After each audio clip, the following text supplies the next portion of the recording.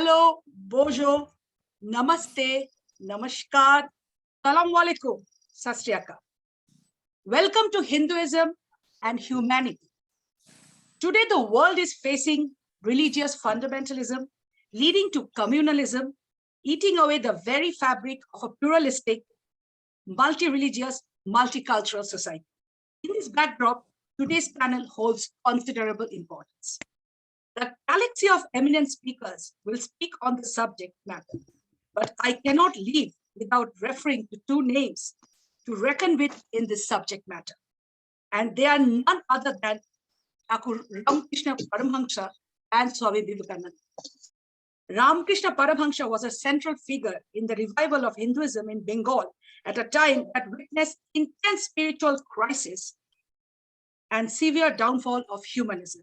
His preachings even attracted the atheist Narendranath Datta, who ultimately became his most ardent and devoted disciple, Swami Vivekananda.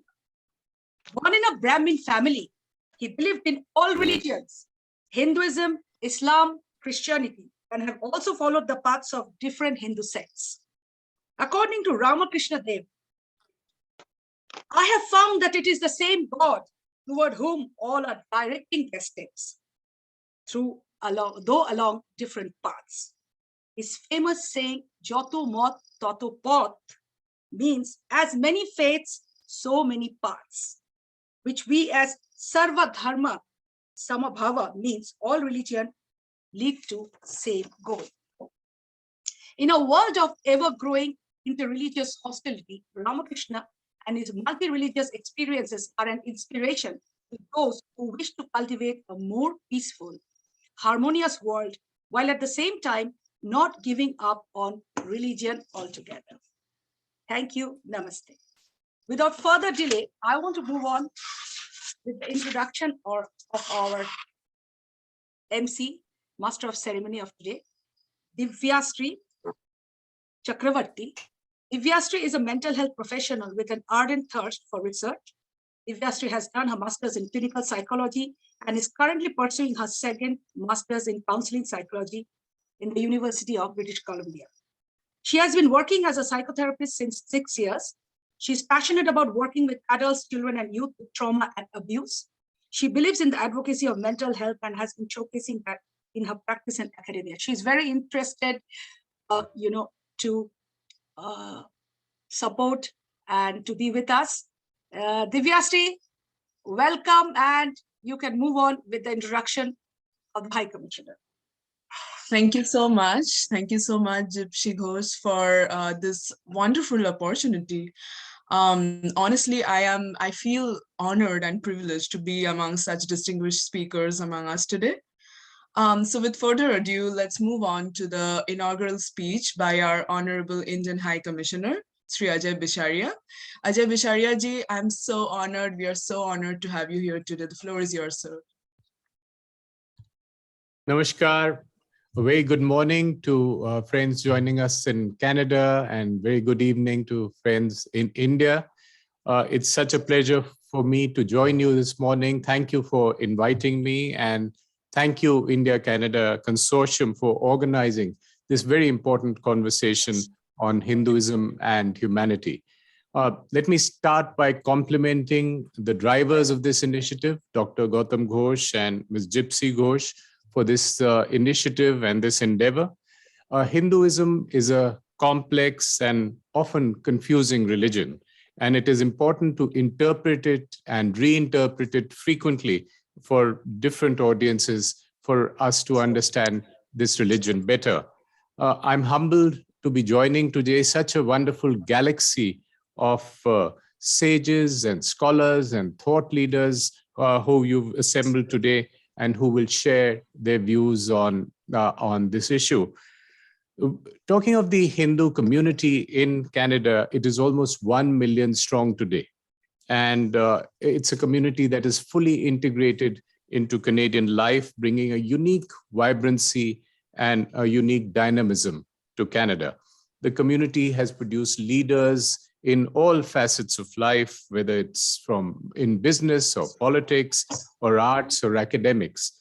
And we are proud that a member of the community Ms. Anita Anand is the first Hindu woman defense minister of Canada.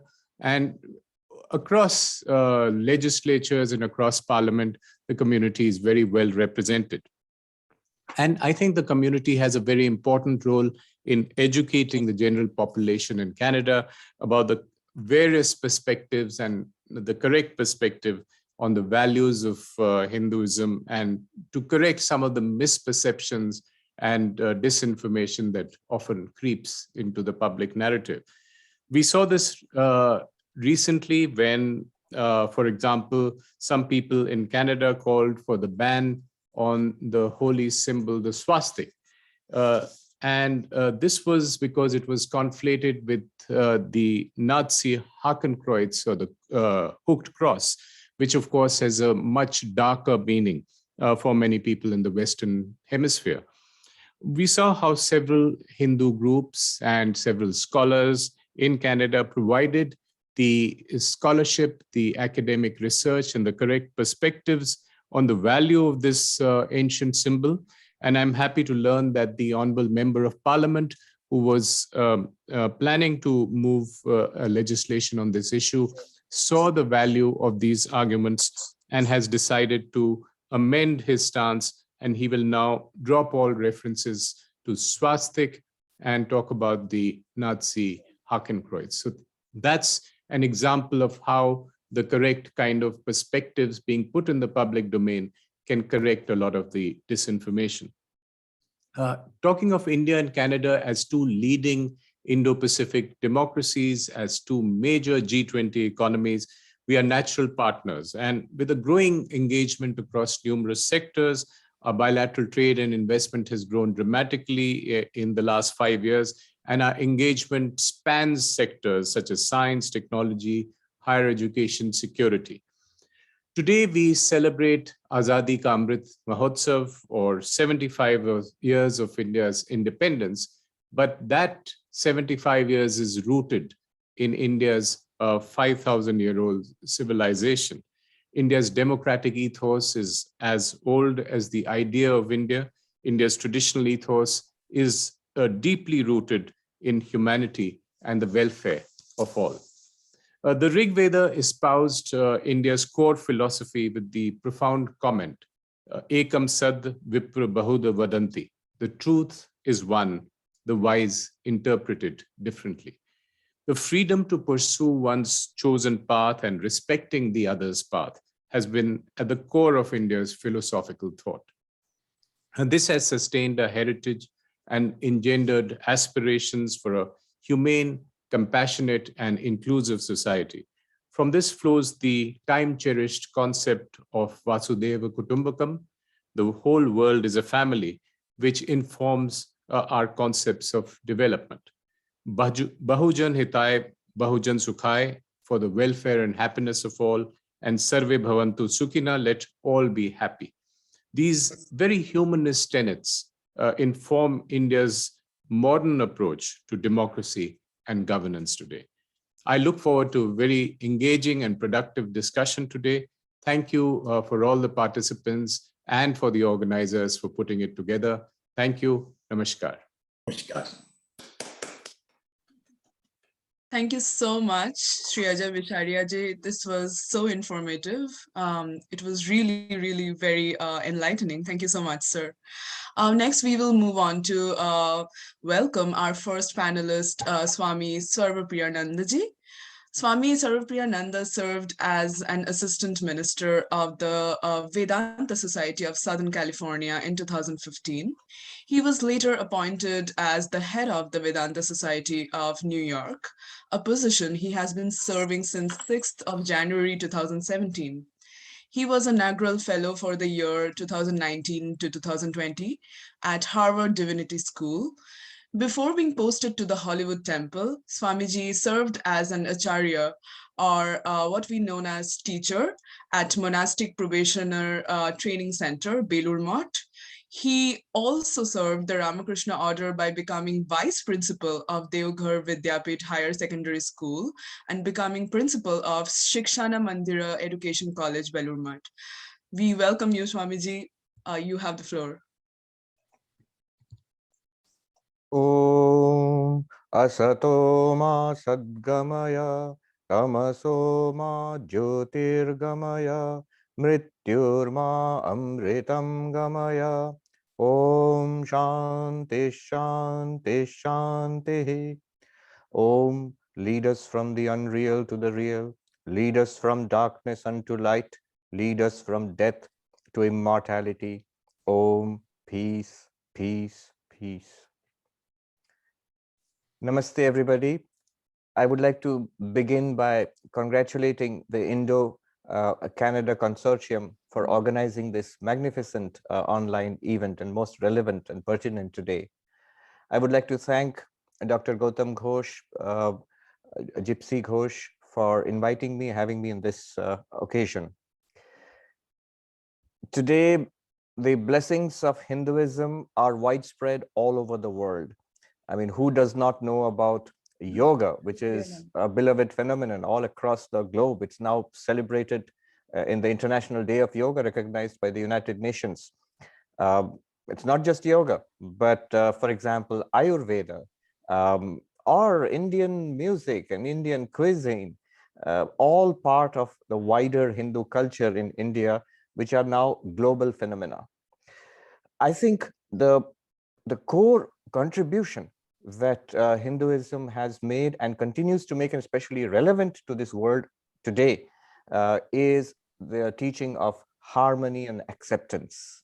As the Honorable High Commissioner just mentioned, Ekam Sat Vipra Bahuda Vadanti, this he is echoing the sentiments of Swami Vivekananda. I want to tell you about two 9/11s. I'm speaking to you from New York.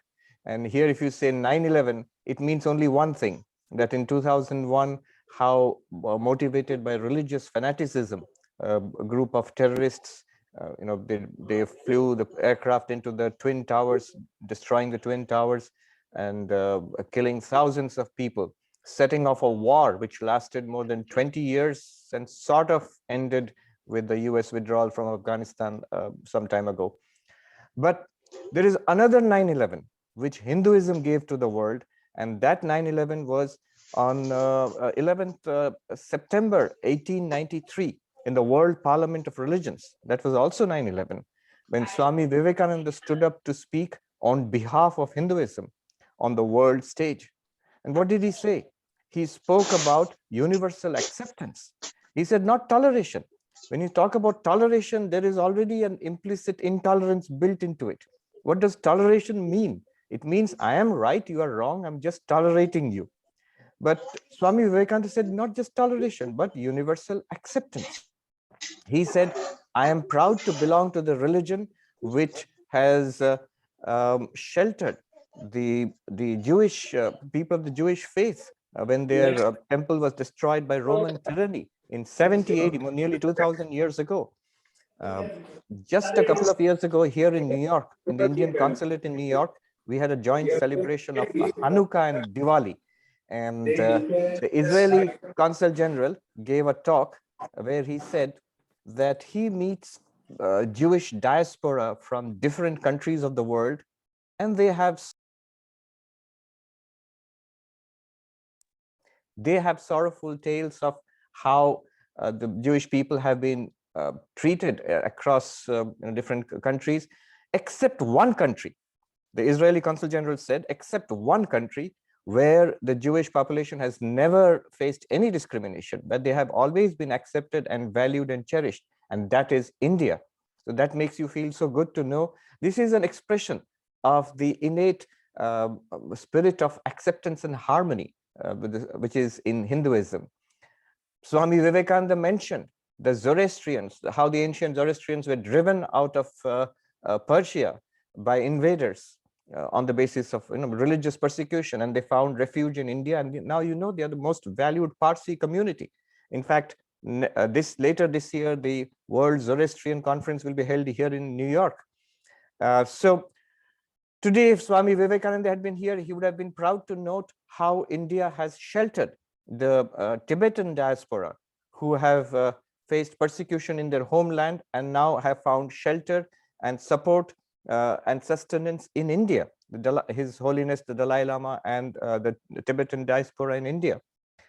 So this has been the tradition of India from ancient times. How is this made possible? As the Honorable High Commissioner said, the ancient dictum of Ekam Sat Vipra Bahuda Vadanti. The truth is one, but the wise speak of it differently. Now, this incredible insight thousands of years ago has enabled India to tolerate and to accept a diversity of religious and philosophical perspectives. Instead of resorting to fighting and forced conversion and wholesale slaughter and murder, India has celebrated this diversity coming out of that central insight that the truth is one, but it can be expressed in different ways. Now, this is so much part of our national character in India and the Hindu mindset that we don't realize that not everybody else in the world sees it that way. We see how important it is, especially coming to the advanced countries of the West, in USA, in Canada. You come across other communities, other points of view where they're so exclusivist. That means if I am right, everybody else must be wrong too.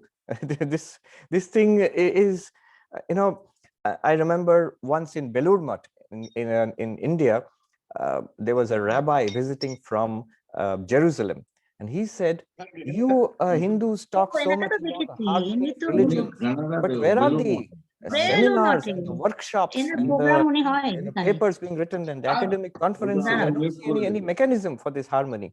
And I said, we don't need a mechanism for it because it is so much part of our culture, our ethos. It's not just some Vedic scholar knows Ekam Sat Vipra Bahuda Vadanti. No, even the least of us, even the common villager in India has this feeling. They may not know Sanskrit, they may not be able to repeat Ekam Sat Vipra Bahuda Vadanti, but they have that feeling that just as I worship my deity in my home or in my village temple, so do other communities worship in that way. In India, have their different approaches, and all are different expressions of the same truth. This is an inherent feeling among Hindus. And Swami Vivekananda is what can India, what can Hinduism, what can Vedanta contribute to the world? This is one of the first things that a message that Hinduism bears to the world. The truth about universal acceptance, harmony, and the truth of that a diversity can not only be tolerated, but it can be celebrated. Just as we know that the same reality is worshipped as Shiva, as Vishnu, as Devi, so can we easily accept other points of view which come from different parts of the world. So the Islamic concept of God or the Christian concept of God also can be accepted because we already are very comfortable with the idea of a tremendous diversity.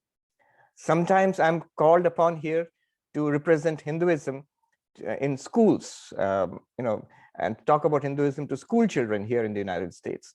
And I tell them that you cannot imagine the diversity that there is in Hinduism. If you ask any question to Hinduism, the answer is always yes and no. If you ask, do Hindus believe in God? Yes and no. There are philosophies like Sankhya which do not talk about God. Is God male? Yes and no. The worship of God in the female form as the Divine Mother is a very ancient, honored, and beloved practice in India, especially where I come from in Bengal. And the main worship of God is the worship of the Mother Durga as the Divine Mother. So a variety of points of view are not only tolerated, but celebrated in India. So this is, I think, the central contribution that Hinduism can make to our fractured and divided world today. Hinduism is also probably the only major world religion is entirely comfortable with science. Swami Vivekananda was friends with Nikola Tesla when he came here, with William James, and they expressed their deep interest in Vedantic and Yogic and Sankhyan worldviews. In fact, there is a wonderful correspondence between Tesla and Swami Vivekananda, talking about the contributions of the latest science at that time and the insights of Vaisheshika philosophy and Sankhya philosophy.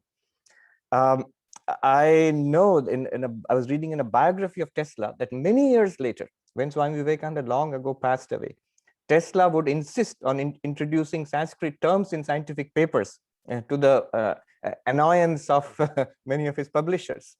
So even till today, I find many scientists right here, I found it in Harvard and here, also pretty open and pretty interested in the Hindu insights into cosmology and the Hindu worldview. So there's a lot to be said, and there are great scholars and thinkers who will be speaking about various aspects of Hinduism, and what a blessing that Hinduism has been, is, and continues to be on a tremendous scale across the world. I pray to the Lord for the success of this event today, and I end with a peace chant. Om Shanti Shanti Shanti Harihi Om Tat Sat. Thank you so much, Swami Swarupiyanandaji. It was really eye-opening. Something that struck with me, at least, in your whole speech was diversity is the essence of Hinduism, and diversity should not be just tolerated; it should be celebrated. Thank you so much. Without further ado, let's move on to welcoming Dr. Gyandev Maharaj, Chief Division of Cardiovascular Surgery, is CHEO, a Hindu priest, a Pandit who expounds on sacred text and scriptures. Recording in progress. Recording in progress. अभी यहाँ switch camera. एक minute.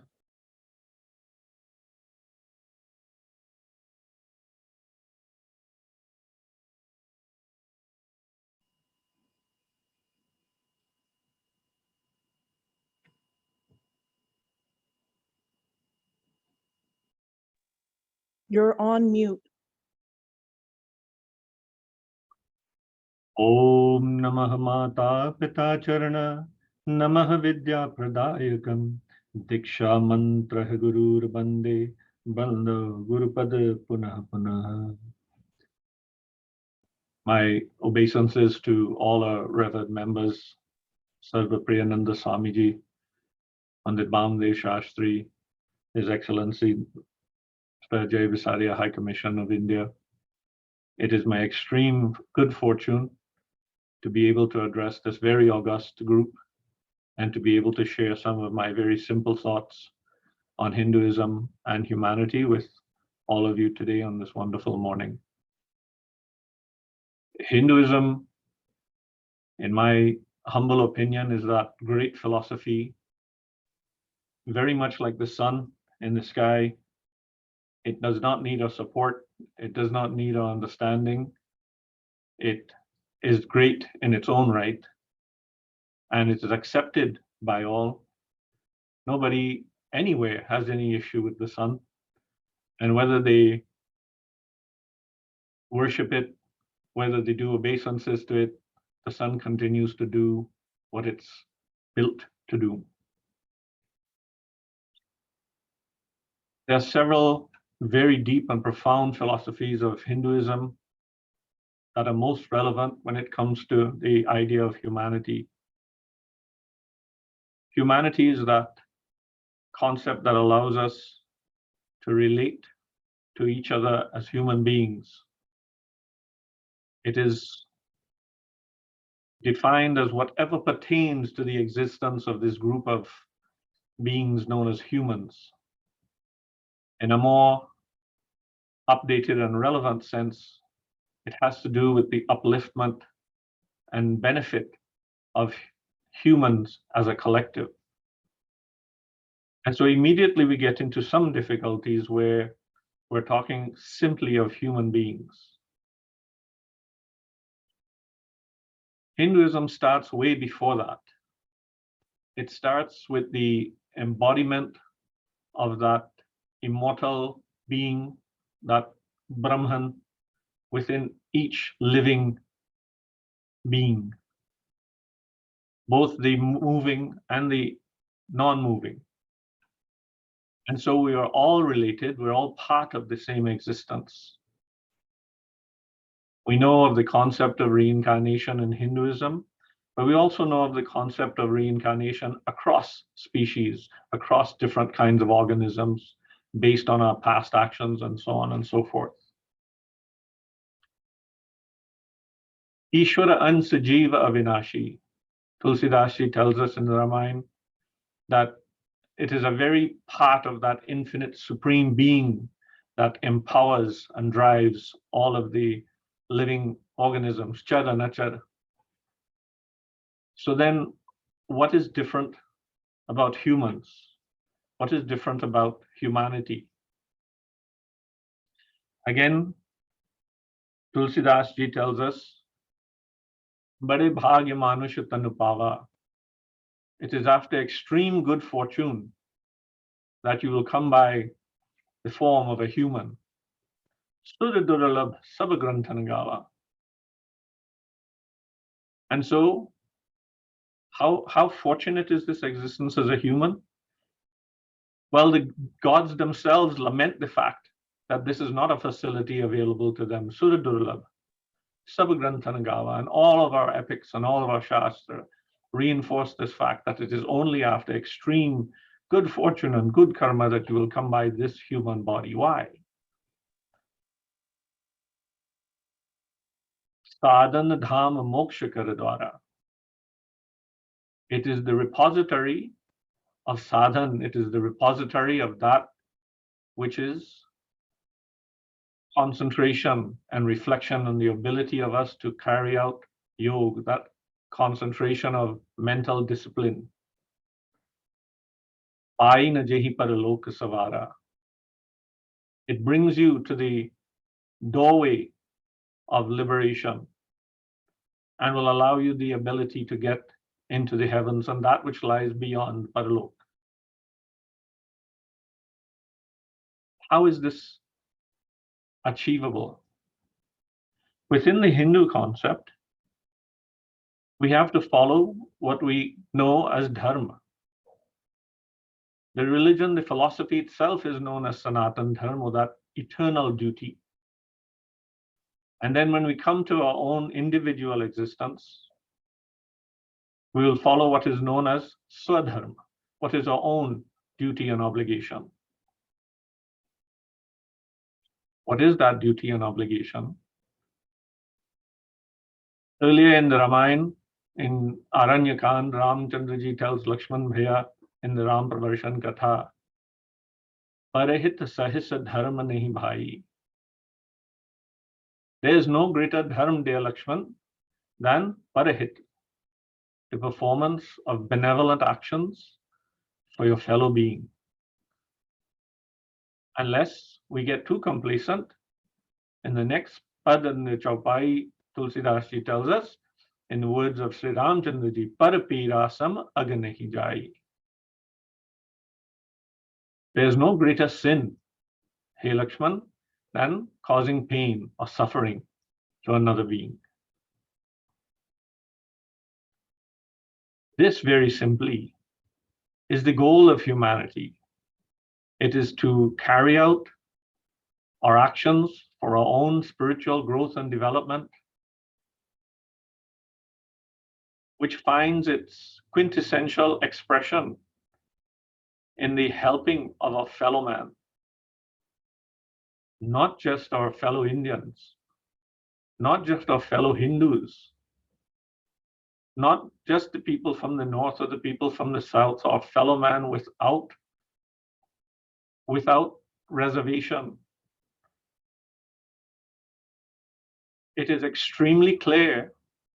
I have the benefit of being a surgeon, and I have the very clear instruction: the minute I cross the skin, all differences disappear. There's no color, there's no creed, there's no caste, there's no religion once you cross the skin. And so we have to find within our daily life, our minute-to-minute existence, how we help our fellow man as we seek to grow and develop our own spirituality. Swamiji reminded us of the great discourse of Swami Vivekananda Ji who said that spirituality cannot be taught.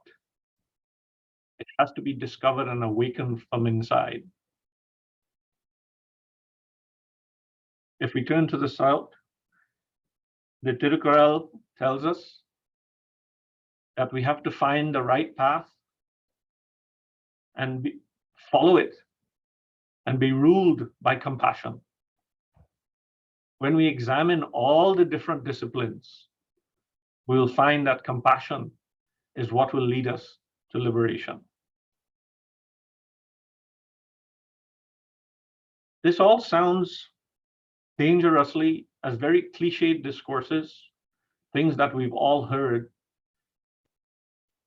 And so, like so many of us who are able to avail ourselves of these great teachings and these great philosophies, you know, if you look at my bookcase behind it, it's filled with so much knowledge. But if all it ever does is adorn my bookshelf, nobody ever benefits from it.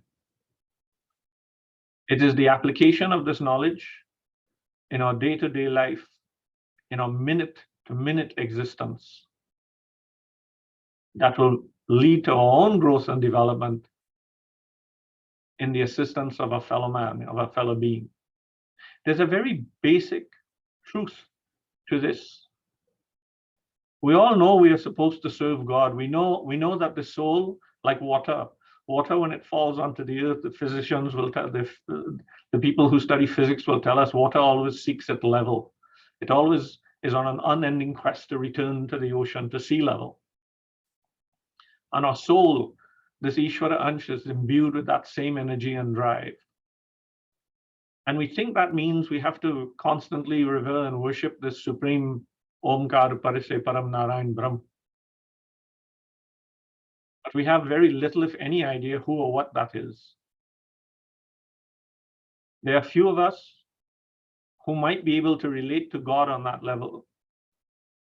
But if we cannot love and serve the people who are around us, the people who actually impact our day-to-day lives, our parents, our teachers, our siblings, they are suffering that we see in front of us. If you do not have compassion and love to help these people, how are you going to connect and sit there and worship and actually think you are connecting with this stone murti in front of you?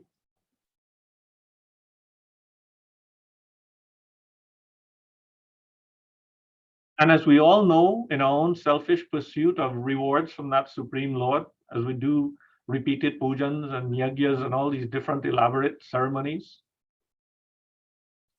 they do not happen as a one-off. You do not do one Satnarayan Katha and then you attain liberation. And I will caution you, the problem is not with the Satnarayan Katha. The problem is with you and I and our imperfect performance of these ceremonies.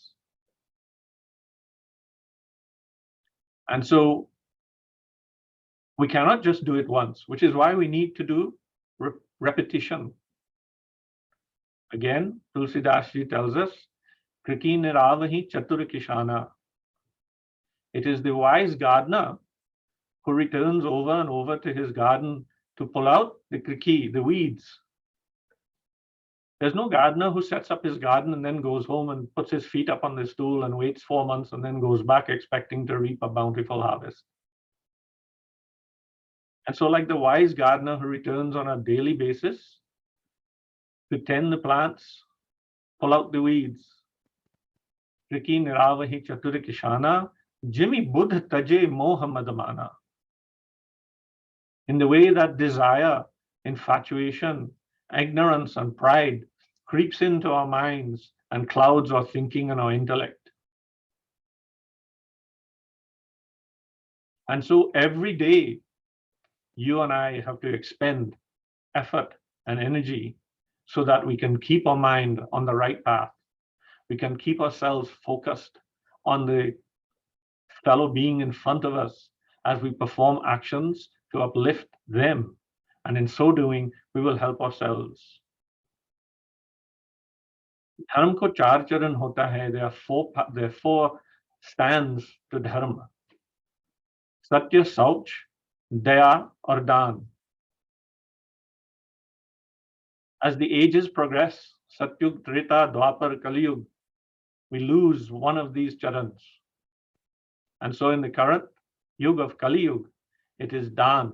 It is the performance of donation, of benevolence that is left to us as a vehicle for obtaining enlightenment and spiritual growth. Every day, every minute, Simita Simita Jal Bharehi Talava. Drop by drop, the lake is built. And so whether it is a poppy that you buy, whether it is the loonie or toonie that you give to the person standing at the intersection,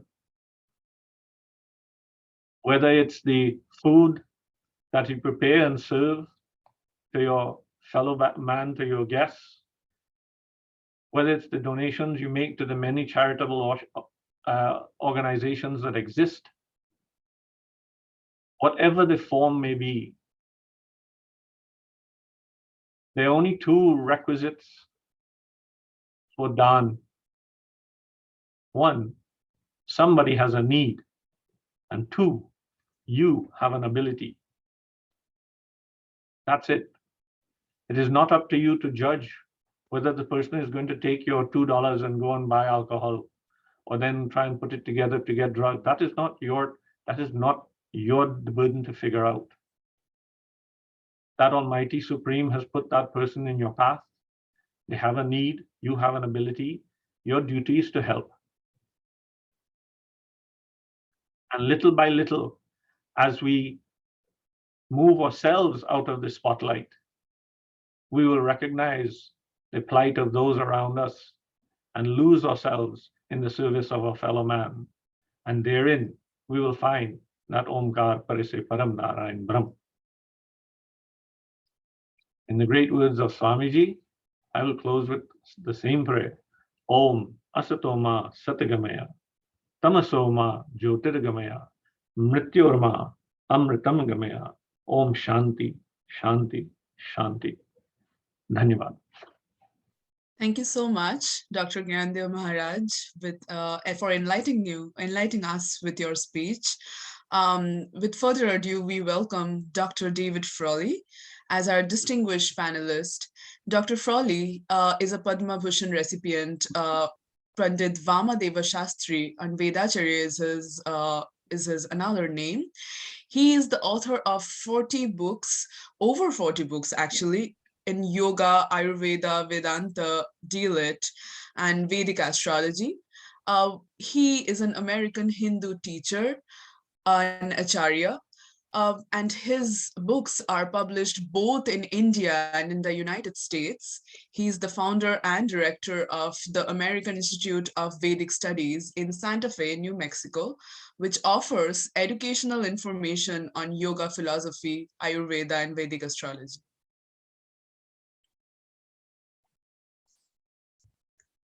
Namaste, Shri Gurubhyo Namaha. Om Namah Shivaya. Let us remember Shivaratri coming. And Shiva as the great guru of yoga, the source of Sanskrit, the great source, the guru of every aspect of the Sanatana Dharma, and as representing the self, the Atman of all beings. I'm very happy to be with the India-Canada Consortium and to know of the wonderful work that they are doing. I'm very happy to be with this illustrious group of speakers. Of course, most are to come. And of course, it is a very difficult time for humanity today, but a difficult time is also a time in which we can work out change and transformation, a challenge to grow. And the best way to deal with any difficulty is with a calm, concentrated, and yogic mind. It is not enough and not helpful to be disturbed, to get angry, emotional, fearful. We must look within, because only with that clear inner vision can we have the insight to face the difficulties of life. I'm been involved in these teachings for 5 decades now, and I have to also let you know that when I grew up in America, particularly in the 60s, 50s, we didn't see really hardly any Indians or Hindus. And there wasn't a Hindu temple anywhere I knew. I was in Denver, Colorado, which was a fairly significant city. And I came into contact with the Hindu tradition from studying all the rest. Somehow I had that interest. I studied all the other religious, philosophical, cultural teachings as best I could. But there was something in the Vedanta that drew me, and I stayed with that. And the other factor that always influenced and inspired me was the Hindu gurus.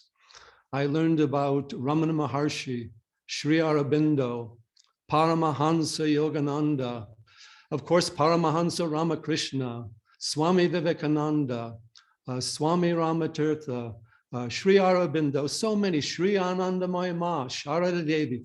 We didn't see these figures in other teachings, traditions, and philosophies, or they were figures who had lived centuries ago or thousands of years ago. And also this whole greater tradition of self-realization, higher consciousness, universal awareness. So that brought me into the fold of the Hindu Sanatana Dharma at a young age, and I have stuck with it ever since. And in the process, I discovered all the other dimensions of the Sanatana Dharma. Yoga, Vedanta, then Ayurveda, then Jyotish, Vastu, Vedas themselves. And at a young age, I was able to come into contact with Sri Anandamaya Ma. At first, just by correspondence, I sent her a letter and she answered it. Unbelievable. And I entered a correspondence and continued in touch with them for a long time. That was way back in the 70s. And she said, follow this Vedic mission that has been given to you and continue with these teachings and have full faith in this path. Now, that's quite daring to say to a young American who is coming out of nowhere. And then I came into contact with MP Pandit of the Aurobindo Ashram. I had written a number of writings and teachings. I showed these to him in person. I said, look, these are my ideas of Vedas and so forth. And I said, what are they worth? I'm outside of academia. I'm on my own. He says, no, we will publish these for you in India. And he started that in 1980 for me and continued my inspiration. And then since then, I have visited India. I have come into contact with most of the gurus and leaders. I've been close to Swami Narayan, to Sringeri, Kanchi, Aurobindo, Ramana Maharshi's, Chinmaya Mission, Swami Dayananda, so many great gurus, of course, Ramakrishna and Yogananda here. So we've seen this tremendous outpouring and transformation. But yet there's still a lot of misunderstanding of what Hinduism and Sanatana Dharma is.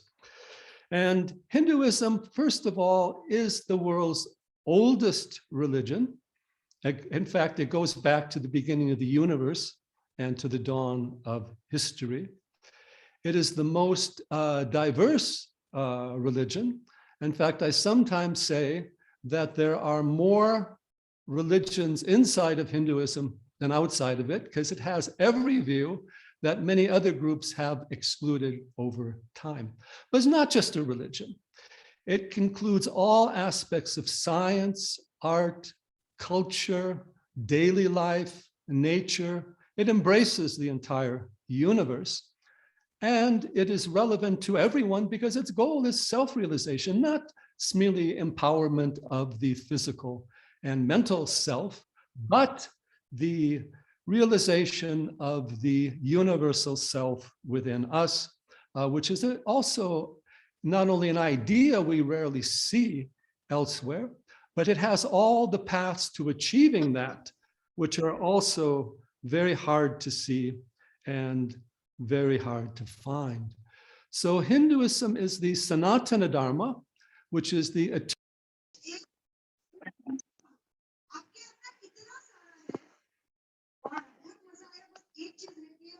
Sorry, sir, you are muted. Sorry. okay. Can you hear me again? Yes, we can. Yes. Okay, thank you.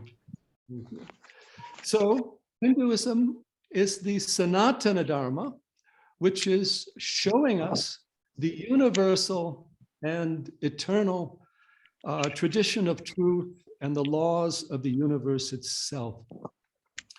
We talk about Hinduism and humanity. And I must say that Hinduism has a very unique view of humanity. The term for the human being in Sanskrit is Purusha. Vedas say, Purusha Vedam Sarvam. The Purusha is everything. Now, what does that mean? What is the Purusha? Purusha is the universal or the cosmic being. And the Hindu view of humanity is that the human being is a manifestation of the universal beings, explained in Aitareya Upanishad, many other places, that our birth is to manifest the universal consciousness. It is not just simply to gain something personally for ourselves. Upanishads say, Yosau aditye Purusha sohamasmi. The Purusha, the being, the person within the sun, I am that. What does that mean? It means consciousness is a universal principle. It is not limited to human beings. It pervades the entire universe. The true self, the true person, is the universal consciousness, not just simply the creaturely mind that we have.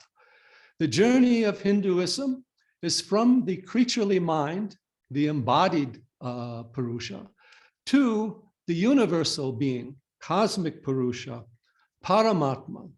So it is the ultimate realization of self and universe as one.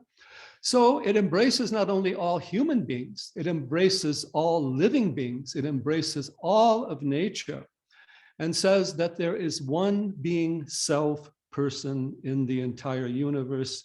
We are manifestations of that, and we should seek to realize that. That true self or essence is beyond body and mind, beyond speech and mind. So Hinduism has given us what we could say is the ultimate science of consciousness. What do we mean? It is the ultimate way to the universal awareness, the cosmic reality. That is why the Hindu Dharma has appealed so much to scientists and physicists. And I would also say that Hindu Dharma is a cosmology of consciousness. It is not just simply a belief, a faith. It has all these other things as well. So as we move forward in our science, we also have to recognize this inner science, Atma Vidya, science of consciousness, and how it pervades the whole of life. And then out of this, the Hindu Dharma has all the great Vedic sciences, as we say, or systems, yoga, all the systems of yoga, jnana, bhakti, karma, raja, hatha, kriya, mantra, laya, so many of them. It has the great teachings of Vedanta and all of its forms, Advaita, Dvaita, Vishishtadvaita. It has all the great aspects of Ayurveda as mind, body, consciousness, medicine, Jyotish, and the science of time, Vastu and the science of space. I've also been busy over the past decades sharing these Vedic and Hindu teachings globally. And we have found a tremendous response in every continent and every nation of the world, not only United States and Canada, spreading to Mexico, South America, Brazil. We found it throughout Western and Eastern Europe.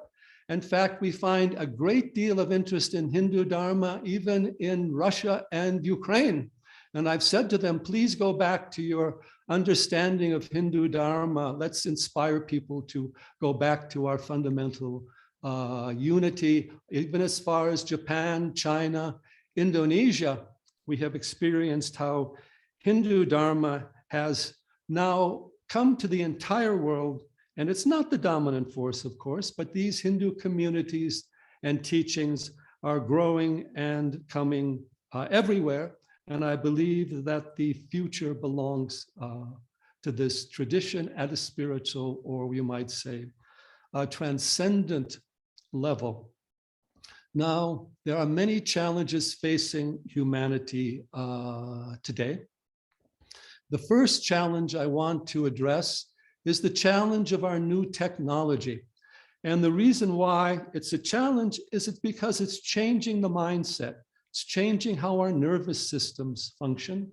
And it's causing us to look outward more, to emulate the computer, the machine. I always tell people that we have to develop depth vision. We're not a two-dimensional screen. We need to remember to look within rather than just look without. And this new technology is wonderful and transformational, but we need a higher consciousness in order to work with it and develop it properly. And this is what Yoga, Vedanta, Hindu Dharma offers us. We need the power of self-inquiry. We need a strong power of attention, awareness. We need to recognize we are not machines. We cannot be reduced to a formula. We're not reducible to a mathematical pattern. We contain the entire universe within us. And as such, we need to express that in all that we do. So we need to master technology, and that's only possible from a yogic awareness. Shri Aurobindo said two things very important. All life is yoga. And secondly, that a yogi should be able to do anything better than a non-yogi. And the reason for that is yoga gives us the awareness, the integral view, the many-sided view to do that. Life is full of nuances. No two trees are the same. The banyan tree is the symbol of the Sanatana Dharma. The ocean has innumerable waves. We have to have that vision that embraces a total creative multiplicity and diversity, but as rooted as an underlying inner unity. Again, we can go back to the ocean. We are all the ocean of consciousness. We are one in the ocean of consciousness. But the outer waves, the multiplicity of the outer waves is only an expression of the inner waves. Wave of time is an expression of the ocean of eternity. At every point in time, we can touch the eternal. At every point in space, we can touch the infinite. So we need to share these Hindu teachings and all their expanse, also the music, the dance, the art. Hinduism is a great culture and a great civilization. We also see with Hinduism rising, India is also rising as a voice of truth, unity, peace, and transformation for all humanity. And the other question, the other issue I want to raise in the modern sense is in our modern world, we are almost devoid of transcendence. We're caught in every outer mundane factor.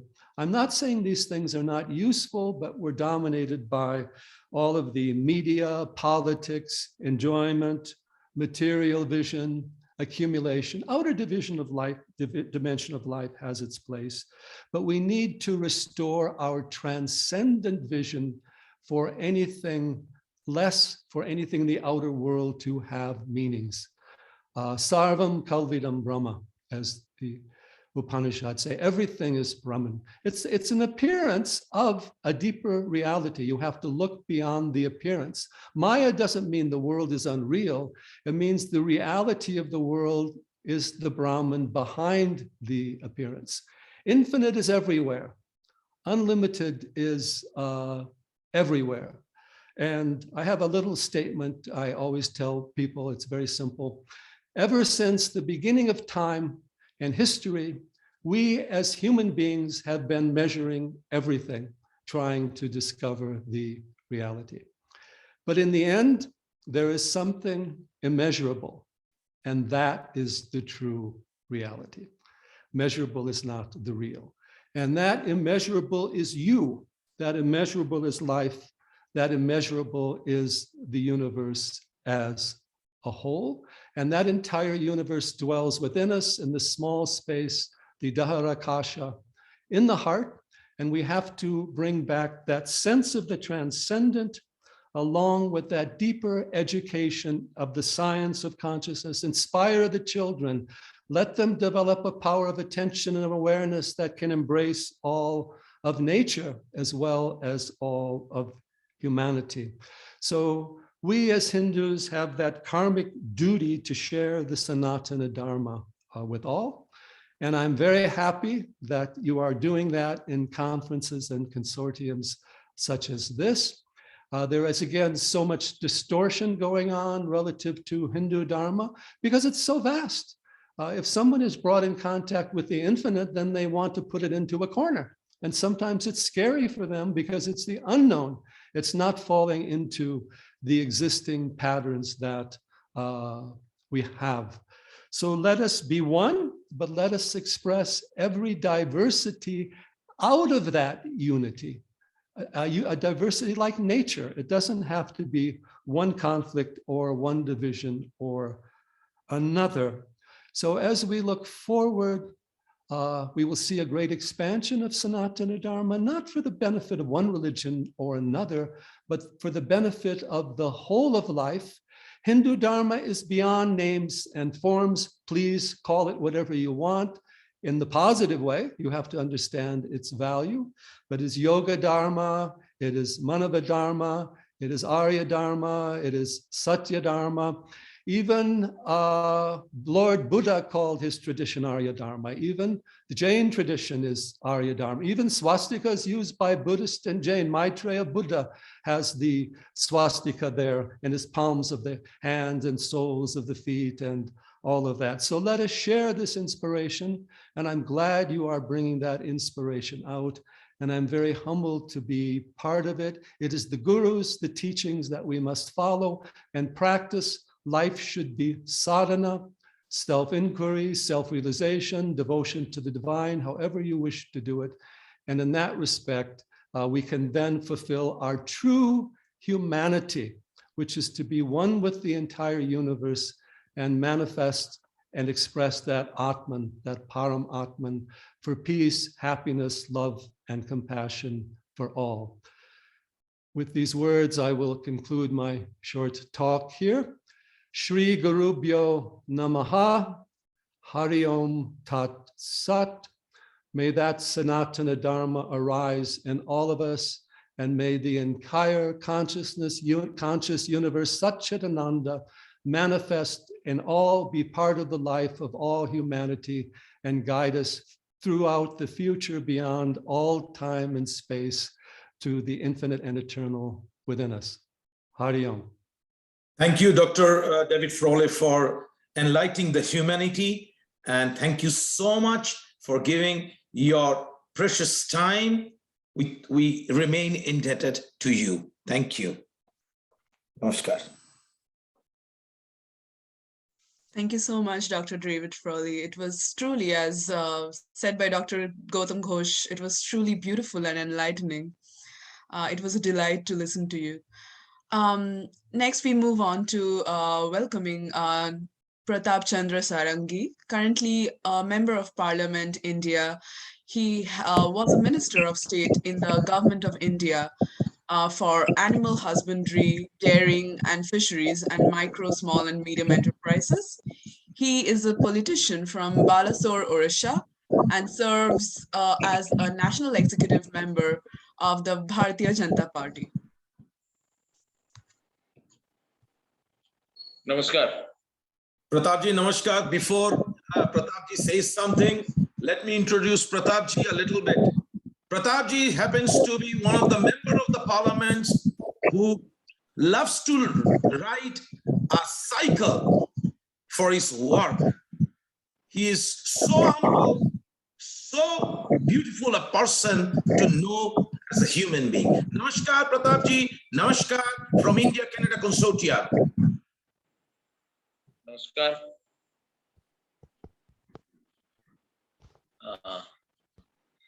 Exactly, I want to offer my heartfelt thanks for the organizers of the India-Canada Consortium who have organized this great program, for their kind invitation to me to participate in this grand program.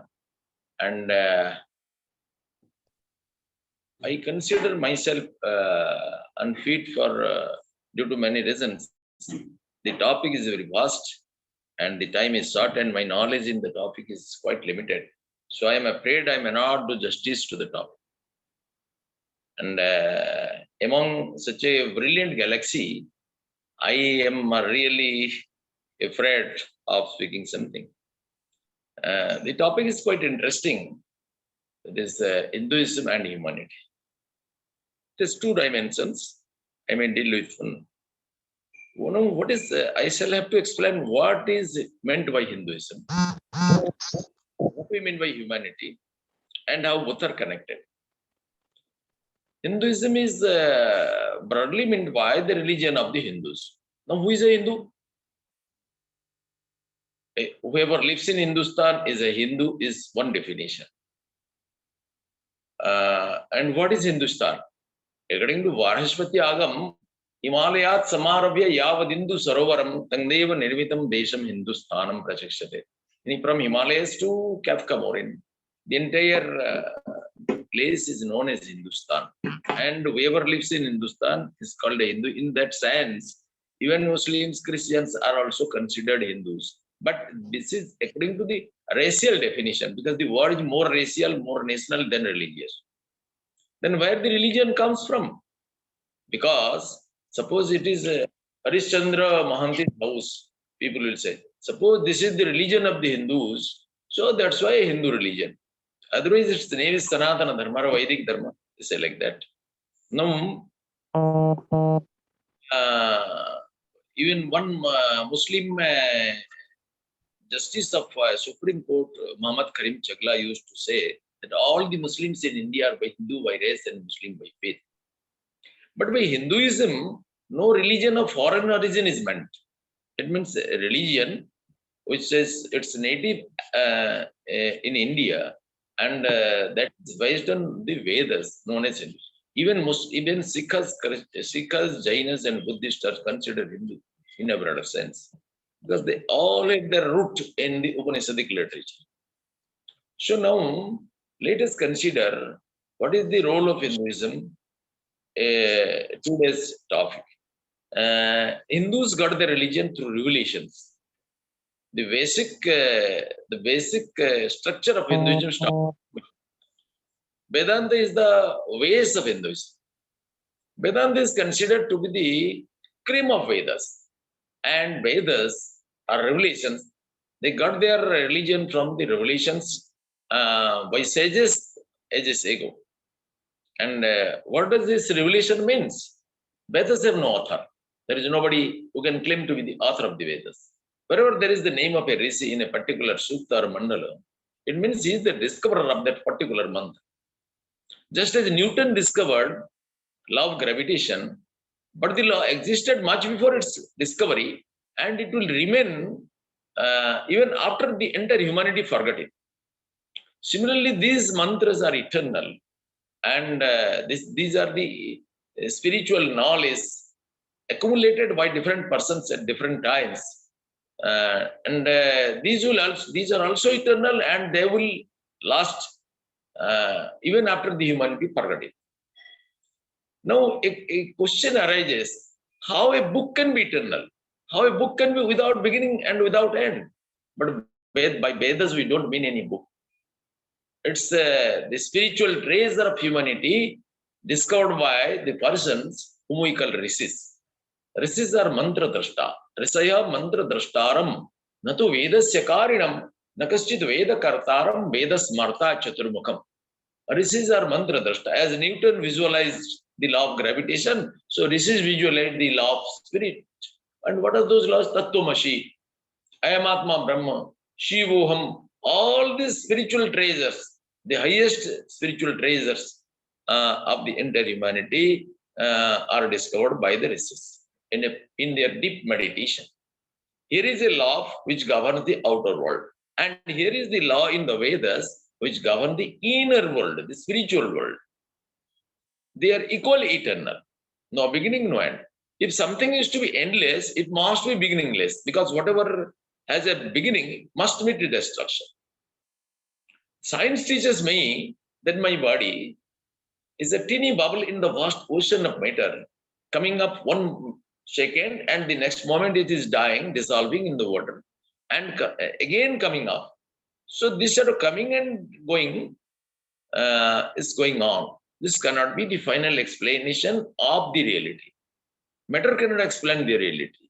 My body cannot be the explanation of the reality. So what am I? Now Vedanta is the science of unity, is the philosophy of unity. Unification of inter-human experience is the goal of all science, be it material or spiritual. So I remember one incident when Swami Vivekananda was in America preaching Vedanta. Once, while addressing American scientists, he told something which has been recorded by, which has been appreciated by one American physicist named Dr. John Hobson, who was a Nobel laureate in physics. He wrote in a book. It was Swami Vivekananda who has thrown a challenge to modern science when you ask, can you equate matter and energy? And the challenge was answered by Albert Einstein after 3 years of his passing away. While explaining Sankhya and Vedanta philosophy, Vivekananda asked this question. Your knowledge is incomplete, he said, because your knowledge has not reached unity. You have not discovered the unified experience of humanity. You halted on 2 points, energy and mass. You could not proceed further. Your dissolution process could not proceed further.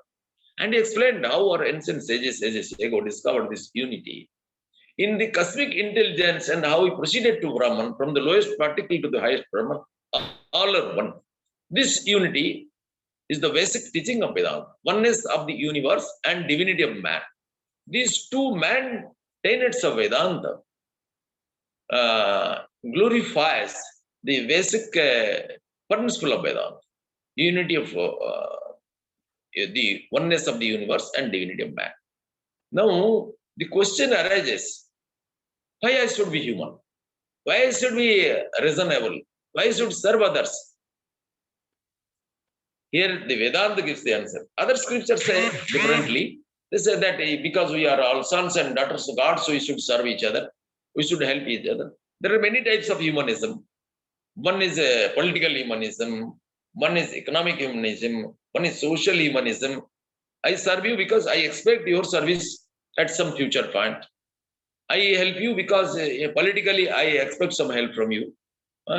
Many people consider the world to be a market and man to be a consumer. So consumeristic behavior in a very selfish motive, narrow motive, they help others. But humanity of Vedanta, humanism of Vedanta is a divine humanism.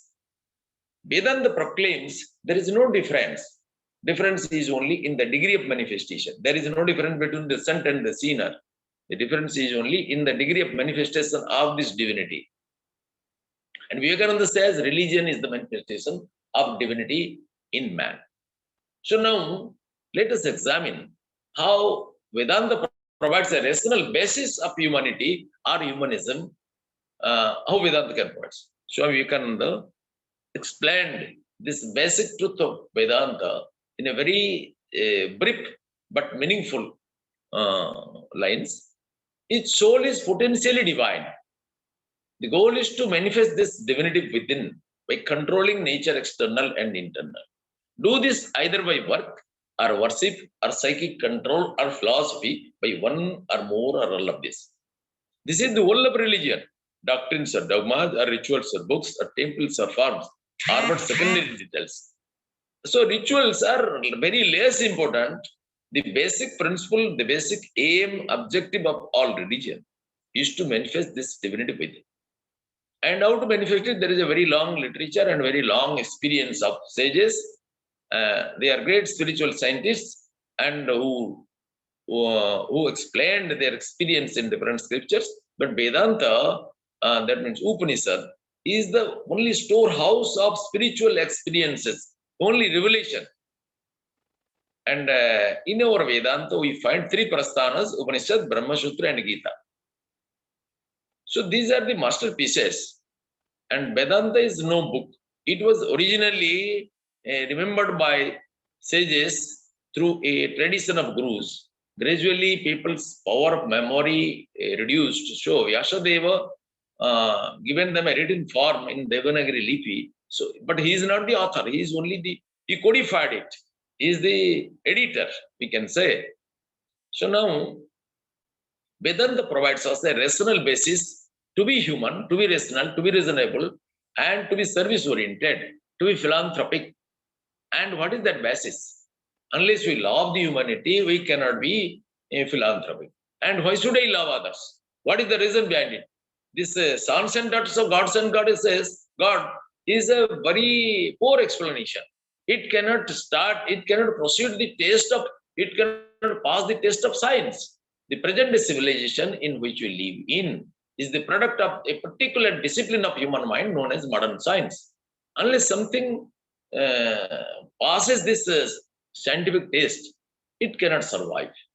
So we have to develop a very scientific approach to all the problems of life. And how to do it? Whether we are a helpless creature in this law of causation, whether man is a teeny creature rising in the wave to the highest point and coming down the next moment. Can this be the future of humanity? No. This cry of miserable man reaches the feet of the all-merciful Lord, and the mercy comes down, which inspires a great sage of India, who declares in a trumpet voice, Srunandu Vishwa Amritasya Putraha Aye Dhamani Divyani Tastu Vedaham Etam Purusham Mahantam Aditya Varnam Tamashah Parastat Tameva Viditva Ati Martyumeti Nanya Pantha Vidyate Ayanai. Rishi says, ye children of immortality, ye children of immortal bliss, Srunantu Vishwa Amritasya Putraha. What a sweet name, what a sweet connotation. They never said, Srunantu Hindava Amritasya Putraha. Srunantu Vishwa, everybody is the children of immortality. Everybody. Be a Hindu, Muslim, Christian, a non-religious, and atheist, but he is the son of immortality. This relation that you are the son of immortality brings a fraternity which is matchless in the whole history of humanity. This relation enables me to embrace the whole world with love. There cannot be any trade in love. In commercial humanism, in political humanism, in economic humanism, in social humanism, there is trade. But here it cannot be any trade. My biological relations are not my world only. The entire universe is my world. So is our ancient sages told, Vasudhaiva Kutumbakam, Ayam Nija Parovetti Gananam Laguchetasam, Udara Charitanam to Vasudhaiva Kutumbakam. Being prompted by this serious desire of loving everybody. Why do I love? What is the logic behind it? Because you are not my brother. You are not my sister. You and I are one. This is the basic teaching of Vedanta. In this vast ocean of matter, our bodies will perish and will again come up. But I am not body. I am not mind. I am not intellect. My body, my intellect, my mind, my thought, like that. And who am I? I am not a composition. If there is a composition, it must be decomposed. It must dissolve. Body is a composition. Body will dissolve. Body will perish. It cannot be everlasting. But who am I? René Descartes, a German philosopher, once told that I can doubt the existence of my house. I can doubt the existence of my school and college building. I can doubt the existence of this physical universe. I can doubt the existence of my physical body. But I cannot doubt myself. The doubting self can never be doubted. And who is this doubting self? Our sages have given a beautiful name to it. Atman. I am not physical body. In Srimad Bhagavad Gita, Bhagavan Sri Krishna says, Nainam chindandi sastrani, nainam dahati pavakha, nachainam kledantyapu nasosayati maruta. I am the spirit. No weapon can cut me. No fire can burn me. No water can wet me. I am eternal, beginningless. And with this quality of eternal nature, I sir can... मैं आपको 15,000 देना था पहले से ही, वो मैंने कर लिए इंक्लूड। ओके, अब सिर्फ 8 रह गए, मुझे 8 डाल देना आपको। 8 ठीक है, बाकी सारा कुछ कंप्लीट। ओके ओके, क्योंकि उस दिन क्या हुआ था, उसमें प्लेट $5.5 की प्लेट आई थी। हाँ और Hello? $10 का वो आया था क्या? Hello, who is this? Yes, sister. I think somebody is talking over the phone, which is very, very unfair. Actually, this is not manners. I have to remove that person now. If people, a considerable size of the people are established with this relation, on this relation, then the fear of war will be removed, bloodshed will be removed. Human society has been destroyed. It has been drenched often and often with human blood because of the narrow selfish motive. And if we are established on these spiritual values, will be not brothers and sisters, will be one. Only names and forms differentiates. Shankaracharya, Bhagavad Pada Adya Shankaracharya described that he will explain the entire philosophy of the whole world with a half a version. He said, Shlokarthena Pravakshyami Yaduktam Grantha Kotivi Brahman Satya Jagat Mithya Jivo Brahmai Vanaparam. What happens when this transformation comes? It's not only a lecture, not a contemplation, this is a visualization, a realization. Swami Vivekananda, while in America, he was, tomorrow he will move the whole world, but today he's not getting a morsel of food, having a cloth to wear. So now this Vivekananda, the next moment when he became famous in the American Chicago Parliament religions, he was offered the most luxurious hospitality. And he was, when he went to sleep, he could not sleep. He thought, am I fit to receive such a luxurious hospitality, being the representative of a poor nation? He fell on the ground. Whole night he started crying. The next morning, when the house owner came and with folded hands told, Swamiji, what is your mistake? Please pardon. Why are you crying? Why did you leave the cart and laying on the floor? Vivekananda, voice choked with emotion, told, no, brother, you have no mistake. The mistake is mine. I belong to a nation which cannot provide food to all the countrymen. There are many ladies, gents, boys and girls laying on the railway stations and the streets of Delhi, Bombay, Calcutta and Madras, having no food, no clothes, and no facility to educate themselves, no health care facility. So belonging to such a nation, should I accept this wealthiest hospitality? This was the burning passion of Swami Vivekananda. We know that he was preaching Vedanta, but he himself told that I'm selling out my brain to earn food for my countrymen. This is practical Vedanta. Vivekananda came to Calcutta. He was lecturing. Everybody was enjoying the great scholarly representation of Swami Vivekananda and Vedanta, his logic, his outstanding brilliance. Everybody was enjoying. By that time, Girish Ghosh stood up and told Narayan. He described the miserable plight of many families in Calcutta and told, is there any answer, any solution in your Vedanta, Narayan?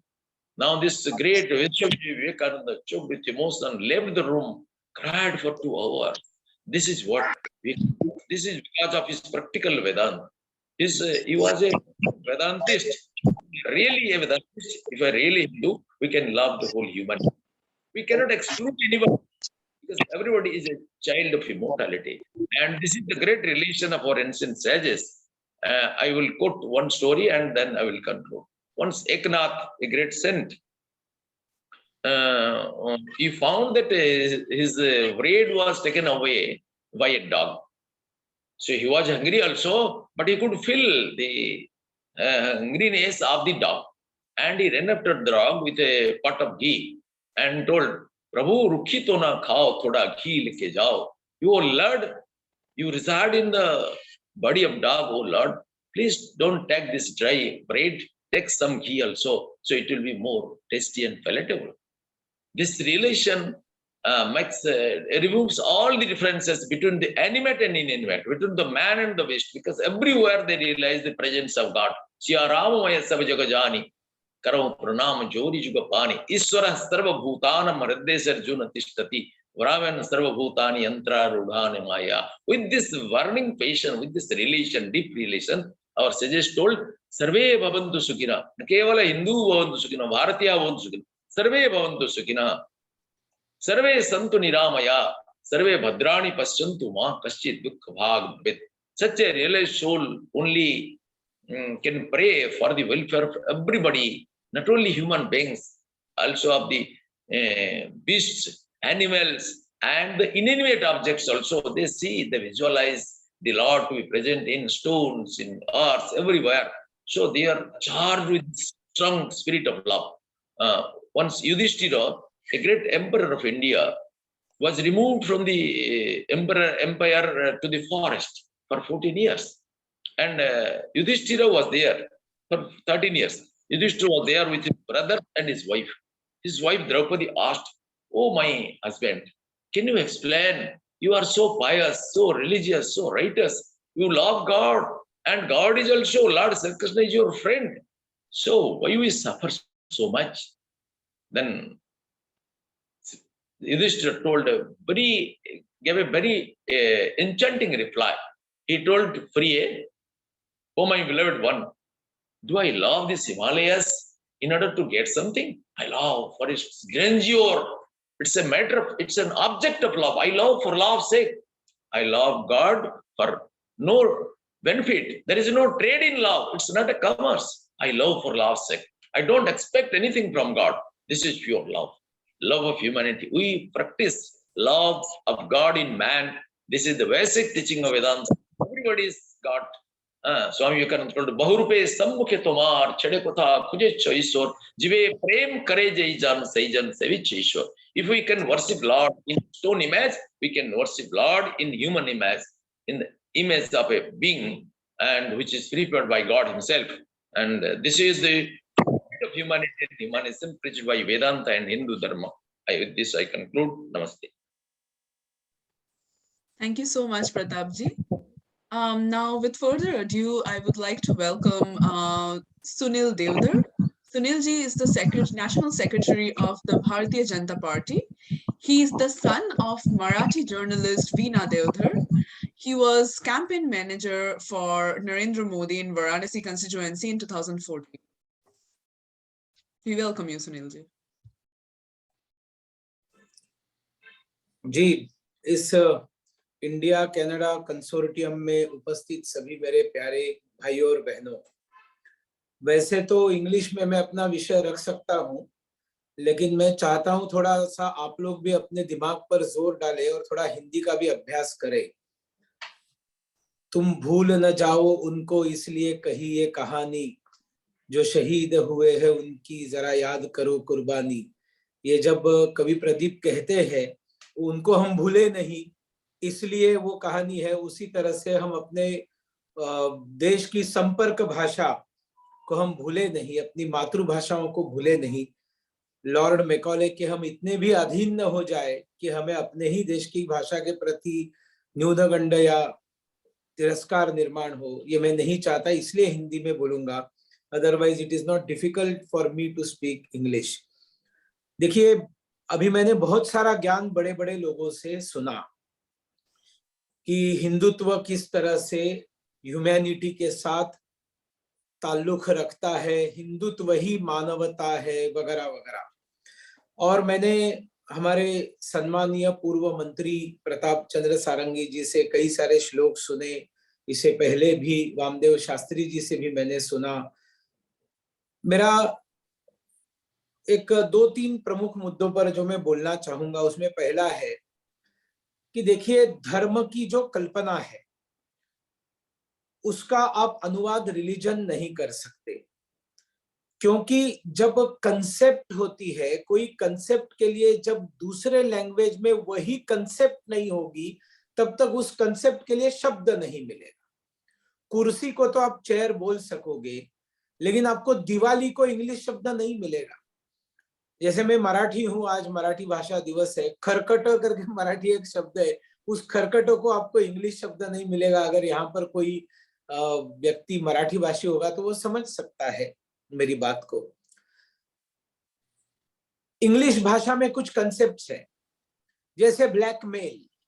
Bharat के किसी भी भाषा में आपको blackmail को पर्यायी मराठी, हिंदी, तमिल, तेलुगु, कन्नड़, कोई भाषा में, बंगाली, उड़िया, किसी भाषा में शब्द नहीं मिलेगा, क्योंकि वो जो कंसेप्ट है ब्लैकमेलिंग करने की, ये कंसेप्ट हमारे देश में कभी किसी ने किसी को सिखाई नहीं, हमारे पुरखों ने कभी हमको ऐसे करने के लिए बताया ही नहीं। And that is why there is no alternative word for blackmailing in any Indian language. April fool को आप हिंदी में अनुवाद करके अप्रैल मूर्ख बोलोगे तो उससे उसका भाव आने वाला नहीं है, क्योंकि हम लोगों को 365 दिन में एक दिन नहीं, एक क्षण भी झूठ बोलने के लिए कभी हमारे पुरखों ने सिखाया नहीं। और इसलिए इन शब्दों को, जिस तरह से हमारी भाषाओं में शब्द नहीं है, वैसे हमारी कंसेप्ट्स जो है उनके लिए जो शब्द है उसके लिए इंग्लिश में शब्द नहीं होगा। जैसे पतिव्रता के लिए इंग्लिश शब्द नहीं होगा, और इसमें डिटेलिंग में मैं नहीं जाऊंगा। उसी तरह से धर्म धर्म है, धर्म रिलीजन नहीं है, धर्म मजहब नहीं है।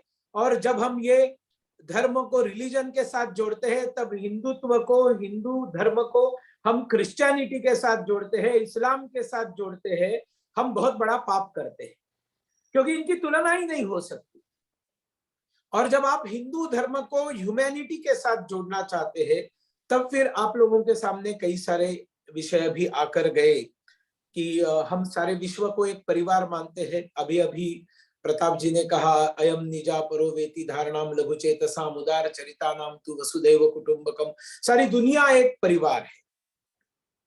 और हमारे प्रधानमंत्री जी ने, देखिए मैं भारतीय जनता पार्टी का कार्यकर्ता हूं, थोड़ा सा मार्केटिंग अपने पार्टी का भी मैं करूंगा जब आपने मुझे मौका दिया है।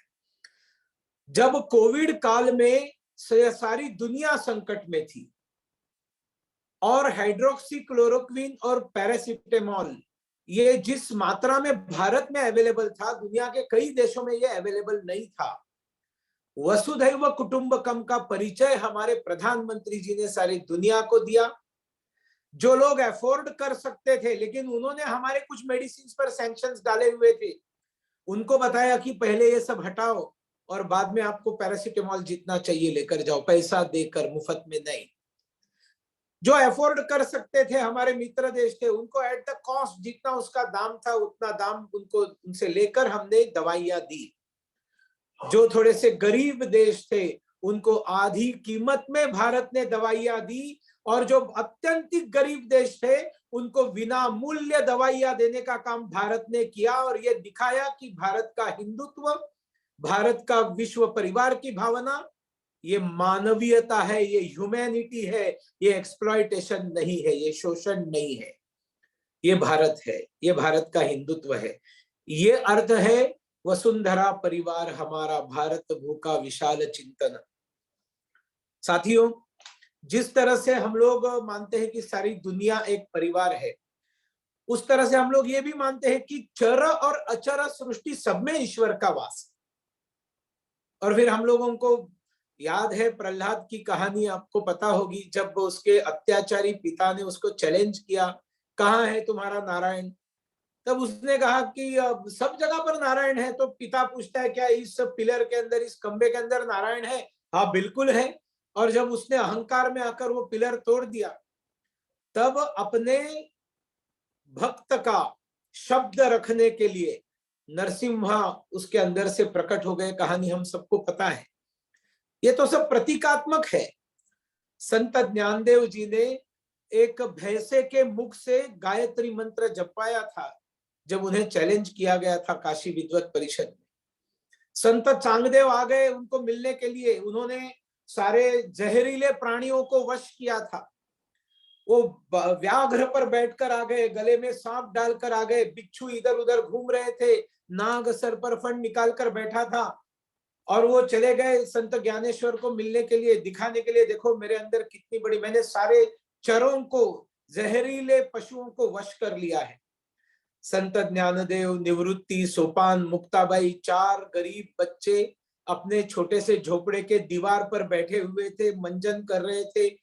छोटी जो बहन है मुक्ताबाई, वो बहुत चिढ़ाती थी अपने ज्ञानदेव भैया को, ज्ञानदेव भैया देखो वो तो बाघ पर बैठकर आ रहा है तुमसे मिलने के लिए, तुम कैसे, how you will go and greet him. तो ज्ञानेश्वर जी कहे कि चलिए ये दीवार लेकर जाएगी ना, हमें ये दीवार लेकर जाएगी। और उन्होंने कहा दीवार चल चल चल लेकर चल हमको, और इतिहास कहता है कि दीवार उनको लेकर गई। चांगदेव अपने बाग से उतरे, चरण पकड़े, भैया मैंने तो चर सृष्टि को अपने वश में कर लिया है, आपने तो अचर के ऊपर भी अपना कंट्रोल कर लिया। हम तो चराचर सृष्टि में भगवान को मानते हैं साथियों।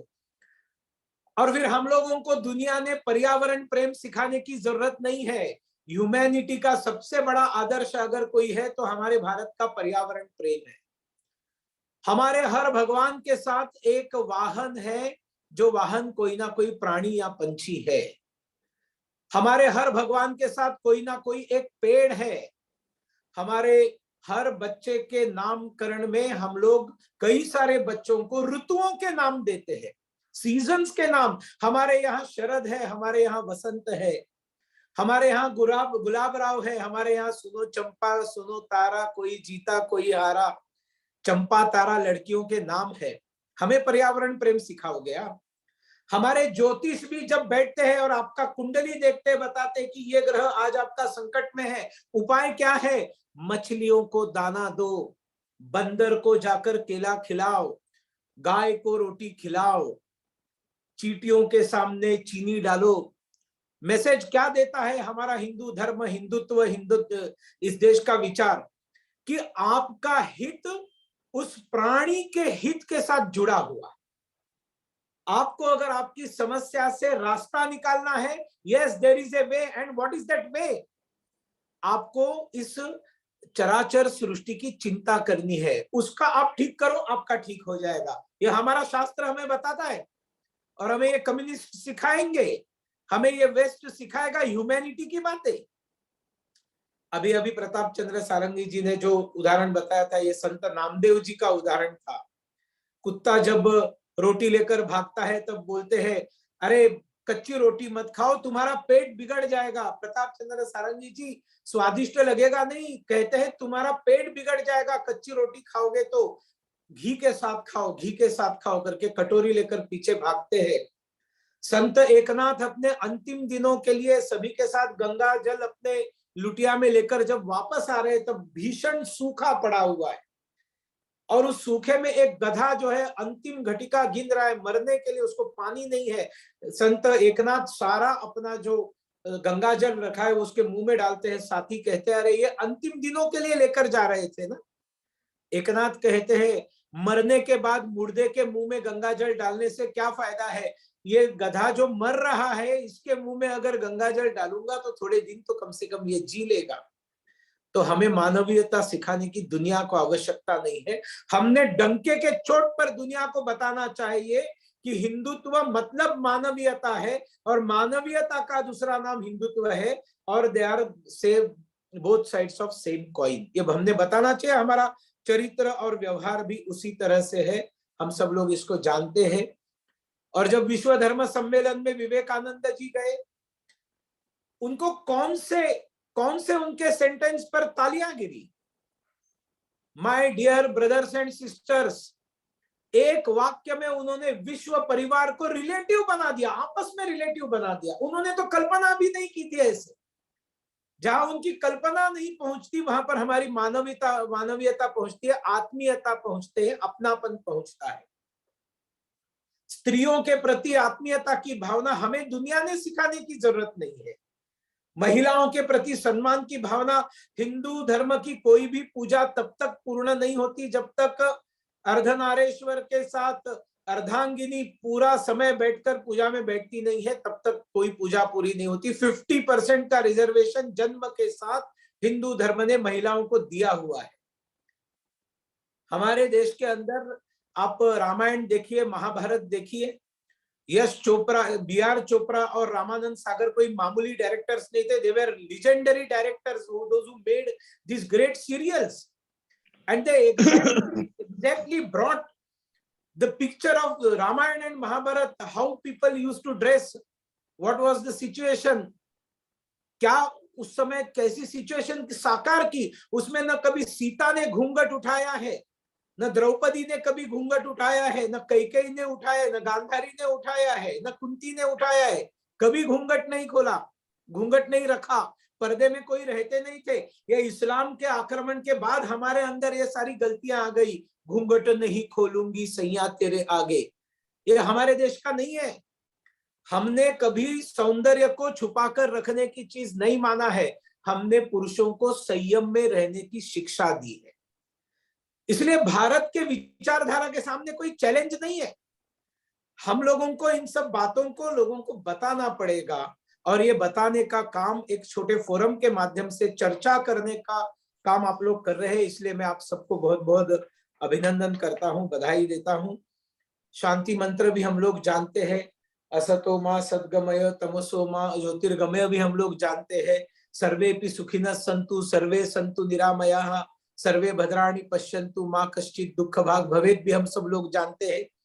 मतलब जो भी है वो सब के लिए है तुम में सब, तुम ही सब हो तुम में सब, तुम ही भव हो तुम ही हो रब, सांसों में तुम आते जाते एक तुम्ही से सब है नाते. पंडित नरेंद्र शर्मा जी ने जो तुम आशा विश्वास हमारे जो एक सुंदर काव्य लिखा है, लता जी ने गाया है. दुर्भाग्य से आज हमारे साथ वो नहीं रही, लेकिन वो गीत सुबह फिल्म का आपने सुनना चाहिए. ईश्वर की परफेक्ट कल्पना और उसमें से निकलती है मानवीयता, ह्यूमैनिटी, हमने सुनना चाहिए.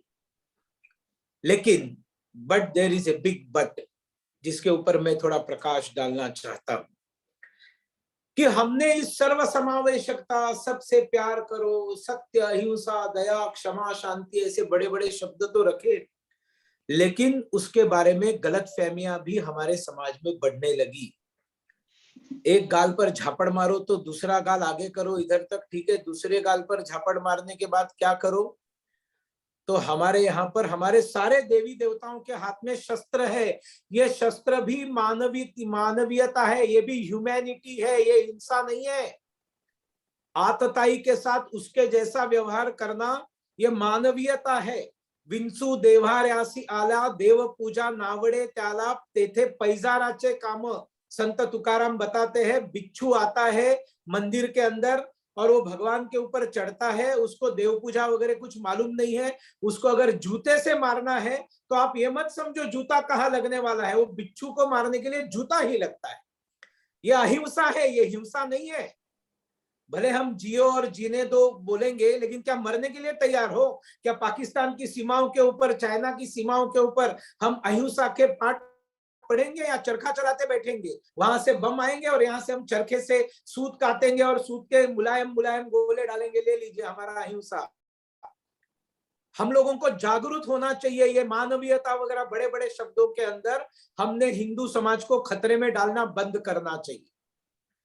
और इसके लिए मैं जरूर ये बताऊंगा कि एक तो ये बात कि अहिंसा का अर्थ क्या है, दया किसके साथ करनी चाहिए, क्षमाशील वृत्ति क्या है, इसका ट्रू सेंस ऑफ टर्म हम लोगों को समाज को सिखाना पड़ेगा. हिंदू समाज को सुन करने के इंजेक्शन के ऊपर इंजेक्शन बड़े बड़े संत लगाते जाते हैं और हिंदू समाज सुन होकर पड़ा हुआ रहता है. उसके अंदर की चेतना जागरूक करने की आवश्यकता है. भारत को बचाने की आवश्यकता है. भारत बचेगा तो मानवीयता बचेगी, भारत बचेगा तो ह्यूमैनिटी बचेगी. भारत नहीं बचेगा तो ह्यूमैनिटी खत्म हो जाएगी. नाटो सिखाएगी ह्यूमैनिटी, रशिया सिखाएगा ह्यूमैनिटी, पाकिस्तान सिखाएगा ह्यूमैनिटी, चाइना सिखाएगा ह्यूमैनिटी.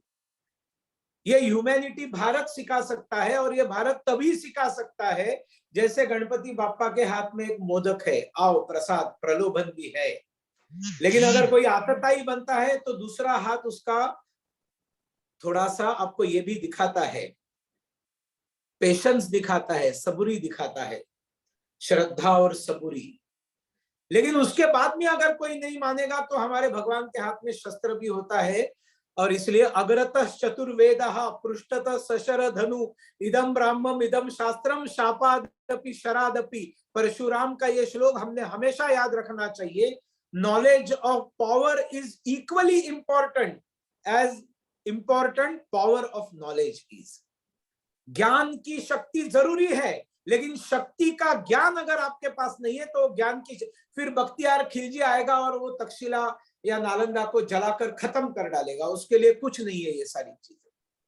और इसलिए हिंदू समाज का पौरुष जागरूक करना भी मानवीयता है। It is also humanity, we must remember.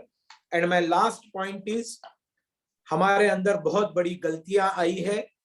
एक तरफ हम ये भाषण देंगे कि कुत्ते के पीछे घी लेकर हमारे संत दौड़े हैं, नामदेव ने गधे के मुंह के अंदर पानी डाल दिया, और हजारों साल से हमने हमारे समाज के ऐसे लोगों को अस्पृश्य बोलकर उनको किसी कास्ट में छोटा मानकर समाज के बाहर रखने का पाप किया।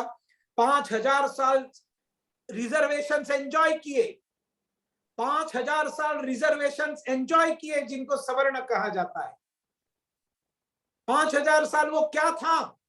संस्कृत आप पढ़ नहीं सकते, किताबें आप पढ़ नहीं सकती, महिलाएं पढ़ नहीं सकती थी, गार्गी मैत्रेयी सब पहले होती थी, बाद में कहां चली गई? उसके बाद में सावित्रीबाई फुले आ गई जिन्होंने महिलाओं को पढ़ाना चालू किया। वो थी दलित, लेकिन उन्होंने ब्राह्मण महिलाओं को पढ़ाया, बदला नहीं लिया। आप लोगों ने हमारे साथ अन्याय किया है तो आपकी महिलाओं को हम नहीं पढ़ाएंगे, उन्हें सारे समाज को पढ़ाना चालू किया। साथियों, हमारे अंदर आई हुई गलतियां है। आज अगर क्रिश्चियनिटी बढ़ी है हिंदुस्तान के अंदर, उसके लिए वो जिम्मेवार नहीं है। They are not responsible for conversion and proselytization, we are responsible. हमारे अंदर की गलतियों के कारण क्रिश्चियनिटी ने स्प्रेड किया है। हमारे अंदर की गलतियों के कारण जो आज बांग्लादेश से पहले पूर्व पाकिस्तान था, जो मेजॉरिटी दलितों का था, उनके ऊपर जो अत्याचार हुए, काला पहाड़ की कहानी सुनिए, आपको पता चलेगा कैसे हिंदू बंगाली सारे मुसलमान हो गए। धन्यवाद दीजिए डॉक्टर बाबा साहेब अम्बेडकर जी का, जिन्होंने मानवीयता की रक्षा की, मानवता की रक्षा की। जब उन्होंने कहा कि हिंदू के नाते जन्म लिया हूं लेकिन हिंदू के नाते मरूंगा नहीं, तब the first offer was convert all Dalits to Christianity. He said no. Second offer was petrodollars, then land from Nizam of Hyderabad, 1000 acres land, you convert all Dalits to Muslims. He refused. उन्होंने कहा कि मैं अगर दलितों को हिंदू या मुसलमान या क्रिश्चियन बनाता हूं तो इस भूमि से वो कट जाएंगे, इस देश से कट जाएंगे, और मुझे मेरे दलित बंधुओं को इस देश से कटने नहीं देना है। और इसलिए हिंदू धर्म के विद्रोही पुत्र के गौतम बुद्ध के पूजा पद्धति में, पंथ में मैं उनको लेकर जाऊंगा। महान उपकार किया डॉक्टर बाबा साहेब अम्बेडकर जी ने उस हिंदू समाज के ऊपर, जिस हिंदू समाज ने उनको अन्याय और घृणा तिरस्कार के अलावा कुछ नहीं दिया। The most great social Hindu reformist was doctor Baba Saheb Ambedkar. इन सब बातों को समझकर मुझे ऐसे लगता है, चाहे आप कनाडा में रहिए या कहीं जब भारत में आते हैं, हमारा व्यवहार समरसता पूर्ण होना चाहिए। वो समरसता पूर्ण व्यवहार ही मानवीयता है। साथियों, मैं थोड़ा सा कठिन बोलता हूं और मैं इसके लिए एपोलॉजेटिक बिल्कुल नहीं हूं। अगर किसी की भावना को चोट पहुंचे तो अच्छा है, तो थोड़ा सुधारने की गुंजाइश रहती है। भावना को चोट पहुंचे इसलिए मैंने कहा है। मैं भारतीय जनता पार्टी का काम करता हूं, मेरे कार्यकर्ताओं को हमेशा मैं कहता हूं कि Bharatiya Janata party is nothing other than अध्यात्म। पॉलिटिक्स इज अध्यात्म, everything in our life is अध्यात्म। Because in Bharatiya Janata Party, along with Janata, there is one word, Janardan. Janata comes with Janardan. In any Indian language, Janta Janardan. And Janardan is Vishnu. Vishnu is Venkateshwara Swami. So I always say it is Bharatiya Vishnu Party, Bharatiya Janardan Party, Bharatiya Venkateshwara Swami Party. And that Venkateshwara is not on Tirumala Hills. The voter list, Janata Janardan. Janata Janardan is our Venkateshwara. Go to them instead of only japping 108 times. वो जरूर कीजिए, वो भी अध्यात्म है, उसकी भी जरूरत है, उसके पीछे भी साइंस है। लेकिन सिर्फ वो करके खत्म करने का जमाना अभी नहीं है। वो रोज 108 लोगों को नहीं मिल सकते, कम से कम 5 नए लोगों को मिलकर हिंदुत्व क्या है, ह्यूमैनिटी क्या है, भारत क्या है, भारत के ऊपर भगवान ने कौन सा दायित्व दिया है, ये बात करने का काम हम सब लोग करें। At least meet 5 new people every day. 5 new personalities, if not possible 5, then in 1 week meet at least 20 people. Take your own time, listen to them for 15 minutes and then try to convince them for half an hour. ये जो बार बार हम लोग बैठते हैं, वही चेहरे बैठते हैं, मुझे मालूम है ये सब बहुत लोग करते हैं ये सब। लेकिन जब तक आप 50-100 नए लोगों को नहीं लाएंगे, जिनके दिमाग में कूड़ा करकट भरा है उनको नहीं लाएंगे, उनका कचरा साफ नहीं करेंगे दिमाग का, तब तक भारत आगे नहीं बढ़ेगा। इन शब्दों के साथ इस कंसोर्टियम में जो उपस्थित है सब लोगों को मैं प्रणाम करता हूँ, वंदना करता हूँ। एंड आप कभी भी भारत आएंगी तो आप जरूर मेरे संपर्क में रहिए। मेरे सोशल मीडिया के माध्यम से आप संपर्क में रह सकते हैं। मेरे रोज के जो ट्वीट्स रहते हैं उसमें कम से कम 2-3 ट्वीट्स में जरूर संस्कृत भाषा में करता हूं।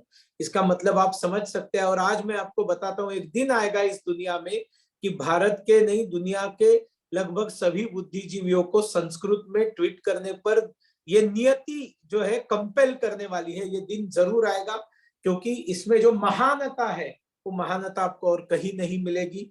हिंदुत्व और ह्यूमैनिटी पर इतना आज मेरी दृष्टि से पर्याप्त है। वंदे मातरम। वंदे मातरम। थैंक यू सुनील जी, बहुत बहुत धन्यवाद आपका। Next we move on to a speech by Kailash Vijaywargiya. He is the National General Secretary of Bharatiya Janata Party, Central Observer for West Bengal, ex-mayor of Indore. Before the speech, let me just tell one thing. I take the privilege to tell that Sunil Devdar jo bole, do not mind, because he is a person who is of a beautiful mind. He is a person who is having a very soft mind, a beautiful mind, a mind which takes things, builds things. Thank you, Sunil Devdar ji, for coming. बहुत बहुत नमस्कार and बधाई। Thank you. मैं कैलाश जी को सुनकर जा सकता हूँ ना? हाँ। कैलाश जी मेरे महामंत्री है और कैलाश जी मेरे आदर्श है। Yes, Kailash ji happens also an Adarsh of mine. Kailash ji के अंदर जो मैंने हिंदुत्व देखा है उसको मेरा सलाम है। इसलिए I will listen to Kailash ji and then only I will give. को बहुत बहुत बोलने की बाद ही इलेक्शन की राइट।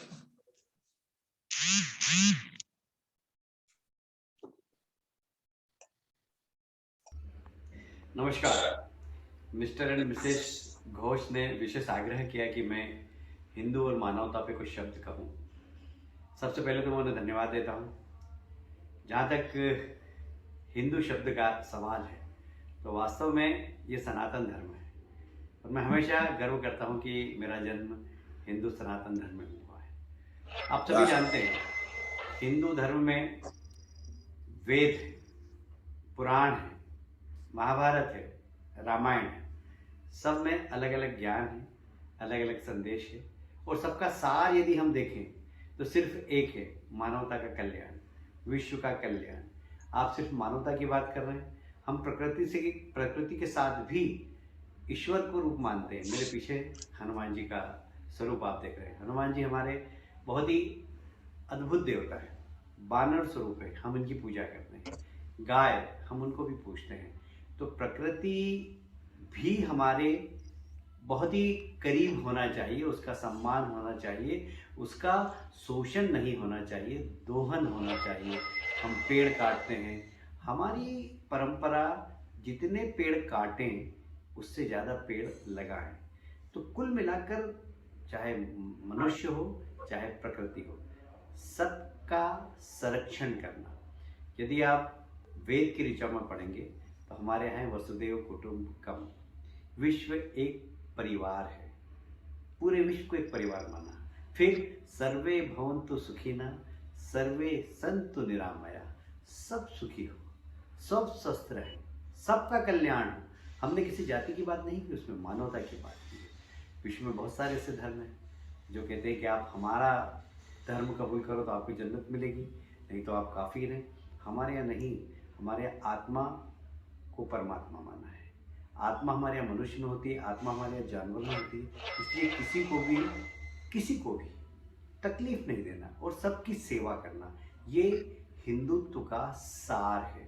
और इसलिए मैं इस विषय पर इतना ही निवेदन करना चाहता हूँ कि हमारे देश के यशस्वी प्रधानमंत्री ने दुनिया के सामने हमेशा ये बताने की कोशिश की है कि हमारा देश देना चाहता है। अंतर्राष्ट्रीय योग दिवस मनाया जाता है।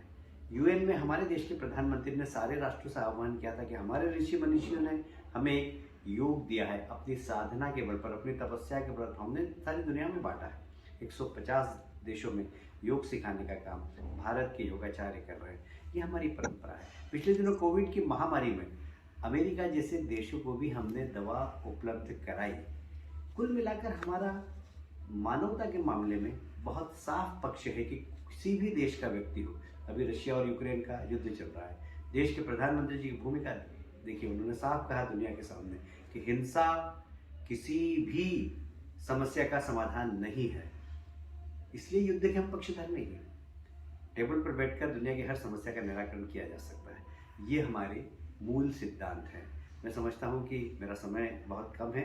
मैं इतने समय में जितना कि मेरा मानना है कि हिंदुत्व ही विश्वस्त है, विश्व बंधुत्व है, और हम विश्व बंधुत्व के आधार पर समाज देखना चाहते हैं, पूरे विश्व का कल्याण चाहते हैं। हम जब भी पूजा करते हैं तो हम यही कहते हैं विश्व का कल्याण, हम विश्व के कल्याण की बात करते हैं। ये हिंदुत्व की विशेषता है। नमस्कार। Thank you so much, Kailash ji. Next, we welcome Harshdeep Malhotra, General Secretary at BJP for Delhi, ex-mayor from 2015 to 2016 of East Delhi MCD, in charge training Delhi BJP, President Dadhi ji.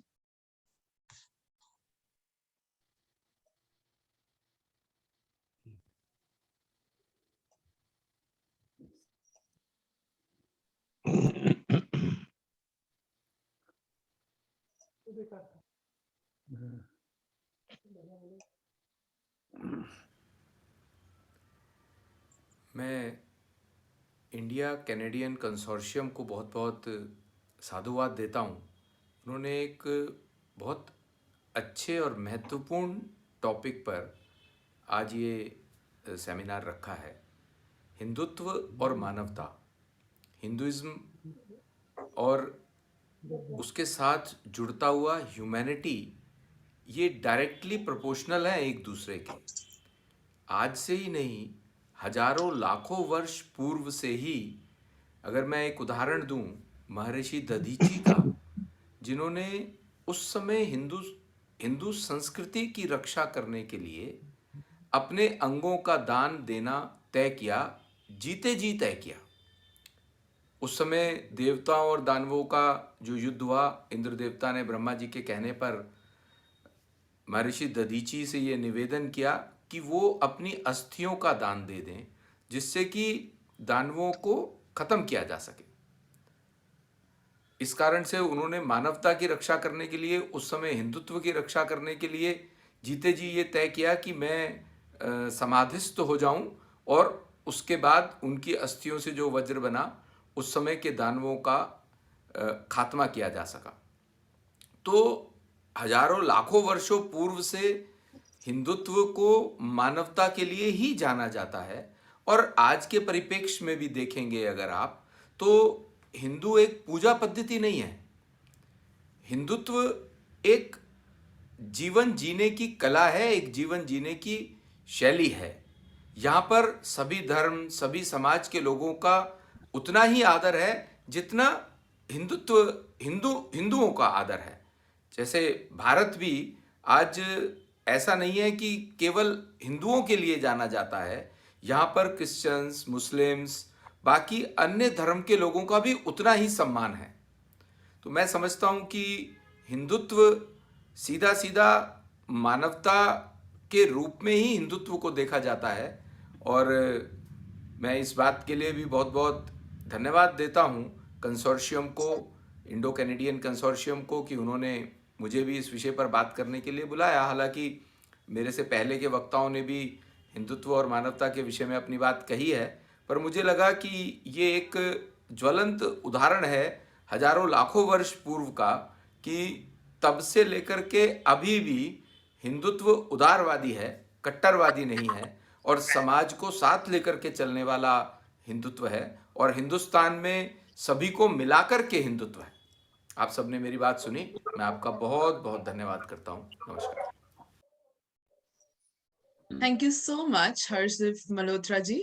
Now we welcome Kapil Mishra ji. Kapil Mishra is an Indian politician from Delhi.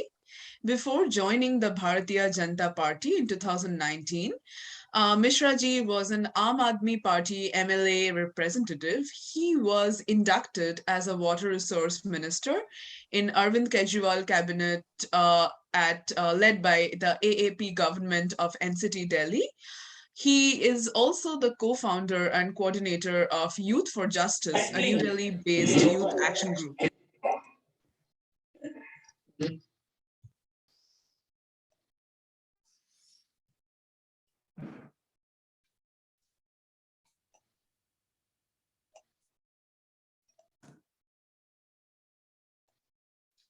मूढ़मती, global नहीं, universal है हिंदुत्व।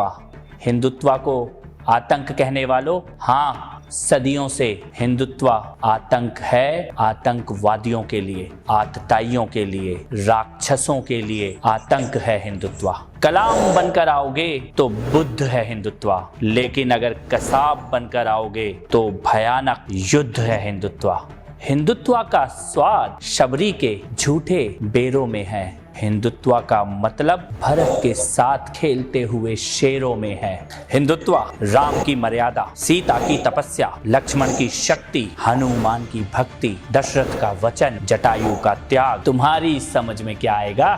चल भाग।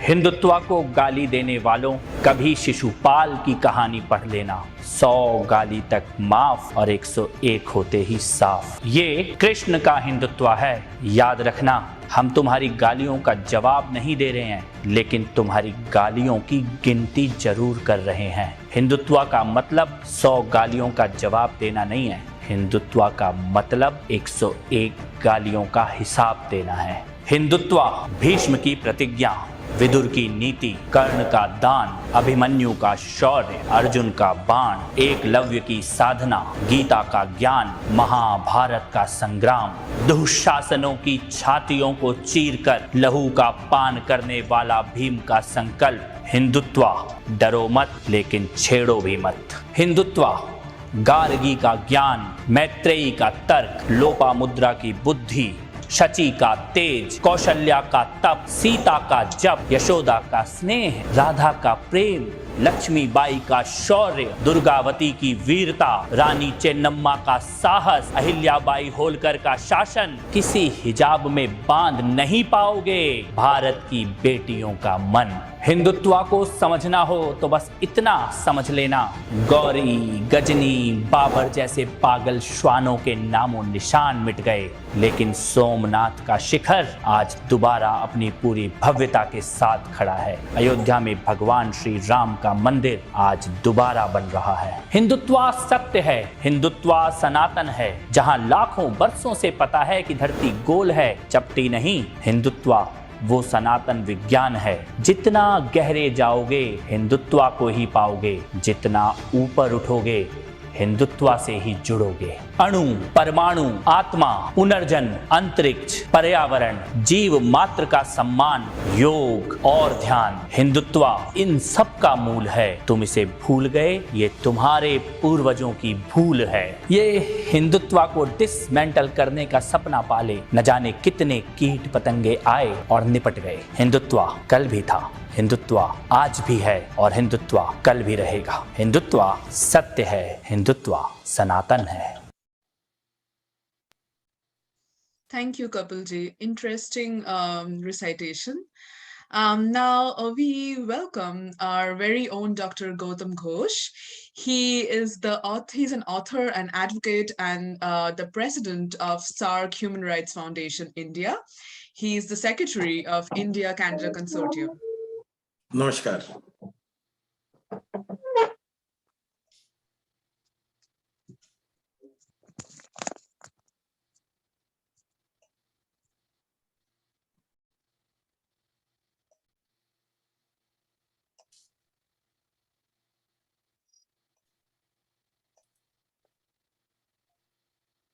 Namaskar. At the outset, I, as the Secretary of India-Canada Consortium, thank the Honorable High Commissioner of India, Shri Ajay Bisaria ji, the Honorable Panelist and Mrs. Gypsy Ghosh, the President of India-Canada Consortium, for making this panel the most innovative and informative panel. The reason for this panel stems from the fact that today, misinformation about Hinduism is at large. With due respect to all religion, before I utter a single word on Hinduism and humanity, I'd like to stress on the fact that I have written with profound respect and love on Christianity and Islam. I'd also like to declare on this day that our next program is on Sikhism. Saying this, I, at the first instance, raise a question before you all. Can we deny the fact that by birth we stand labeled as Hindus, Muslims, Christians, Sikhs, and so on? And the next question, can secularism sustain if we don't know our own religion? To me, for both the questions, the answer is a simple no. We cannot deny the fact that we are born with a religion and we cannot respect other religion until and unless we know and respect our own religion, as charity begins at home. The real essence of Hinduism is inclusion, respecting other religion. Hinduism is clearly a spiritual laboratory which accepts inputs and itself teaches secularism. The Veda states, Sarva Dharma Samava, which means all religion is the same. This shows the depth of Hinduism, which is difficult to fathom for those who have not studied Hinduism. To the Hindu, the universe is based on law. The planetary system, the solar system, the light and darkness, the stars obey the eternal law of natural law. There is a fundamental difference between natural law and other forms of law. Common law, canon law, constitutional law, international law are all subjects of periodical amendments and alteration. But natural law is eternal, unalterable. Another vital difference between natural law and other man-made laws is that obedience of natural law is not enforced by external agency, while conformity on every other form of law can be enforced by external agencies. But it is a universal fact that any form of law that runs contrary to natural law may seemingly succeed for a time, but has to fail ultimately. Natural law has no final written code, no jurisprudence, no jury, no courts, no judges, but it forms the base of dharma, and one who does not follow the natural law is doing adharma. Hinduism speaks about dharma and adharma. Hinduism is full with humanity. Rig Veda says, no one is superior or inferior. All are brothers. All should strive for the interest of all and progress of all.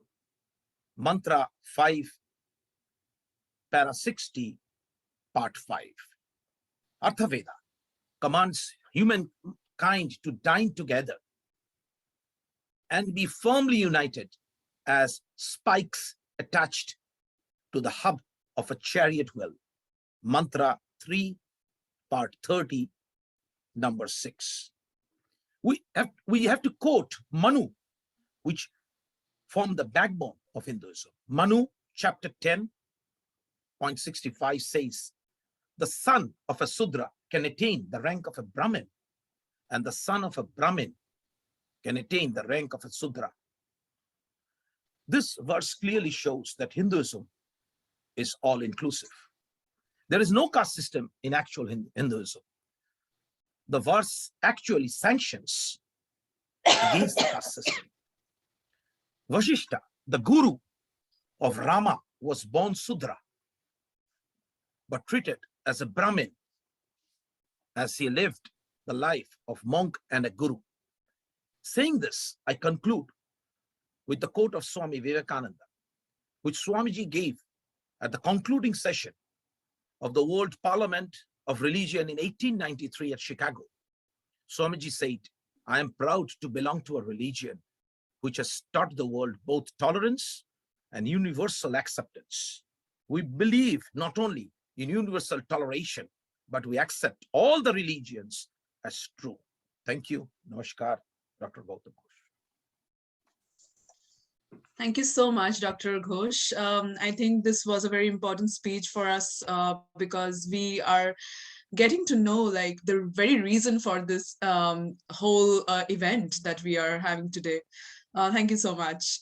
Now, with further ado, we would like to welcome the Upadhyaya sisters to join us at the panel for a singing performance. Upadhyaya sisters have been training in Indian vocal classical music for the past 15 years. On Facebook, they have over 74,000 followers. So we are so lucky to have them with us today. आप सभी को Upadhyay sisters की तरफ से नमस्कार। आज हम आपके सामने राम जी का भजन प्रस्तुत कर रहे हैं। ऐसे और भजन सुनने के लिए हमारे फेसबुक, यूट्यूब और इंस्टाग्राम को जरूर लाइक करें। आशा है आपको पसंद आएगा।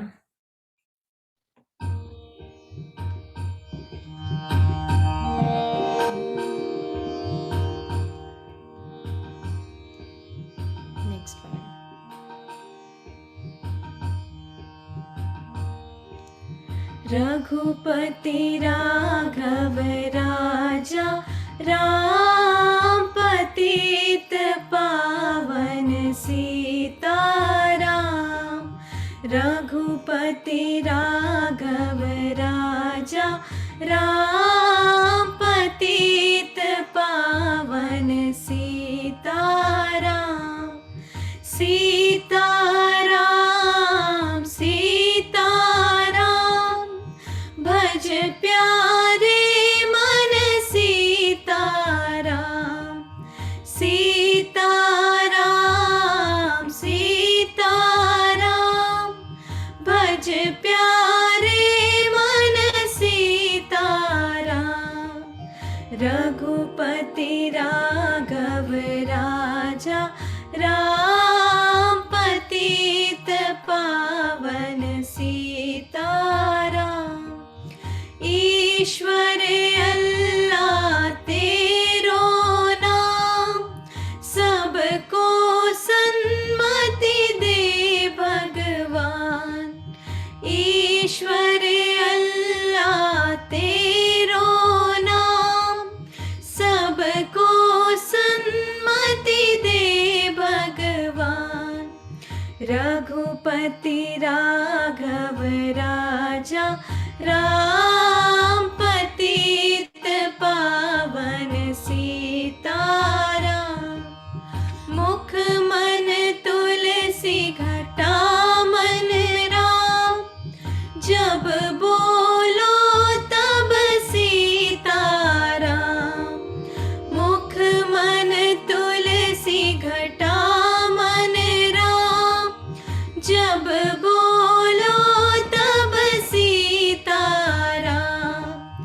रघुपति राघव राजा राम पतित पावन सीताराम। हाथों से करो घर का काम मुख से बोलो सीताराम।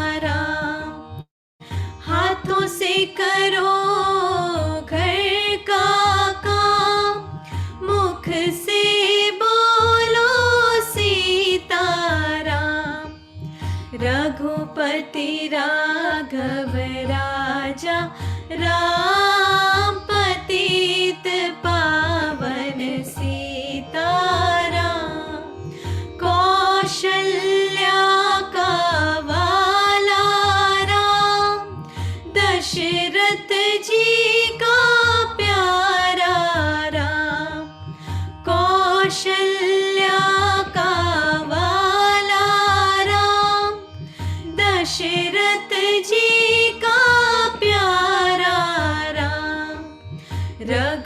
रघुपति राघव राजा राम पतित पावन सीताराम बंसी वाला है घनश्याम धनुषधारी सीताराम बंसी वाला है घनश्याम धनुषधारी सीताराम रघुपति राघव राजा राम पतित पावन सीताराम सीताराम सीताराम भज प्यारे मन सीताराम रघुपति राघव राजा राम पतित पावन Sitaram. Can we have like a round of applause for the Upadhyay sisters? Thank you.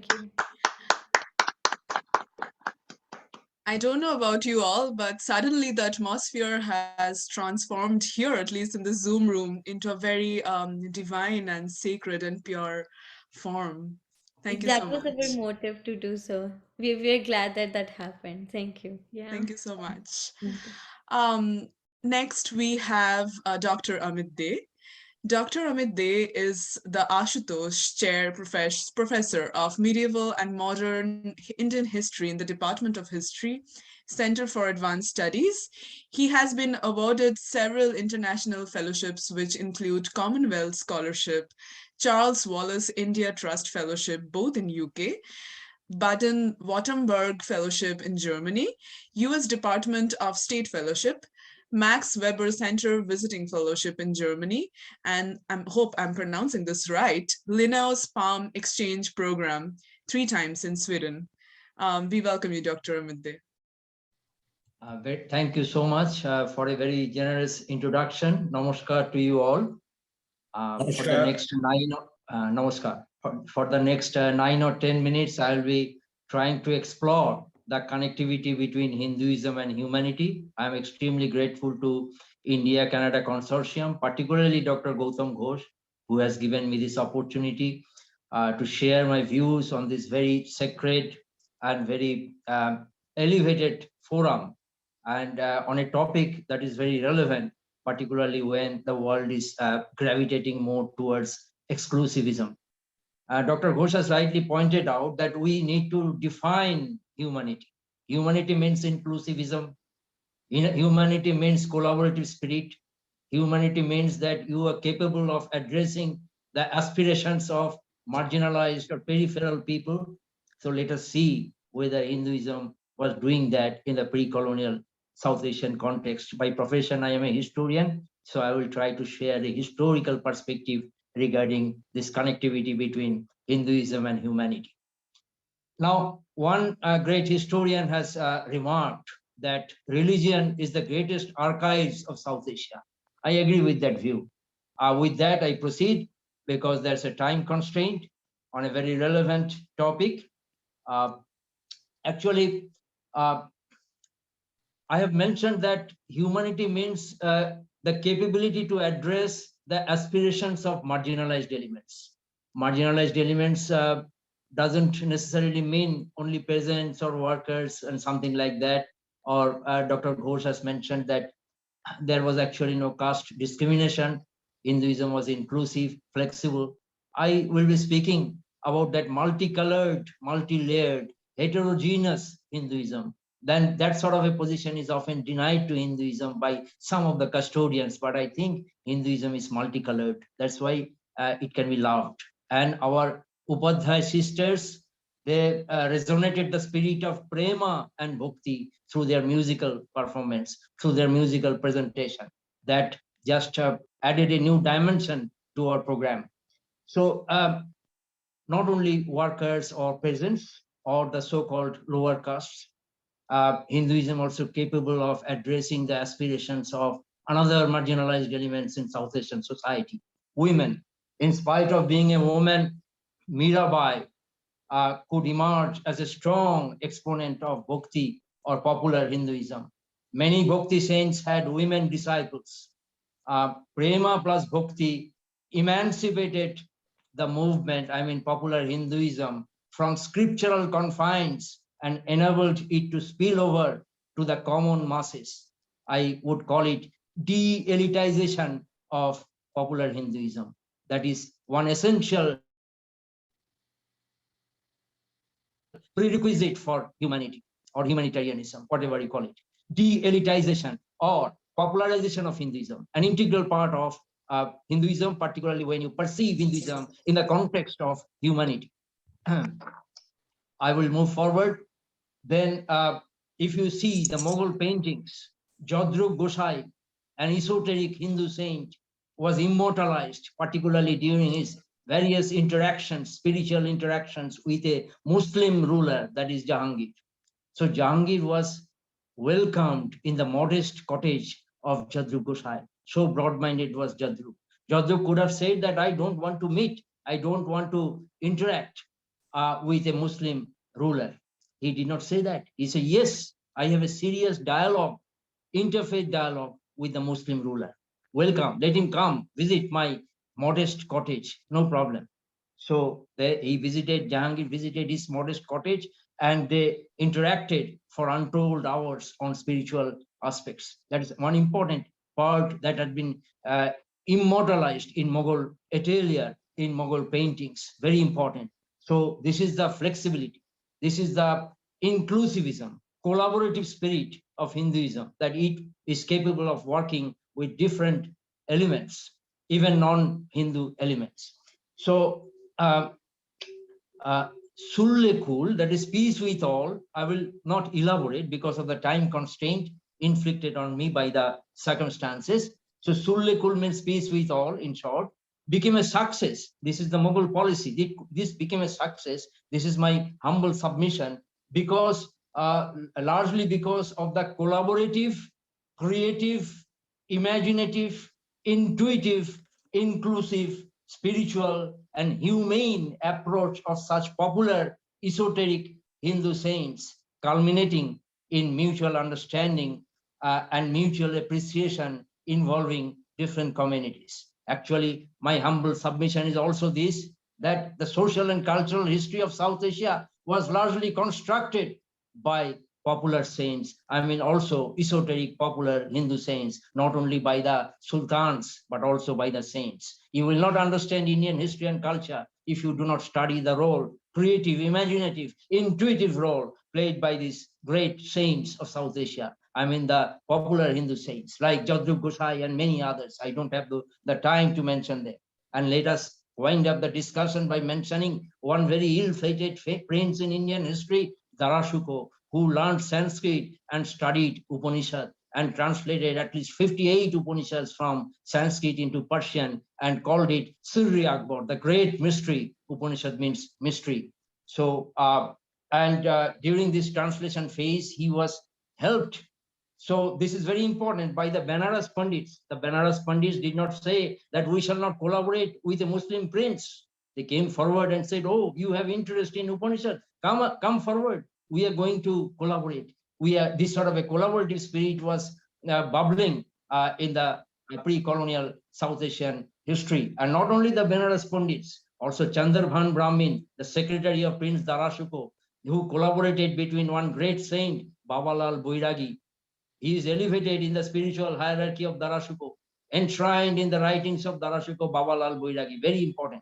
So this sort of interfaith dialogue was going on, and none of them said that, no, we are not prepared to interact or discuss with sacred Hinduism with a Muslim prince. This is the embracing, inclusive, intuitive, humane spirit of Hinduism resonated in the responses of such saints. So this is important, and we see the culminating point of this project. I'm winding up within a few seconds. That is also, Banwali Das. So not only the Brahmins, I agree with Dr. Ghosh that even the non-Brahmins, for example, Banwali Das was a poet in his own merit, but he was a non-Brahmin. And In spite of that, he was a great poet, bhakti poet, and he selected a Muslim as his guru. Such was his liberal spirit. So he selected Darashuko's guru as his own guru, that is Mullah Shah Qadri. And the Qadris were important Sufi orders. They showed interest in Vedas and Upanishads. So this confirms my hypothesis that there was a collaborative spirit. There was an interfaith dialogue, which culminated in the translation project of Darashuko, that is Sirri Akbar, the great mystery, which was Latinized and even mesmerized Schopenhauer, the German philosopher. So Hindu, that Upanishad translated, migrated to the West through Darashuko. This is the collaborative spirit that is translated into practice. So all these aspects, I wind up within a few seconds by saying that Banwali Das remained a Hindu, but selected a Muslim as his guru. But he did not embrace Islam.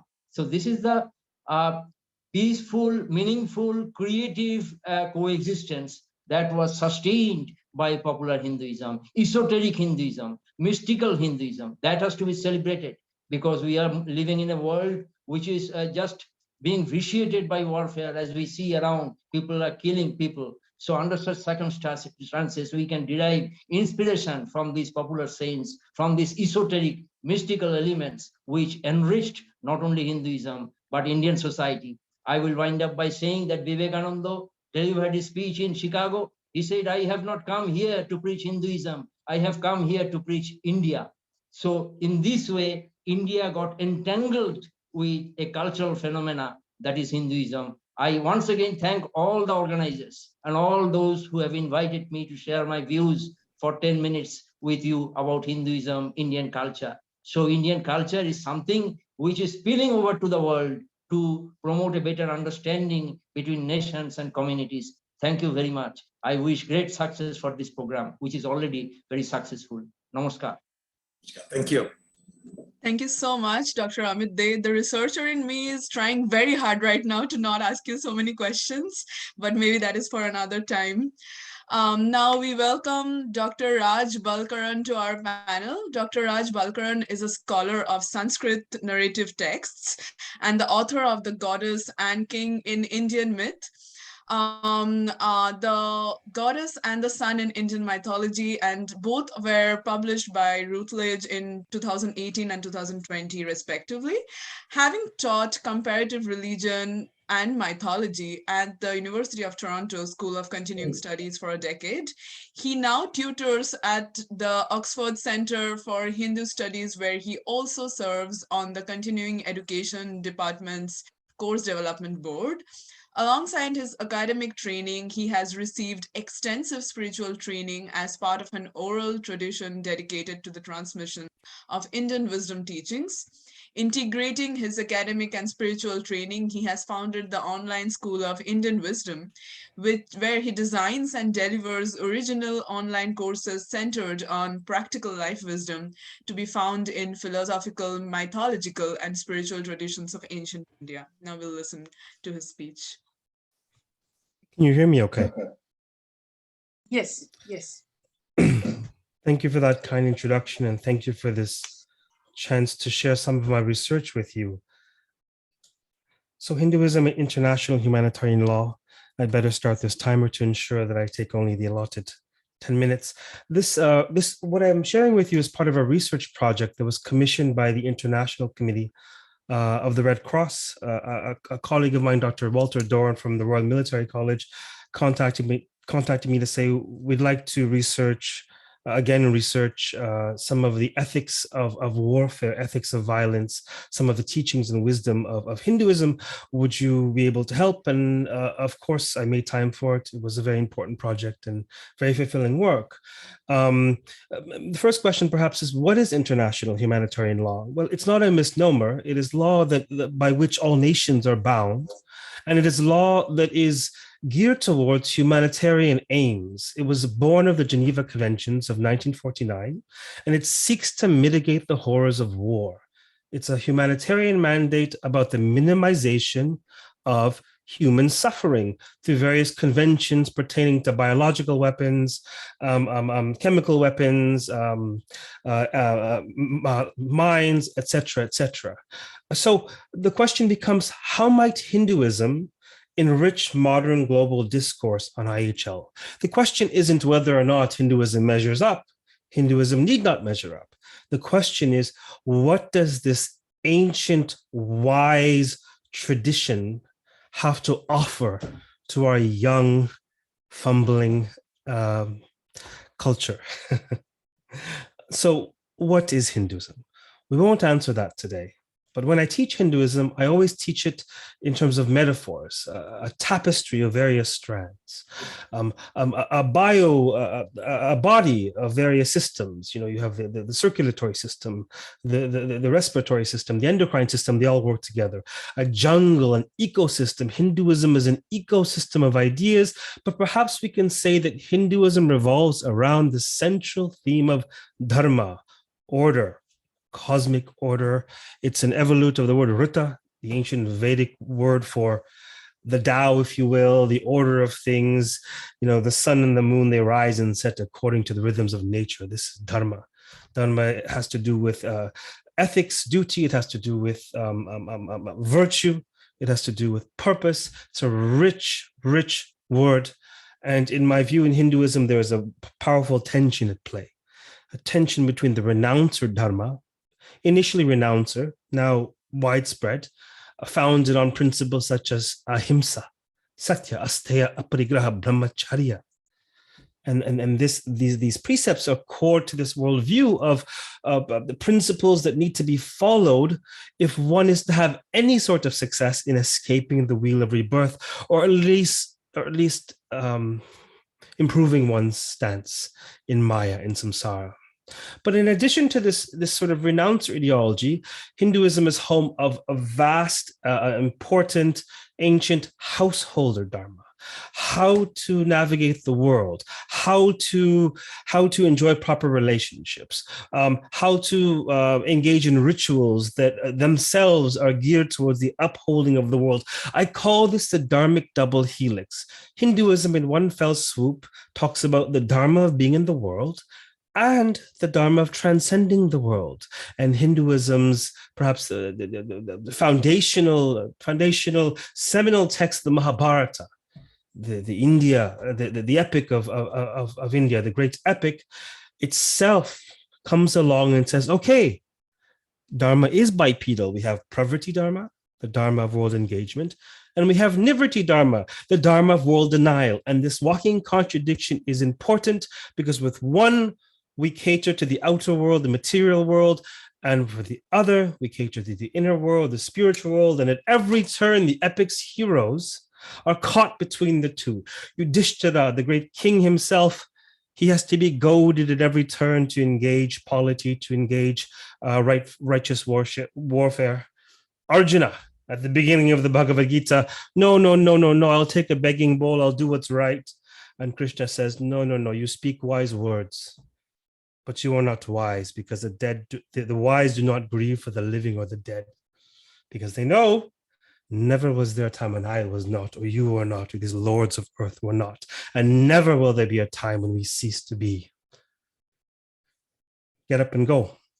Perhaps no better character encapsulates these two than Bhishma, the king, the heir of the Kuru throne. On the one hand, brahmacharya, aparigraha. He's renounced children, he's renounced the throne, he's wise, and on his deathbed of arrows, so much wisdom comes in the Shanti Parvan of the Mahabharata, wisdom particularly about rulership and warfare, this terrible enterprise that is necessary. Ahimsa is very important. And because Hindu tradition or traditions has had to grapple with this paramount virtue, the spiritual apex of ahimsa, and still run a civilization, run a society, Hinduism is well poised to talk about how do we engage in the terrible deeds of war in the most noble way possible. And for example, prohibitions for warriors are, we cannot engage Brahmins, we cannot engage the aged, children, the insane, the grieving, the weary, the disabled. Yes, fight you must. Here are codes of conduct, but do not engage women. Do not engage passersby. Do not engage the support workers who are supporting the camps of either side. Do not engage those in sleep or those who eat or those who drink or those who have folded their hands and surrendered themselves to you. That is not the chivalrous code of the Kshatriya. Do not use trickery or bribery or hit below the belt. Do not engage someone distracted. This is beneath you. Do not engage someone whose armor is broken, someone of inferior status. Don't engage someone at a strategic disadvantage. Don't strike when they don't know you're striking. Don't fight during the night. And above and beyond these rules of conduct that are humane, have reverence for life.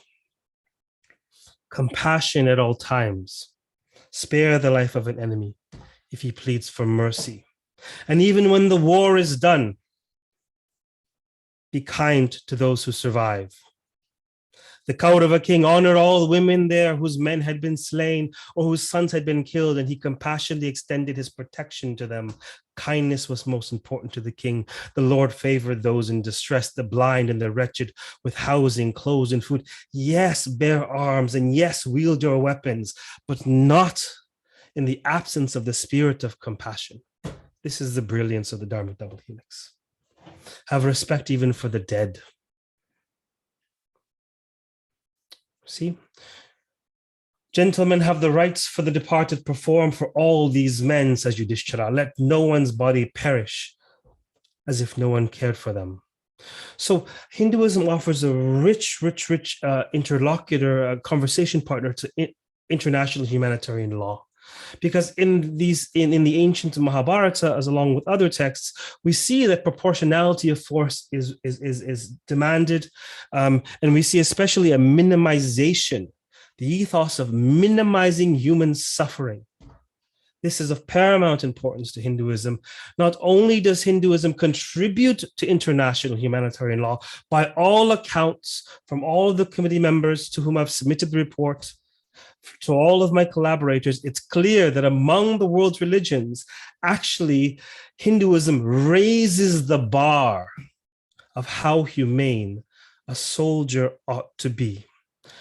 And so I hope you have enjoyed or benefited from this snippet, this peephole into some of my research currently, talking about, coincidentally, Hinduism and humanity. And perhaps this research is all the more important given what is happening currently. I have a minute left. I'll use only half of it to perhaps chant this priest prayer that many of my esteemed colleagues and co-presenters have chanted as well.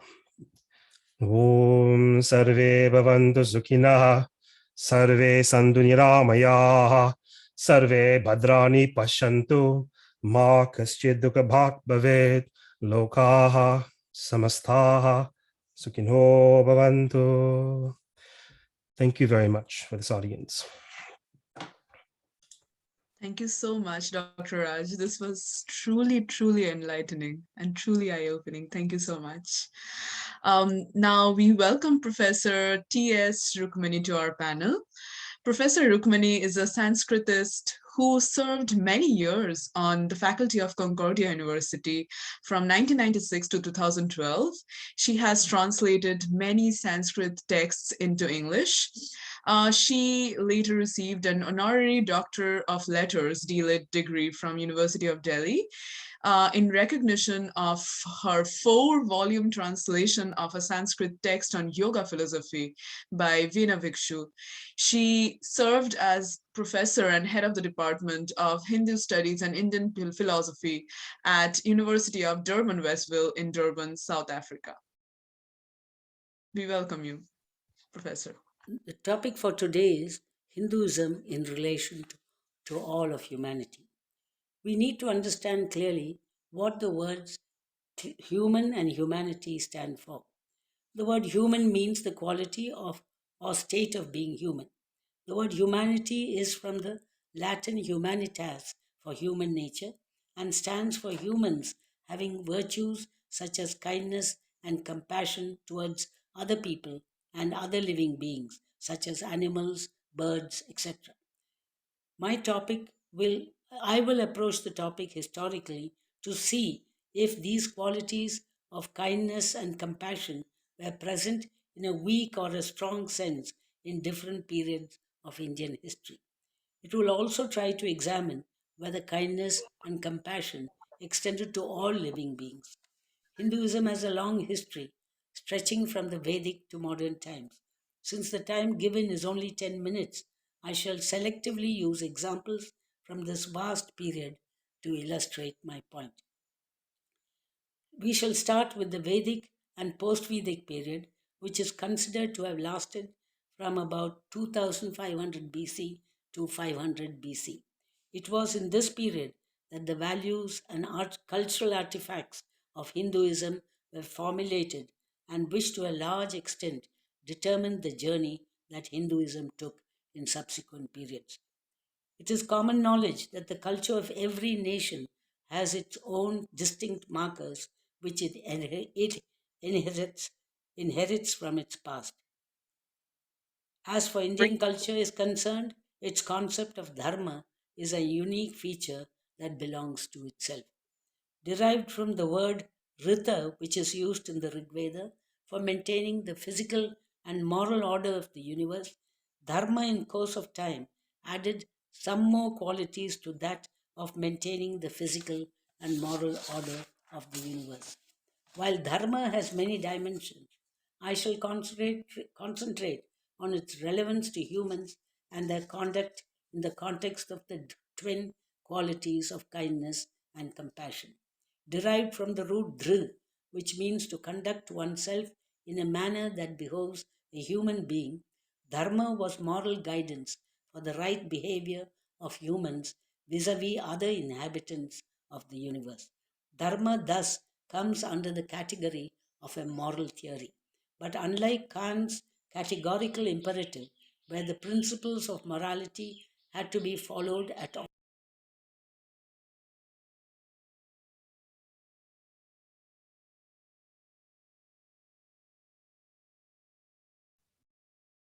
I think the video got cut short. Is there more of the video or shall we? Oh, no. She could not send more of the video. She's she's not well. But then, all right. Yeah, we are happy with whatever she said. Of course, absolutely. Thank you so much, Yes. Professor Rukmani. We are very fortunate to have her share her wisdom with us. Now we welcome Ved Prakash Tripathi to our panel. Ved Prakash Tripathi is the Pro Vice Chancellor of JS University in India. He is the Professor of Economics, principal investigator in many research projects under UGC, ICSSR, and other organizations. He is the member of editorial and reviewer panels of various prominent journals, magazines, and publications. He's a writer and an activist. He has worked and published in reputed newspapers and magazines. वेद जी, आप क्या speak करेंगे या हम record चलाएंगे? Shall we play the video or you will speak directly? I will speak directly. Yes, no problem. We would love to. Please. Namaste. Okay. Thank you very much. I am very grateful to the India-Canada Consortium for having invited me for this presentation. And I am especially thankful to Dr. Ghosh, who has invited me to deliver a lecture this night. First of all, I would like to define Hinduism because Mr. Pratap Sarangi, who happens to be parliamentarian from Orissa, has spoken on the same topic. That is, he had also tried to define Hinduism. But in my view, theoretical definition could be, but practically, whom we identify as Hindus, whom we identify Hindus on practical level. Now, in my view, Hindus are those who have their origin in Indian subcontinent. They must be related with Indian subcontinent. So Hindus are limited to a small geographical area of the world, that is Indian subcontinent. First of all. Secondly, all those who live in Indian continent are not Hindus. So who are Hindus? It's very complex question. Hinduism has so many streams and so many traditions, and it is multitude of traditions and methods of worship. So let us define Hindu other way around. So we can say that those who have not embraced Islam, those who have not embraced Christianity, those who have not embraced Judaism, they are all Hindus. So in all those who are related with all those who are related with the Indian subcontinent, who have some way or other have origin from Indian subcontinent, and those who are not Christians, those who are not Jews, those who are not Muslims, they are Hindus.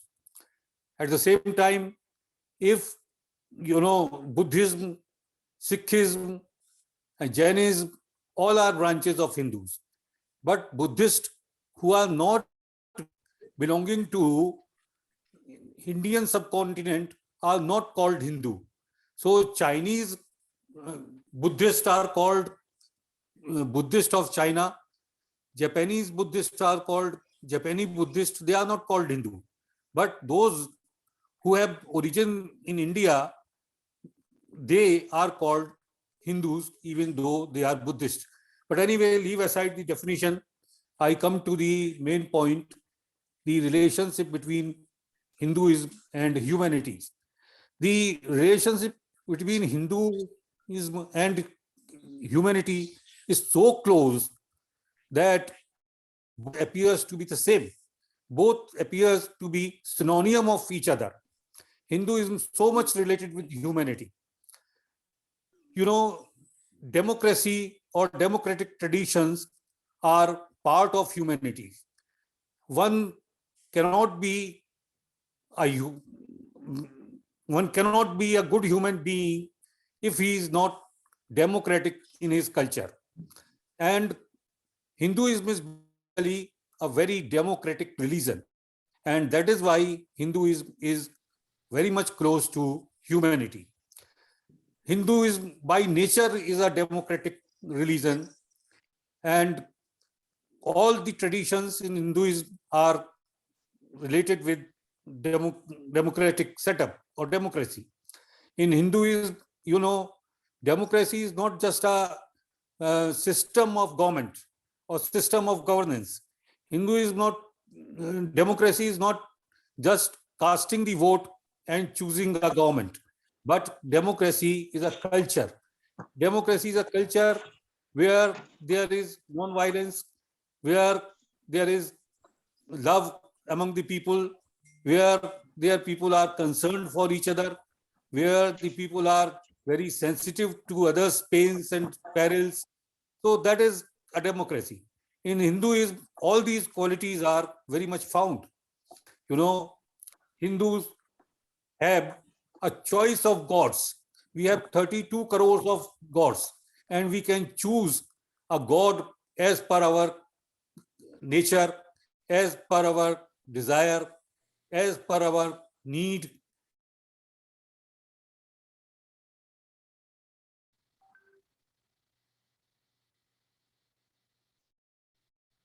I think it's frozen.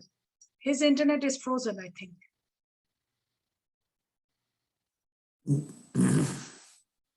I think maybe, yeah. Yeah, his internet is frozen. This happens. These are technical issues which will happen all the time. We can move on with the next person, and whenever he comes back again, we can put him online. Oh, he is here. Yeah. Okay. Tripathi ji, are you there? Right. So the Hinduism is basically a very democratic religion where you have 32 crores of God and you can choose God according to your desire, according to your nature, according to your requirement. So this is the beauty of the religion. We do not impose method of worship on anyone. You can have your method of worship. So there are numerous methods of worship in the Hinduism. There are numerous gods in Hinduism. So basically, Hinduism is a democratic religion, and I don't think that there is any other religion in the world which is so much democratic.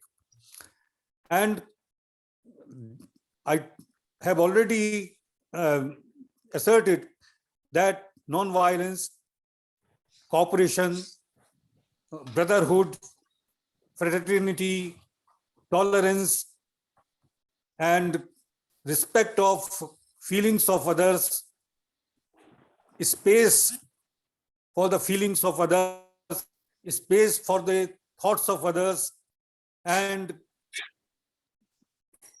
freedom of thought and worship are the basic tenets of humanity.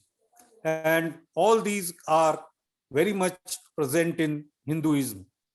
Non-violence is the basic or a fundamental quality of Hinduism. Hindu can never be violent.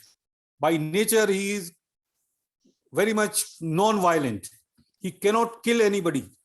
Leave aside the human being, he would never kill even an animal or bird. Even if an aunt is there and if she is dying, Hindu will try his best to protect her life. So this is again a beauty of Hinduism. And not only that, but Hindu cannot hurt anybody, cannot hurt anybody's feeling even. And in Jainism, which is a branch of Hinduism, it is said that this is also a violence to hurt anybody's feeling, to involve or to engage in heated dialogue, even to be involved in heating dialogues, even to be logged in a heating dialogue with anybody is a violence. So Hindus always respect each other's thought, each other's views, each other's opinion. They believe that I may be right, but you may also be right. So anybody can be right in his opinion. And to help others, to cooperate others, to make others happy, which is a basic tenet of democracy, is there in Hinduism. Tulsidas says, "Parihit saris dharam nahi bhai, par pidasam nahi admai." There is no bigger sin than to inflict pain on anybody. Never inflict pain on anybody, because there is no bigger sin than inflicting pain on somebody. At another place, Goswami Tulsidas says, "Parit bas jinke man mahi, tin kaha jag durlabh kachu nahi." Those who think in the interest of others, those who think to make others happy, they are the best doers. There is nothing impossible for them. They can attain anything. Those who think in others' interest, those who try to make others happy. At another place, he says, "Jo sah dukh par chhidr durava, bandaniye soi jag jas pava." That who tolerates pain, who is ready to tolerate pain for others' happiness, there could nothing be impossible for him. He will be worshipped. He will be appreciated even by the gods. And in Sanskrit, we say, "Ashtadas Puraneshu Vyasasya Vachanam Dvayam Paropakaram Purnyaya Papaya Parapinanam." That the essence of all 18 Puranas, 18 Purans are there, and the essence of all 18 Purans is that to help others, to make others happy is the punya, and inflicting pain on others is sin. It says that the essence of all Quran is that never give pain to others and try to give as much happiness to others as possible. So in Hindutva, we never think in terms of violence. We never try to settle our disputes by violence, but by dialogue, but by Shastrarth. If we have difference of opinion, we can have a healthy Shastrarth, but not impose our views on anybody. That is not our culture, that is not our tradition. And sacrifice, which is also very important part of humanity, very important component of humanity. You know, Hindus believe in Tyag and Balidan, more and more sacrifice for the society. You can see the life of sages, sadhus, they live with minimum needs. And Jain sadhus live even naked. They try to keep their needs as minimum as possible, and so that others could be happy, so that they could leave provisions for others' consumption. So this is Hinduism. And we say that there can be three gatis of wealth. First is dhan. So dhan is the first gati of dhan. धन की पहली गति क्या है? दान, सबसे बड़ा, बजाय की कंजम्पशन की. And madhyam is bhog. Bhog is the second gati. So bhog is second gati, and adham gati is नष्ट होना, धन का नष्ट होना is a adham gati. So dhan has been treated as the first gati in Hinduism. And Hindu never, as I told you, will even give up his life, sacrifice his life to protect others' life, because Hindu believe that the Atma is Ajar and Amar, Atma is immortal, and that is why they do not even afraid of giving up their lives. And it has been said in Gita, one shlok was recited by one of preceding speakers, and this is also a shlok just like that Vasansi Jirnani Yatha Bihai Naman Grahanat Naroparani Tatha Sharirani Bihai Jirna Nanyani Sanyati Navani Dehi. So this is a shlok from Gita which says that Atma is immortal, and that is why for others' good, Hindu is ready to sacrifice his life, not for any narrow gain, not for any narrow purpose, but for the purpose of protecting the life of people, for the good of people, for the happiness of other people. And as I already told you, that Hindus always respect others' belief, others' worship system, others' style of life, and they give so much of respect that whenever they visit anybody else's place of worship, they pay their respect just like the one who follows that religion. A Hindu could go to a masjid, Hindu could go to a church, and he will never look at the place as if he is not a non-believer, but he will pay the respect there, or he will worship the way a Christian worships or a Muslim worships. So in Hinduism, it is not that that we should worship at our worship place only. And Hindu is ready to worship anywhere, because there is one Brahma, and says, Ekona Bahuli, I am one, but I have been revealed in thousands of the way. So any method of worship in eyes of Hindu is a pious worship and must be revered. And there is one slok which says that all kind of gods are there and we can worship any one of them and he can fulfill our desires. Yam Shaivasam Pasate Shiv iti Brahmeti Vedantino Bodha Buddha iti Pramana Patvaha Karmeti Nyayayikaha Nityatya Jena Shasanrata Karmeti Mimanshaka Soyam no vidhatu panchit phalam trailokyanatha hari.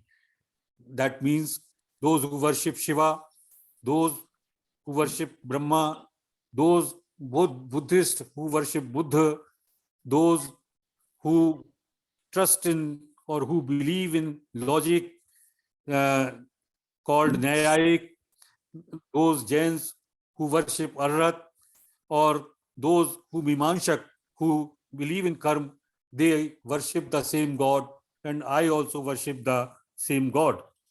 So in Hinduism, if you go deep down into the history, you will never find that there have been any crusade in Hinduism. Can anybody give even a single example when there has been a crusade in Hinduism? Many panths started. Buddhism came as a branch of Hinduism, but nobody opposed Buddhism. Lord Buddha, he was allowed to preach his way of worship, his religion, his views. So his preachings were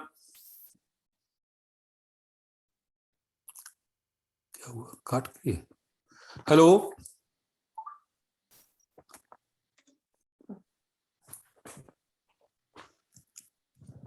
Yes, we are hearing you. Okay, I'm concluding. So you can see that since we are tolerant, since as the first speaker says that we do not tolerate, let us celebrate it. So I must conclude that wherever Hindus have gone, you know, Hindus went to Canada, Hindus are in United States, Hindus are in Britain, but they are problem nowhere. Am I audible? Yes, yes. Hello? Yes, yes, yes. Yes. So this is a way of Hinduism that Hindus are never a problem. Wherever they went, they never created problem with anybody.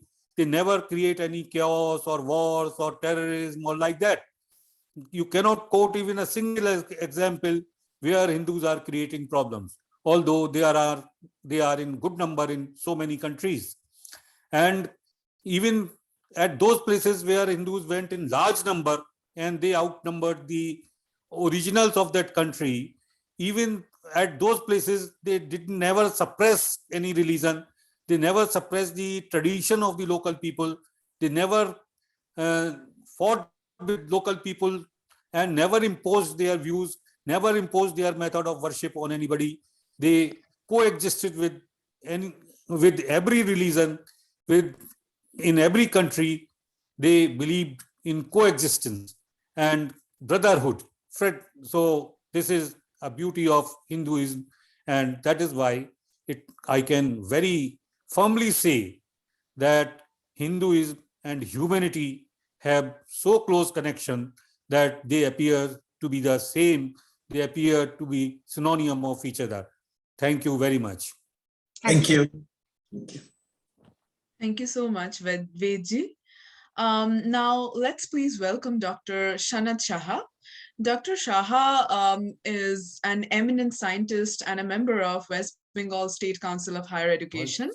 In his advisory role, he reviews policy decisions on teaching and research for 32 universities, its affiliated colleges,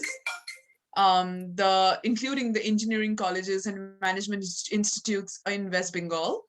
A pioneer in the field of ecotoxicology, reclamation, Dr. Shaha has published 37 research papers in national and international journals. And he has received recently an international award in 2022 for inspirational research works by Lincoln University in Malaysia. from Kolkata, India. Hinduism comes closest to being a natural religion. Rivers, rocks, trees, plants, animals, and birds all play the part both in mythology and everyday worship, said Ruskin Bond. As an environmentalist, this quote has a very special place in my heart. I first consider myself a human being, then an environmentalist, and finally a Hindu. I would be incomplete as a Hindu without my connection with nature and humanity. Whether it's a religion, a faith, a theory, a framework, a tool, a toy, or anything, it becomes our own when it has a meaning, relevances, and significance in our personal context. But before it becomes our own, it goes its own journey of sorts of truly become our own. Here, the it I'm referring to is my religion, Hinduism. My introduction to Hinduism was through my early memories of rituals at my home. Rituals that had the underpinning of devotion and compassion. Devotion in the form of puja to the gods and goddess in the temple, and devotion towards each and every family members. Compassion not only towards the underprivileged in the form of generous donations by my father, but compassion as a virtue that we are mindful in our actions. And in witnessing the rituals of devotion and compassion, I become religious. My religion remained relevant, significant, and meaningful in actions that were anchored in these two virtues, as it was in the utterance of the holy mantras that I was taught. For the longest, these holy mantras meant words that my parents valued and got fulfillment from. They were essentially in Sanskrit, but as I understood the meaning while growing up, I was mesmerized by essence of these mantras. The one that stood for me was the Shanti mantra or the peace mantra. Asatoma sat gamaya, tamosama jati gamaya, mitta mam ritam gamaya, om Santi, Santi, Santi. The English translation of this is from ignorance lead me to truth, from darkness lead me to light, from death lead me to immortality. Om, peace, peace, peace. Such words cannot be soiled as a mantra of a particular religion alone, as it has such a deep meaning for the humanity in these times and indeed in all times. Hinduism to me is one of the many channels for caring about humanity. There are surely many channels, but the one I know most spiritually is Hinduism. I say this due to my lived experience, and it's a reminder that everyone's lived experience should be deeply respected. For me, devotion, compassion, tolerance, and mutual respect is humanity. I thank my religion, Hinduism, for helping me understand this. As a great philosopher and author, Joseph Campbell says, one way or another, we have to find what best fosters the flowering of our humanity in this contemporary life and dedicate ourselves to that. I truly believe that Hinduism fosters the flowering of our humanity. Thank you all. Thank you so much, Dr. Shaha, for your speech. Now, let's please welcome Mr. Gurudatta Joshi ji to our panel. Mr. Joshi is a humble community builder and the owner of his own IT consulting company.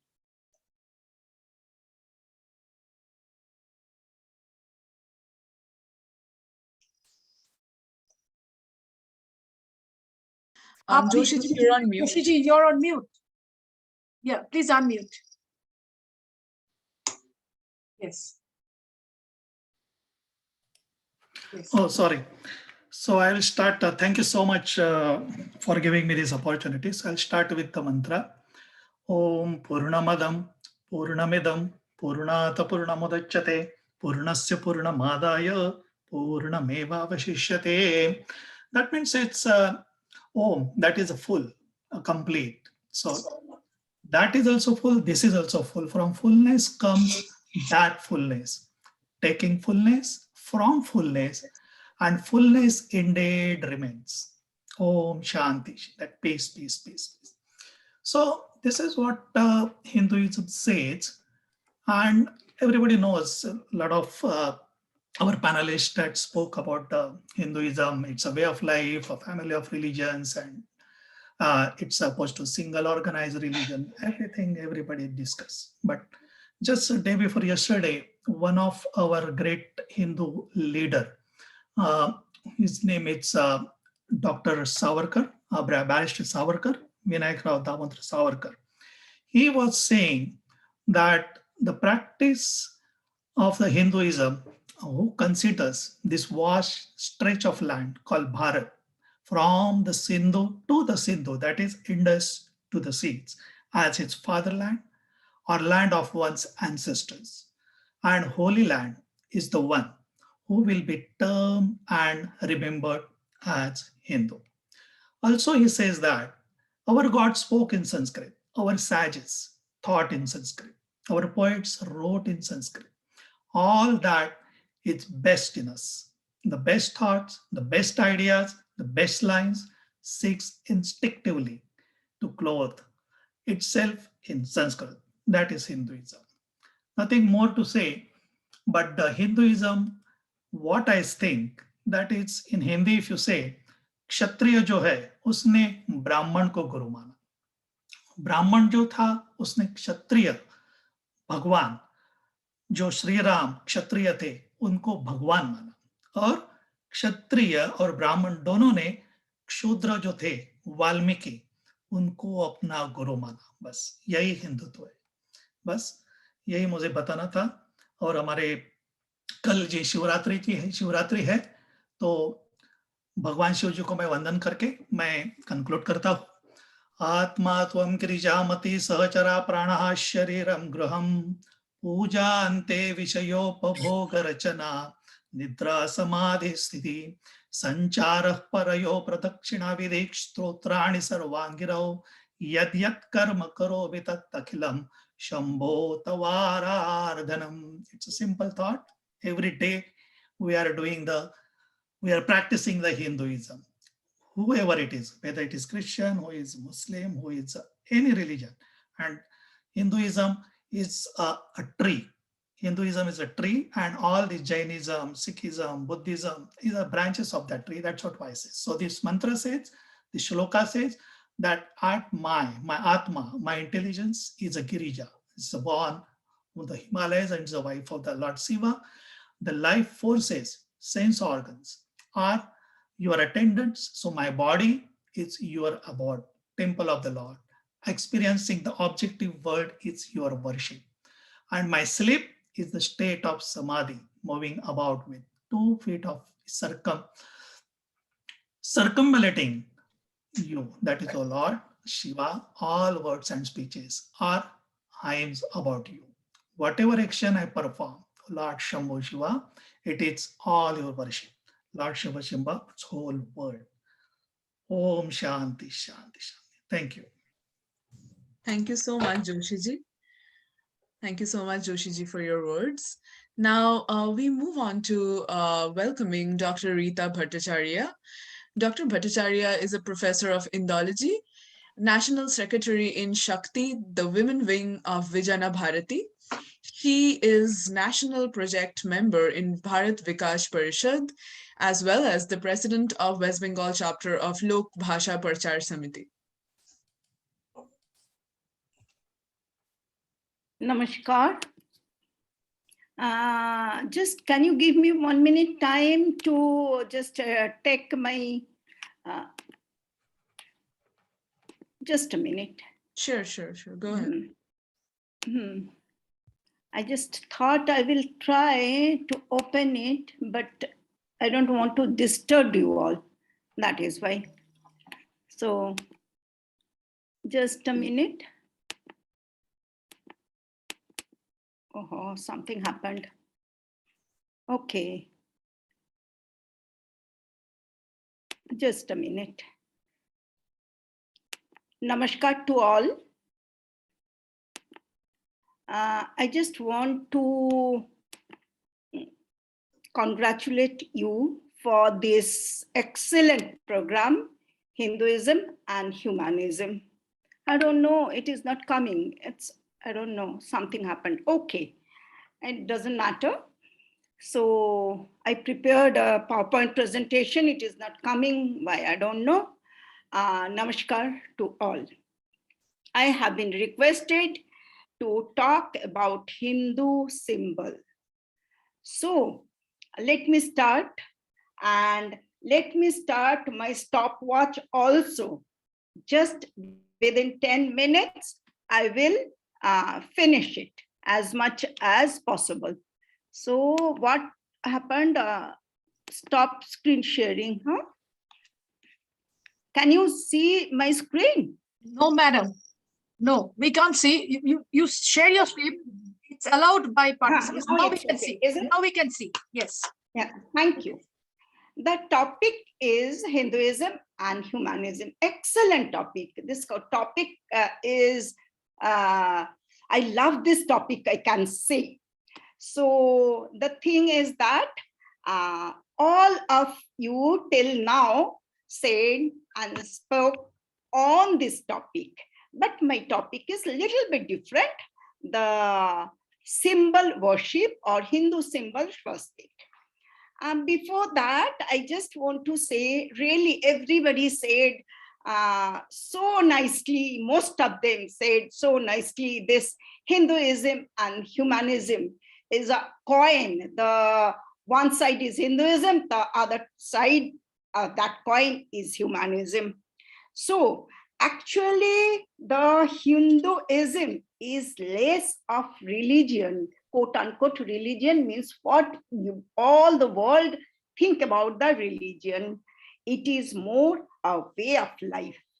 This is driven by spirituality. So Hinduism is a way of life. We say, let me say that we say this Hinduism. I have some reservation which I want to say. So let me start.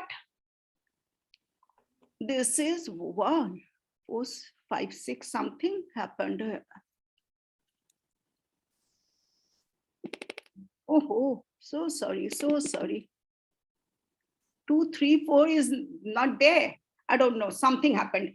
Anyway, the Hinduism I just want to say about the symbol. Symbol is that Sanatana Dharma is a symbolic religion, because people can say we worship idol. That is Murti Puja, what we say. That is also symbol. We worship idol. That doesn't mean we are worshiping that idol. The idol is giving that chetan to that stone or any mud, made of mud idol, and then we reach to that supreme. So this connecting on this idol is intended to avoid destruction from the material world. The devotees do not pray to that idol itself, but use it as a medium to concentrate and reach a high realm. That is why we do always, when the goddess Durga in Kolkata, you people all know, is coming, the face is covered with that. That is made of mud. It is mud. When the priest is coming and that when doing that pran pratishtha, then we can see the total, the eyes, face, goddess Durga is laughing, watching us like that. It becomes a real human being like our mother. So that is the thing. And another thing, this Mukti Puja, idol worship, for that, I can remember one, I don't have much time, I can remember one story of Swami Vivekananda. When he went to Alwar, the king of Alwar, now it is present day in Rajasthan. The king said, I don't believe in this idol worship.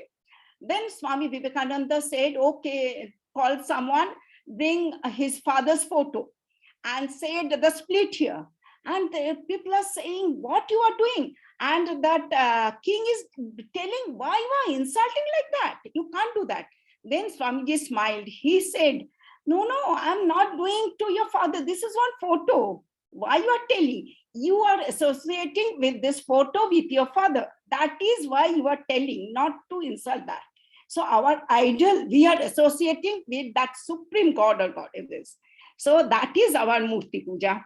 And this Murti is also, this is also the one symbol.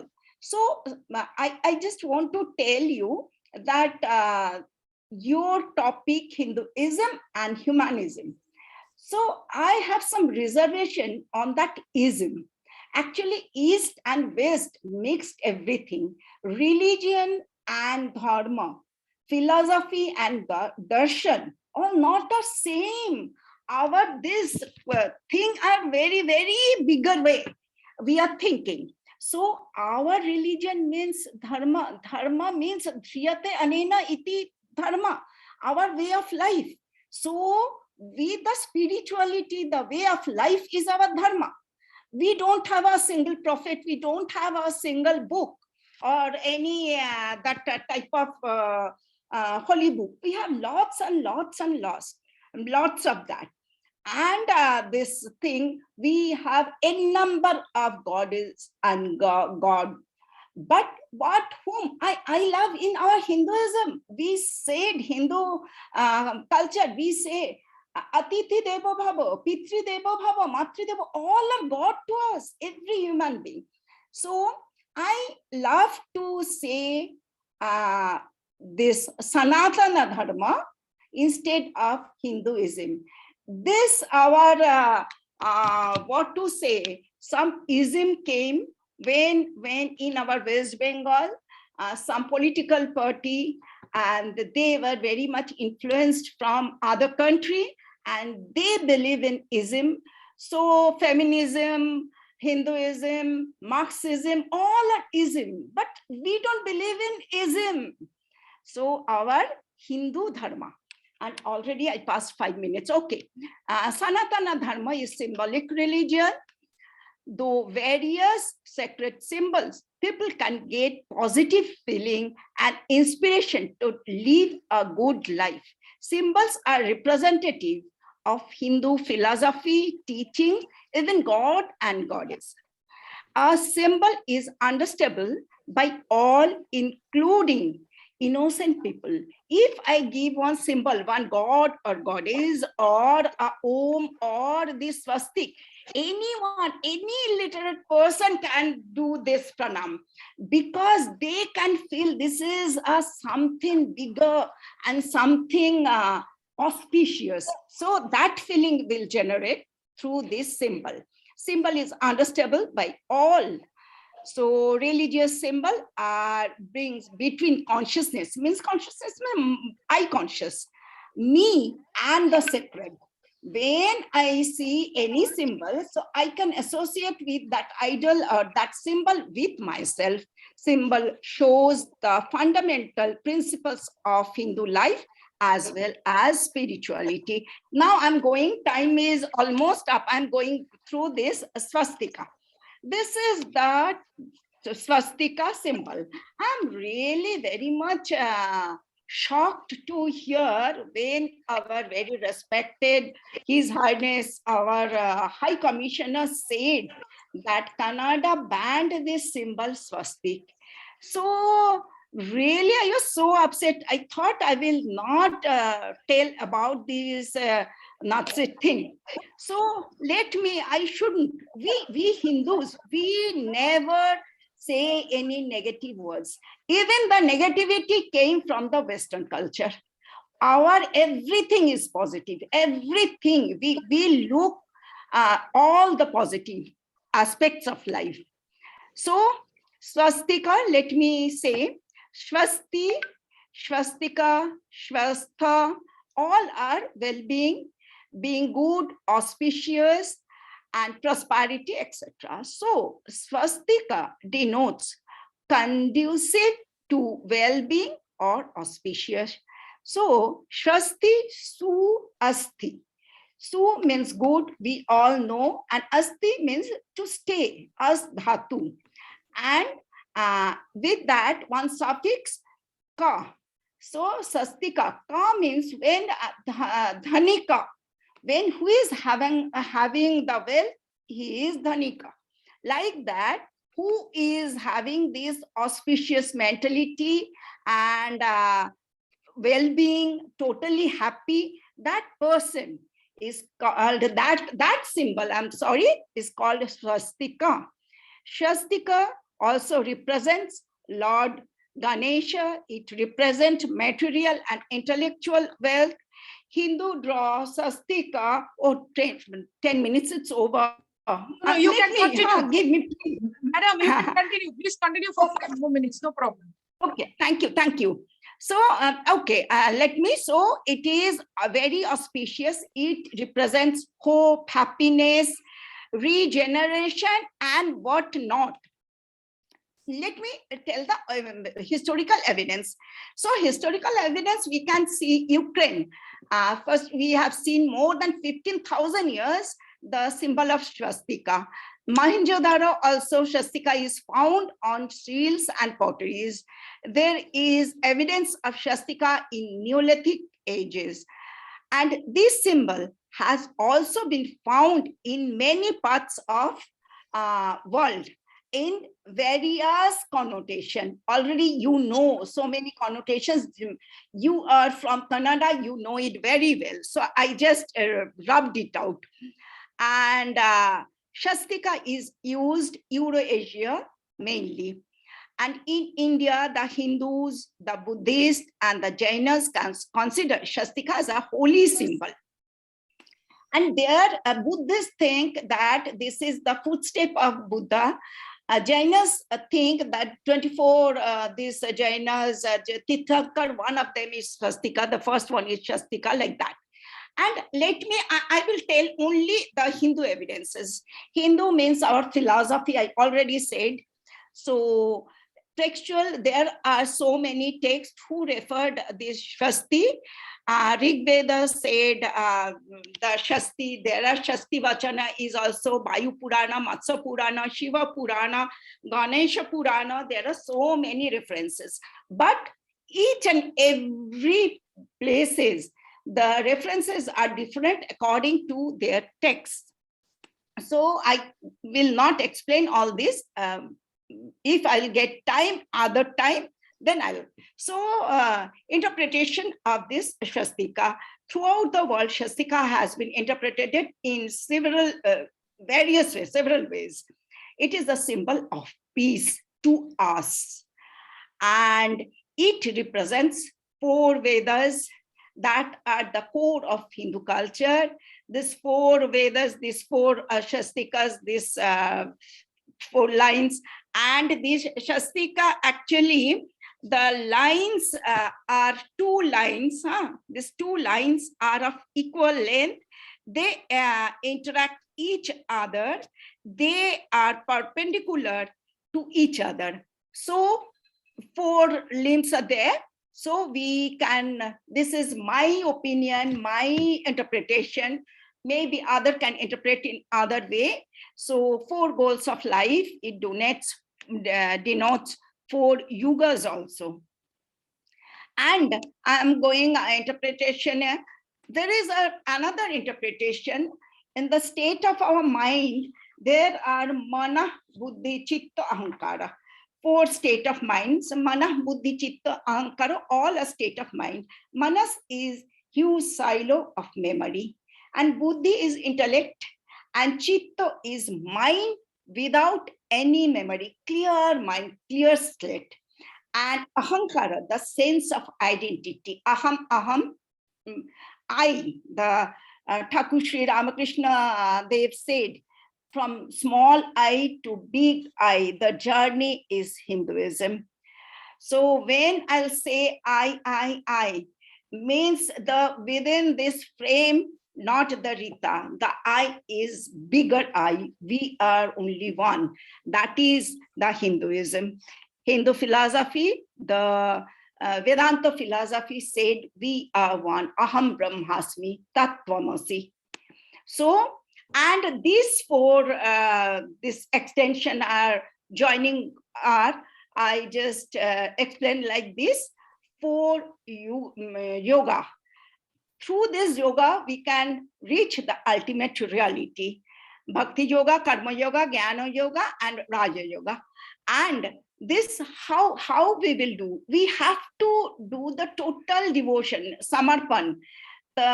We have to surrender totally. We have to believe, we have to have faith, we have to have patience, and we have to have viveka.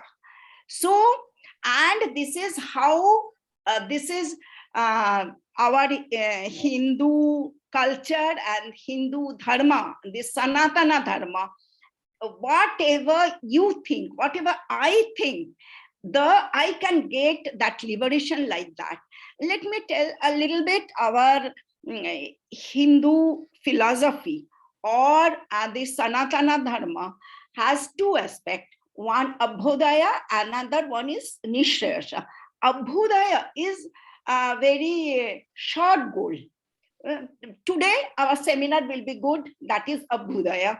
I should speak what you want to listen, that is Abhodaya. If I can, that is Abhodaya. But ultimate Nishrayasha means liberation. We all living being one day will definitely be liberated. And these are the 4 rounds, are the 4 types of liberation that I have shown. Out of time constraint, I shouldn't say. Actually, if I want to be God, I can be God. If I want to go to the God's lab, that is also, I can go through that way. And that liberation also be the 4 types of liberation in, that is in Shaiva sect, and also in Vedanta, they said. And last, I just want to say 2 types of swastika. Before this presentation, my idea was very wrong. Thank you so much to clear my idea about this swastika, because I thought the right movement is our swastika and left is Nazi sign. But now I know both are our own. Though not, they did some ornamental thing and they took our symbol and they misused it. That is only the negative part of that which I don't want to, because I'm talking about Hindu and Sanatana Dharma. Here there is no negativity. So various Hindu texts have representative swastika in two prominent types. Right-handed swastika, which I have shown, all are right-handed swastika. This is associated with sun god. It represents cosmic position and human evolution. It moves in a clockwise direction. And the left-handed swastika is also our. It is associated with tantric aspects of goddess Kali. It moves in an anti-clockwise direction. It is called, the left-hand side swastika is called Shauvastika. This is only, thank you so much. Within this short time, it is very injustice for me to tell you anything. Even then, it is really, I'm so happy to be with you and said about our Hindu philosophy, our Sanatana Dharma. Stay blessed, stay happy. Thank you so much for your patience hearing. Thank you. And the Shasti Bachan, I should say, Shastina Indro Vriddha Srava, Shastina Pusha Vishwaveda, Shastina Traksha Arishto Nemi, Shastina Veda, Arishto Nemi, last one, I just forget. Shastina Pusha Vishwaveda, Shastina Indro Arishto Nemi. Last one, I really forgot. I'm so sorry, so sorry. I shouldn't. Let me. Very, very, very bad. And it is very bad. And if I'll go out now. Swastina Brahaspatir Dadhatu. Swastina Brahaspatir Dadhatu. Thank you, thank you, thank you. Thank you so much. And I am really apologize to you. No problem, madam. I have a request, Sure. This swastika symbol has created a controversy in Canada, in North America, in the Western countries. In fact, other religions, other communities, some have misused and some have, have not. Misconception.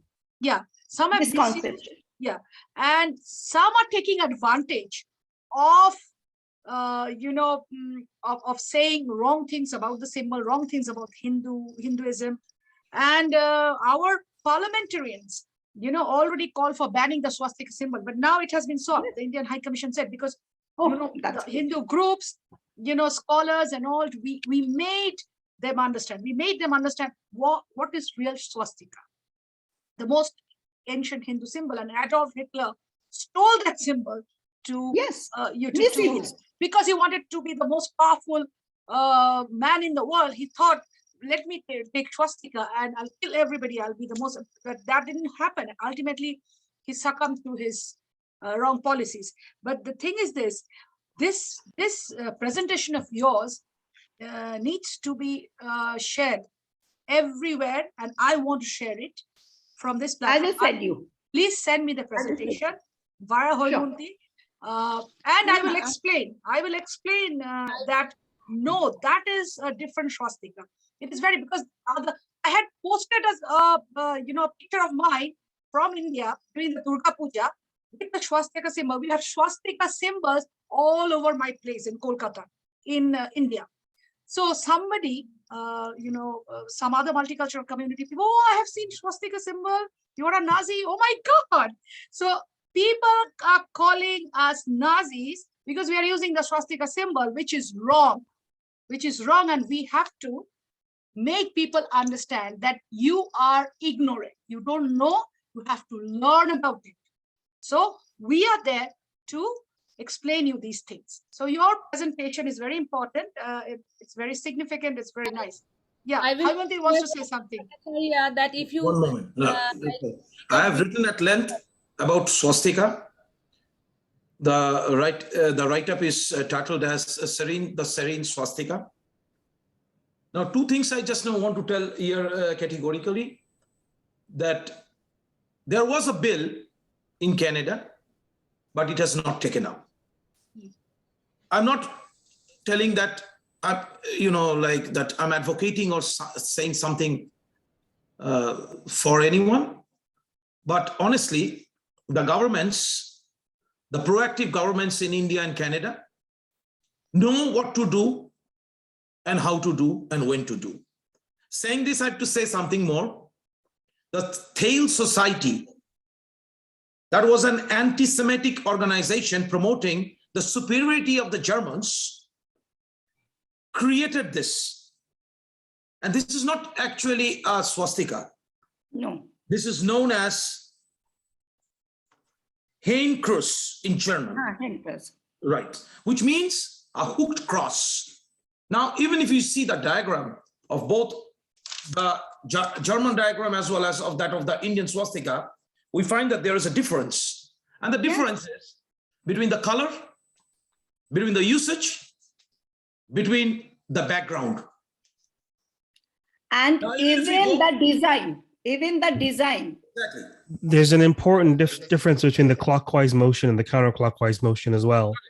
Because so even if we go by all those things, we find that there is distinct differentiation between the two. And I believe that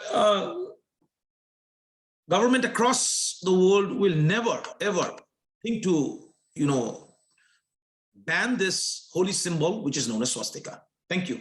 Haimanti wanted to say something. Haimanti. Yes, I wanted to say to Dr. Bhattacharya that it will be great if you make a video for us, because we want to share through your voice, because you made this paper. So that will be great for us. Yeah, take your time, sure, Dr. Rita Bhattacharya. Take your time, do a nice presentation. We'll share yours, we'll share, whatever Dr. Ghosh, Dr. Gautam Ghosh has done. So we want to share, more and more scholars, Hindu scholars or, academicians and, people who really know, who have studied, So it's not the fault of other multicultural communities, but we have to make them understand. Some people do take advantage. It's not, but if we explain to them, no, this is something and that is something, the sacred symbol cannot be banned because we use it at home. I have at home in Canada also, in my temple, the temple, the small temple where I put my box. Actually, we Hindus are so reluctant because we don't believe in this Vedanta. We don't care what you think, what you do from the beginning.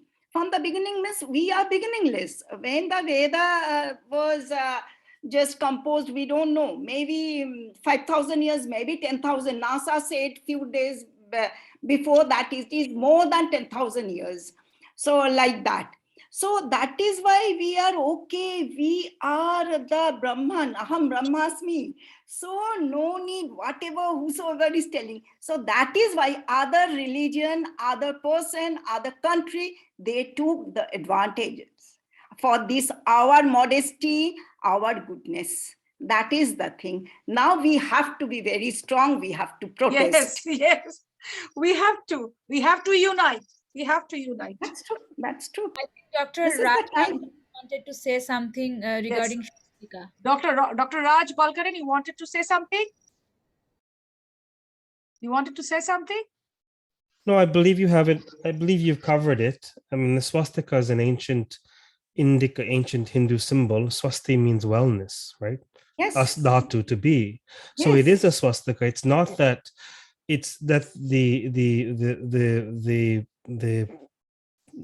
German movement appropriated and subverted and perverted this. Part of that, There's some good historical evidence. Part of that is that the Nazis were interested in esoteric knowledge. And they figured by using ancient symbols that they would be able, there's this tradition that feels that Adolf Hitler was into a lot of stuff and perverting a lot of stuff. And so it's just a question of whether the energy is positive or negative, but the symbol holds energy, period. And that's why it was attractive to certain people. Yes, absolutely. Absolutely. Thank you very much, everyone. And let's move on. Hanumanti and Dr. Shangamitra Patnaik is waiting from India. Oh my God, thanks for your patience. So I think we are moving to Dr. Patnaik. Divyasri. Yes. Thank you so much, Dr. Bhattacharya. This was so pertinent. Now, let's welcome Dr. Shangamitra Patnaik. Dr. Patnaik is the Associate Professor and the HOD of Social Sciences and Humanities at KIIT School of Law. Her teaching, research, and writing focus on international relations, public administration, public policy, and system of governance. She was nominated by the US Department of State.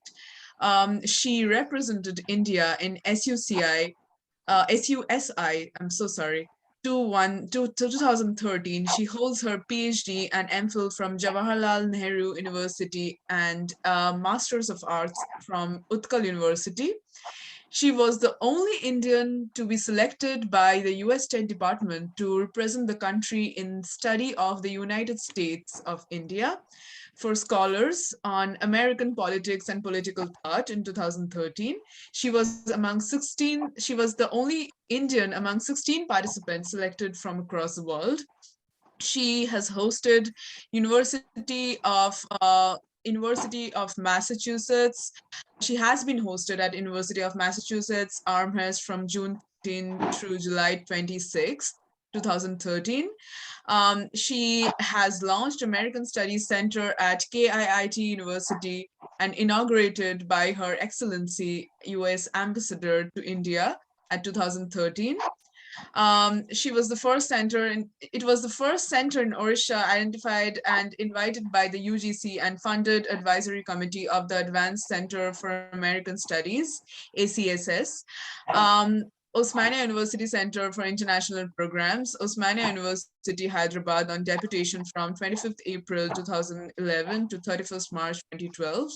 She has published many books, out of which some of which are Indo-US Relations in the New Millennium, then the ICFI, Nagarjuna Hills, the indigenous culture across the globe, and these are some of the many books she has published. Now we give the floor to Dr. Patnaik. We are so thankful that you are here with us today. And we are so sorry that we have made you wait for so long. You have the floor now. Namaskar. Sanghamitra is greatly privileged to share this platform with the most knowledgeable and experienced persons present here. Offering her namaskar to you all and the august audience, I'm also offering my heartfelt gratitude to the organizers. While offering my namaskar to you all, I'm reminded of the great truth of Hinduism. Nothing is mine, everything belongs to you, the Lord, who represents the whole creation in general and humanity in particular. There is no mamakara. The Hindus have received their religion through revelation, the Vedas. They hold that the Vedas are without beginning and without end. The Hindu refuses to call you sinners. Ye are the children of God, the sharers of immortal bliss, holy and human nature. As Swami Vivekananda pointed out, you are not matter, you are not bodies. Matter is your servant, not you, the servant of matter. The Hindu does not want to live upon words and theories. The Hindu religion doesn't consist in struggles and attempts to believe a certain doctrine or dogma, but in realizing, not in believing, but in being and becoming. To the Hindu, man is not traveling from error to truth, but from truth to truth, from lower to higher truth.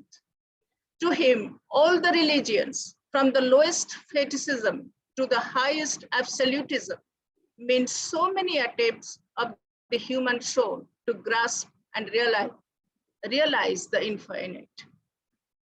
Every soul is a young eagle soaring higher and higher, gathering more and more strength till it reaches the glorious sun.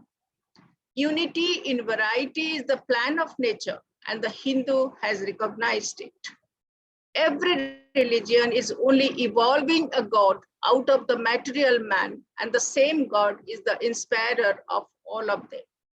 The religion of the Hindus is divided into two parts, the ceremonial and the spiritual. The spiritual portion is specially studied by the monks in that there is no caste. A man from the highest caste and a man from the lowest may become a monk in India, and the two castes become equal. In religion, there is no caste. Caste is simply a social institution. I would like to share one experience with this august platform.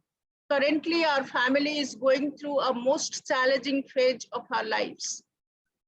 Our father left us recently for his heavenly abode, and today is the 16th day.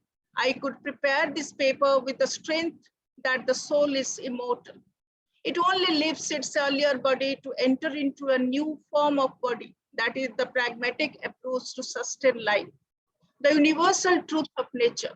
We all belong to this universe. We belong to a single family that is called Vasudhaiva Kutumbakam. The Kalinga Institute of Social Science, deemed to be University, Bhubaneswar, created the beautiful example of dedication to humanity by empowering about 30,000 indigenous children free of cost. A great motivation to all of us, the Yagya Bhumi, my workplace. The whole concept of Vasudhaiva Kutumbakam is different from globalization, which stands for bringing the welfare of the people universally without any distinction and discrimination, while the benefits of globalization is not universal for all. Hinduism imbibes humanity, love for all, bringing the transformation from I to we, the beautiful source of life.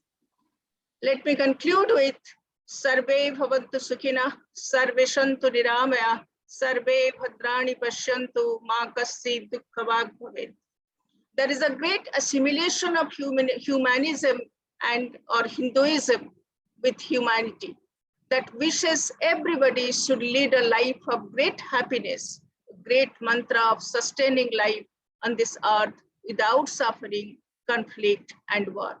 Namaskar with gratitude. Namaskar. Namaskar, Shanghamitra ji. Thank you so much for saying those words. We cannot even imagine how strong you must be to right now, like, be here and present, with us, be present with us. Thank you so much. Thank you so, so much. Thank you, Sanghamitra ji, for for your patience. Thank you so much, and for being with us. Yeah, her father passed away, so she was very busy all these days, and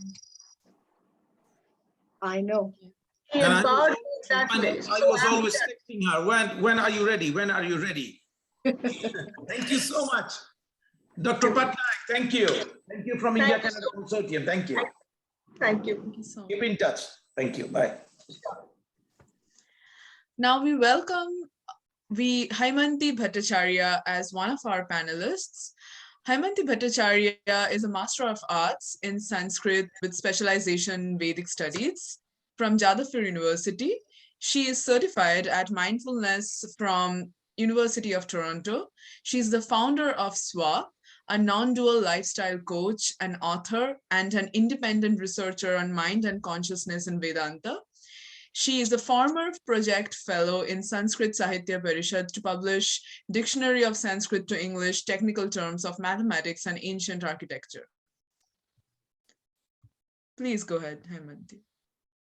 Om Sarbe Bhavantu Sukhina, Sarbe Santu Niramaya, Sarbe Bhadrani Pashyantu, Ma Kaschit Dukha Bhag Bhavet. Om Shanti, Shanti, Shanti. May all be prosperous and happy. May all be free from illness. May all see what is spiritually uplifting. May no one suffer. Om peace, peace, peace. Thank you, Divyasri, for the kind introduction.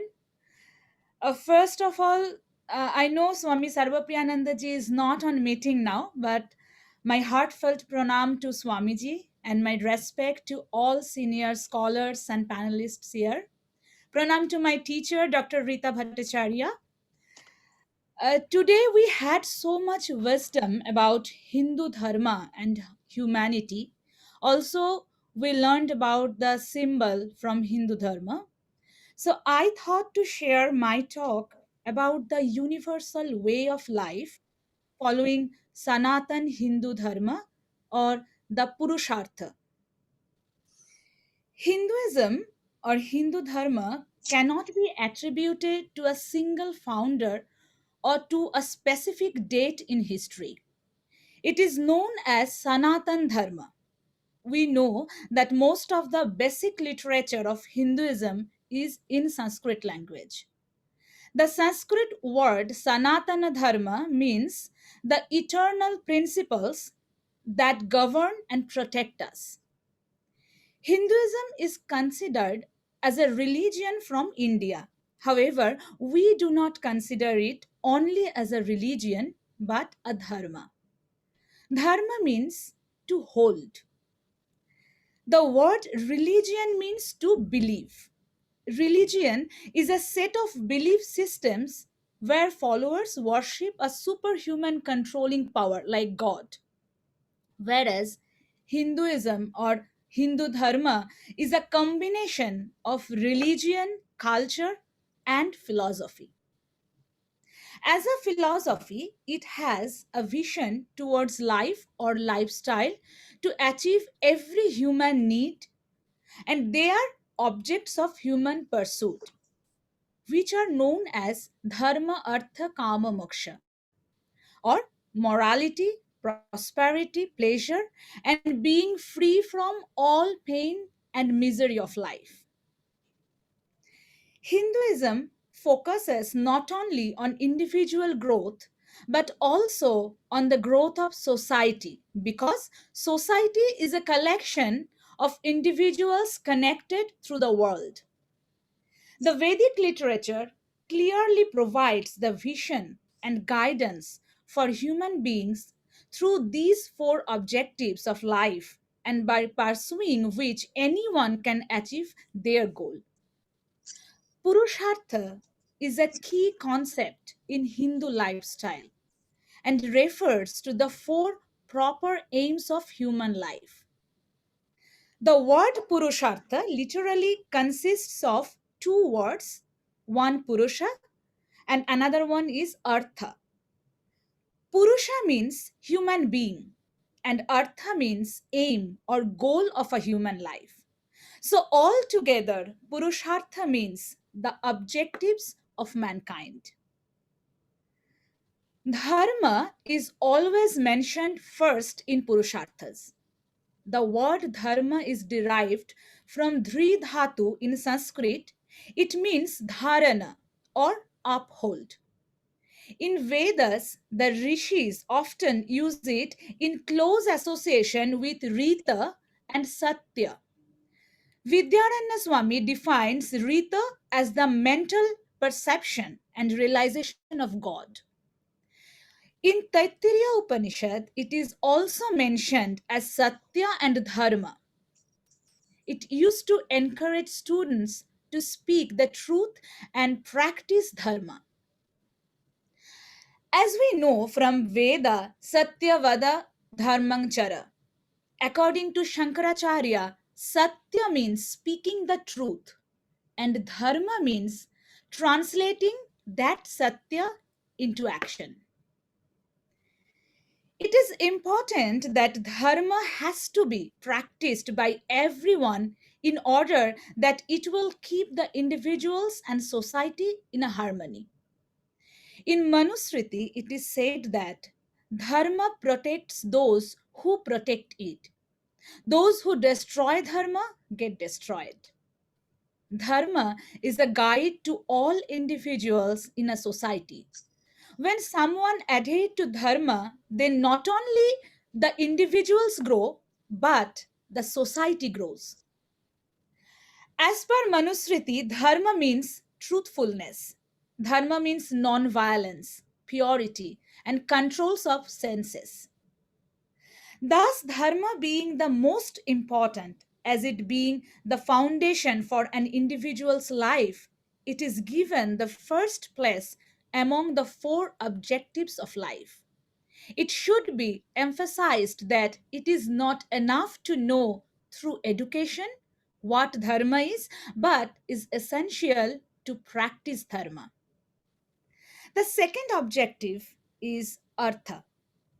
The primary meaning of artha is material wealth or money. However, the inner meaning of artha is purpose. The meanings of artha can be explained as materialistic goods, money, power, and the purpose for which they are acquired. It is true that artha is very important and one's life depends on it. However, it is essential that artha of or wealth should conform to dharma. Within the framework of dharma, one should earn wealth to one's capabilities and hard work. Hindu philosophy recommends that wealth should be earned well through hard work and integrity. The earned wealth should not only be enjoyed but also given as charity. In Ishopanishad, mentioned as Tena Tyaktena Vanjitha, enjoy your life through sacrifice or renouncing. The third objective of life is known as kama or desires. It refers to fulfillment of sensual and materialistic desires. We know from our Hindu philosophy that desires lead to unhappiness.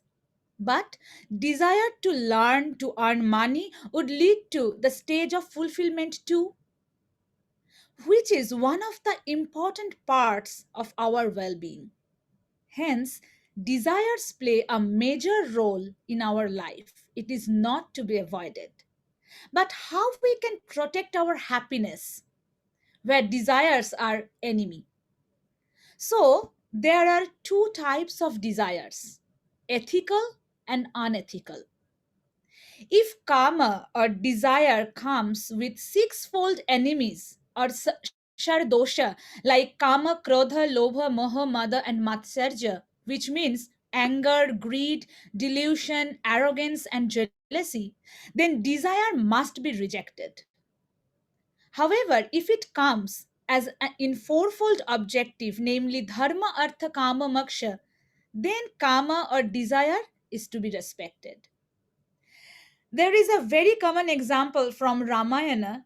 We see the difference between these two ethical and unethical karma or desire. Ravana followed a path of desire with sixfold enemies like greed, arrogance, jealousy, while Rama followed the path of Purushartha, following dharma. So, being an educated, wise person too, Ravana got destroyed. That's why it is said that dharma protects those who protect it.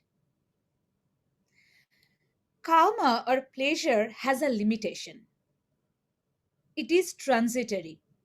Knowing your true self or being self aware is the ultimate way to find transcendent happiness. And that is the ultimate aim of Purushartha. The fourth objective is moksha. It means complete cessation of suffering and attainment of ultimate bliss, or to understand the real identity of a person. It also means spiritual consciousness that will elevate a human being to become free from all dualities of the world.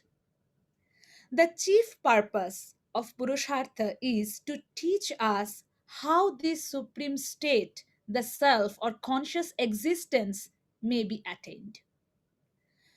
From the philosophy of non dualism, self means existence. Self means existence, consciousness, bliss, Satchidananda. It is to be realized that the world is full of diversity, but underneath all the differentiations, there is one pervading consciousness. Behind all of this, there is one reality. That is the true self or Brahma. That's why it stated that Brahma Satya Jagat Mithya. The aim of human life should be to realize the true nature of ourself, which is a conscious existence and bliss. And it is the moksha, our true quest of life. It is the state of supreme bliss, and there is no quest beyond it. The above four objectives or purushartha relate to different stages of human life too. This is obvious that the desire of a child and the desire of an adult are very different. So, Hindu Dharma provides a four stages view of human life. That is the ashrama system: Brahmacharya, Garhastha, Banaprastha, and Sannyas. Means student life, married or family life, retired life, and the life of old age. These four ashramas provide a general guidance towards the life. The student life emphasizes learning, education, and development of values. Married life focuses on the acquisition of wealth and fulfillment of rightful desires. It is in this important stage that an individual transforms into a family which becomes a unit of society. The retired life is in which an individual gives back through his or her experience and wisdom to the next generation of the society. It is in this stage of life a spiritual framework of mind develops based on one's experiences in life. In the final stage of old age, spiritual contemplation is emphasized. Through these purusharthas and ashrama prathas, we realize that Hindu Dharma channelizes our lifestyle in a very scientific way. Hindu Dharma is the system and an approach to lifestyle that is the strength of the Vedic system and culture, which allows for the interplay between the three elements of the spiritual, physical, and mental to create a peaceful and lasting existence and experience of life. And that's why Hindu philosophy advises that wealth and pleasure cannot be independent without moral and ethical laws and achieving a spiritually contented life on the other end. Thank you. Namaskar. Thank you so much, Haimanti. It was really nice and knowledgeable. It was so pertinent to today's topic. Now, let us introduce Indian Rhythms in Ottawa. Indian Rhythms is an online platform for children to learn bhajans, chant mantras, and learn various mythological stories and its relevance in today's world. Aruvita Agarwal is the founder of Indian Rhythms, and she is very passionate about imparting cultural and value-based teachings through music to kids aged like 6 to 12. So we would give her the platform now.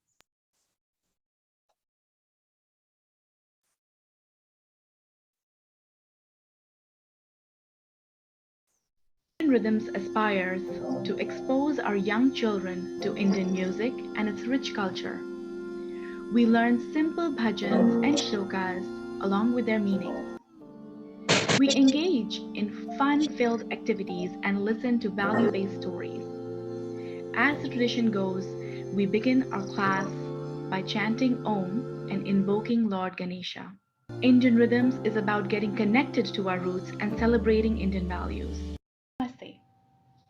I take this opportunity to welcome you all to a small presentation by Indian Rhythms, honoring our culture and its traditions. Let's start today's presentation by invoking Lord Ganesh. Wakatinda Mahakaya Suryakuti Samaprabha Nirvignam Guru Me Deva Sarvakaryeshu Sarvada. Now we will recite Devi's mantra. Devi, goddess, who represents power, strength, and love.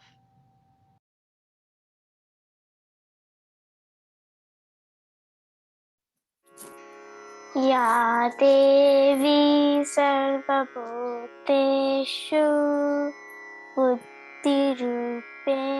संस्थिता नमस्तस्यै नमस्तस्यै नमस्तस्यै नमो नमः या देवी सर्वभूतेषु शक्तिरूपेण संस्थिता नमस्तस्यै नमस्तस्यै नमस्तस्यै नमो नमः या देवी सर्वभूतेषु शक्तिरूपेण संस्थिता नमस्तस्यै नमस्तस्यै नमस्तस्यै namo namaha. In this mantra, we are praying to the Devi, the goddess, who lives in all beings in the form of Shakti, power, strength, intelligence, and wisdom. Salutations to her, salutations again and again.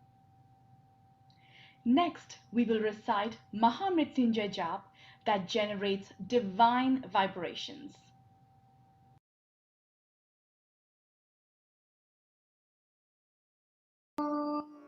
त्र्यम्बकं यजामहे सुगन्धिं पुष्टिवर्धनम् उर्वारुकमिव बन्धनं मृत्योर्मुक्षीयमामृतात्. Join us as we sing the glory of Lord Ram.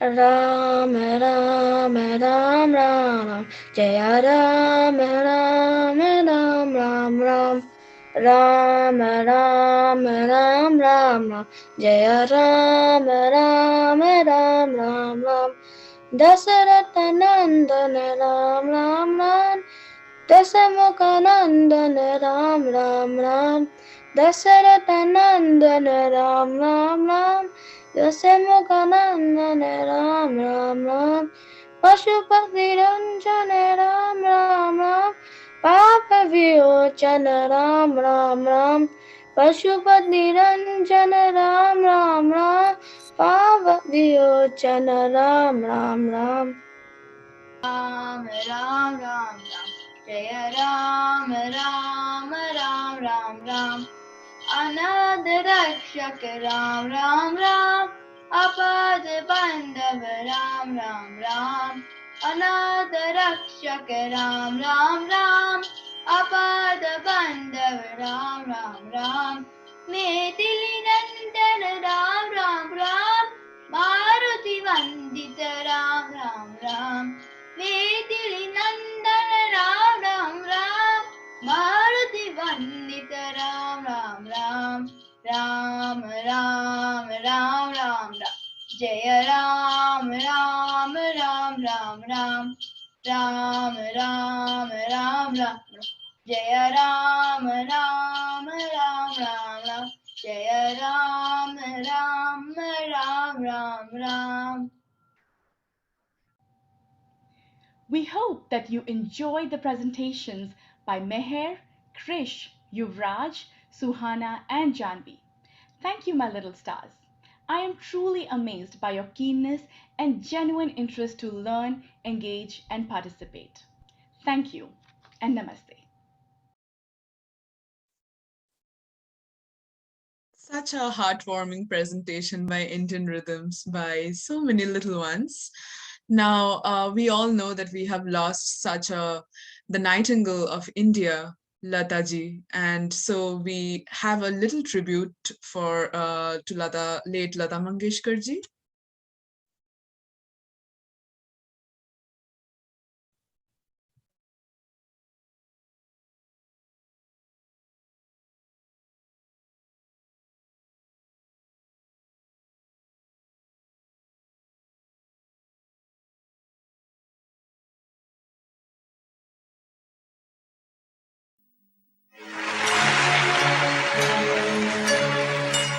अल्लाह तेरो नाम, ईश्वर तेरो नाम, अल्लाह तेरो नाम, ईश्वर तेरो नाम, सबको सन्मति दे भगवान,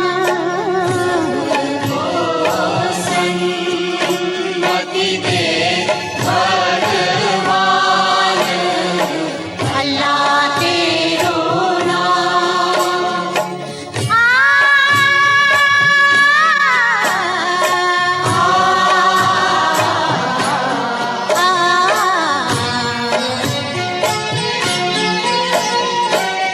इस धरती का रूप उजड़े, इस धरती का रूप उजड़े, प्यार की ठंडी धूप ना उजड़े, प्यार की ठंडी धूप ना उजड़े, सबको मिले दाता, सबको मिले सुख का वरदान,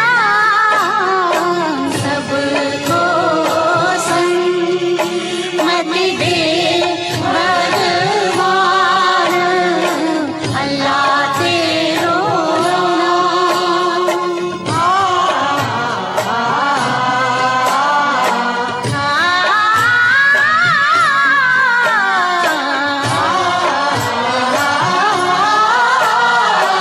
हो सारे जग के रखवारे, हो सारे जग के रखवारे, निर्मल को बल देने वाले, निर्मल को बल देने वाले, बलवानों को बलवानों को दे दे जान, सबको सन्मति दे भगवान, अल्लाह तेरो नाम, ईश्वर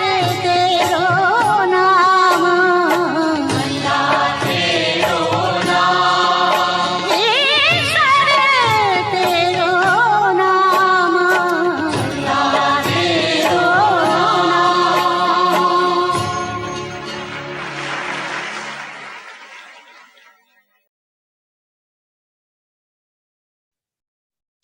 It was so heartwarming. I can almost see like my eyes are kind of like swelling with tears right now as we hear this song. Now I hand it over to Mrs. Gypsy Ghosh. Well, I am really, really, really honored, to be hosting this panel. We have worked hard. Thank you very much to everyone, all the distinguished panelists. I would like to thank Dr. Gautam Ghosh because he was after each and every panelist, I remember. I was the one who contacted Gurudat ji because we are very close. I really respect him. But he was contacting and keeping in touch with everyone. He was not sleeping at night while he was working virtually. He kept on emailing, WhatsApping and calling people. And, you know, the politicians are very busy now with the elections, you know, with the provincial elections. You know, the ruling party politicians who contributed to our panel. It was not so easy. It was not so easy. We had sleepless nights. Hoimunti did a lot for us. Hoimunti is one of the board of directors of India-Canada Consortium. She has been inducted into the board recently, and she's the vice president of the association. She has done all the posters, all the creative things, along with Dr. Ghosh. You know, they designed it all. I was not there at all. You know, I'm not good at that. Both of them did, and Hoimunti, you know, finalized it with the help of Dr. Ghosh. Now, you know, we are very thankful to the Indian High Commission, Sarva Priyanandaki, and all the panelists. But I have to conclude, you know, saying one thing. That is, you know, did you listen the song Allah Tero Naam Ishwar Tero Naam? This happens only in Bharat, only in India, nowhere in this world. I have to say, I have to conclude with Bharat Varsh Zindabad. Jai Bharat, Bharat Mata ki Jai. And I have to say, thanks to our Prime Minister Modi ji. Thanks to everybody. Thanks to all the Hindus and the people who follow Hinduism to believe, to respect all religion. They respect all religion. They are immersed in Christianity, Islam. So Hinduism teaches, not Hinduism, Hinduism teaches love everyone. This is a way of life. Just as I was listening to Hoimunti, it does not represent a religion. It represents, you know, more than a religion. So Bharat Mata ki Jai. It is only in India this is possible. Can anybody in an Islamic country, or can anybody in other country sing this song, and that to a Hindu? Right? Allah Tero Naam Ishwar Tera Naam. This proves Hinduism is one and the only way of life which everybody should follow, and all the other religions branched out from Hinduism. Challenge me if you can, challenge us if you can. This is for all multicultural communities I work with. I can work with all multicultural communities because I follow Hinduism. Because I am a Hindu by birth, by belief. Because Hinduism taught me I should respect all religions. I should respect multicultural communities. And they should know what is true Hinduism and not believe in something or some wrong propaganda made by our neighbors. I have to say that. So thank you, everyone. I think Dr. Ghosh has to say something. Yeah. I thank, you know, all the panelists and Dishari, you know. Divya Sri Chakravarti was wonderful. Divya Sri, it seems you have done this so many times, you know, so many times. Thank you so much.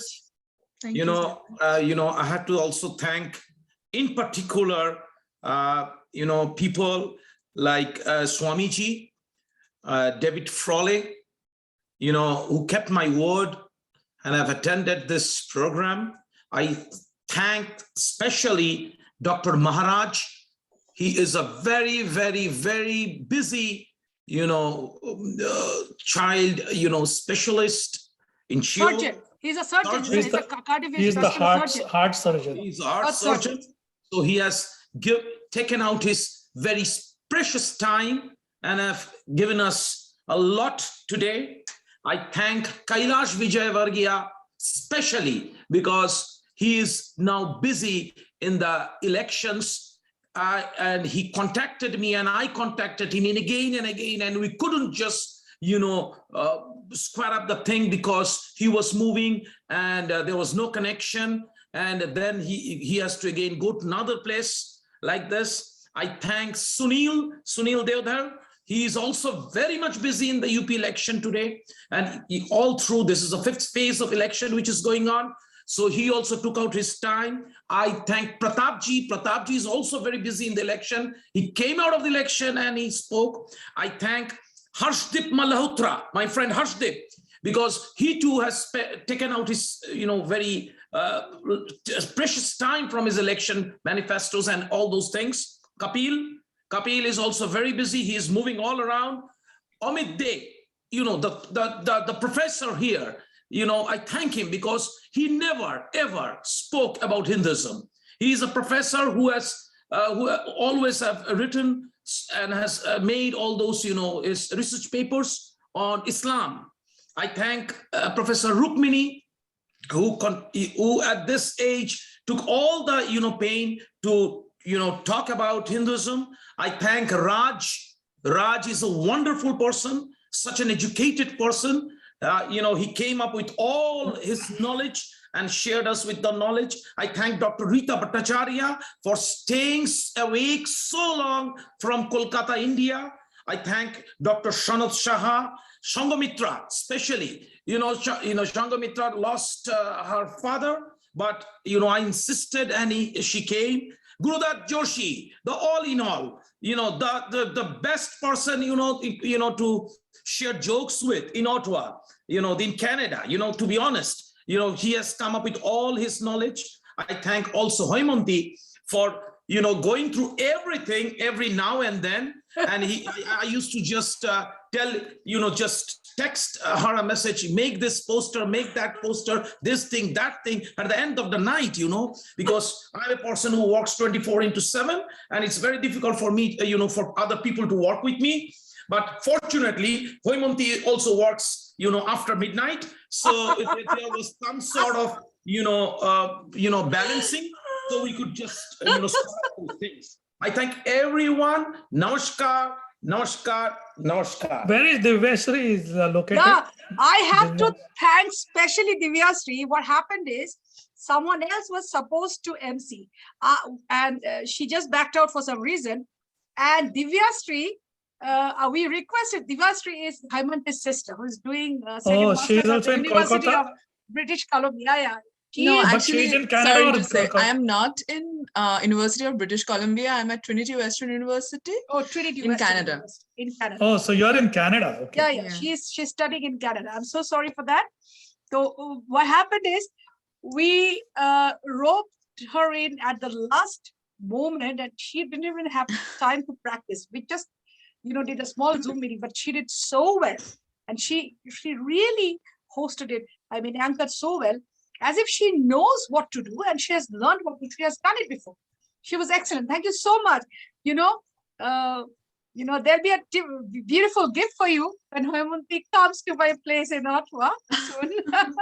Thank you so much, Divyas. You were awesome. Thank you so much. Thank you so much for this opportunity. Thank you so much.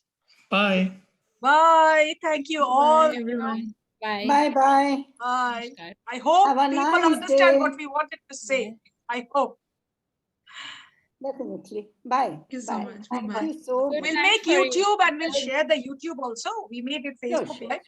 You can share the Facebook Live everywhere so that, we get more views. So Haimanti will be sharing with everyone, and I'll share it. I'm sharing it in my timeline. So maybe you can share it, and people should know, people should learn, and we'll share the YouTube also. Okay, namaste. Thank you. Bye-bye. Thank you so much. Bye.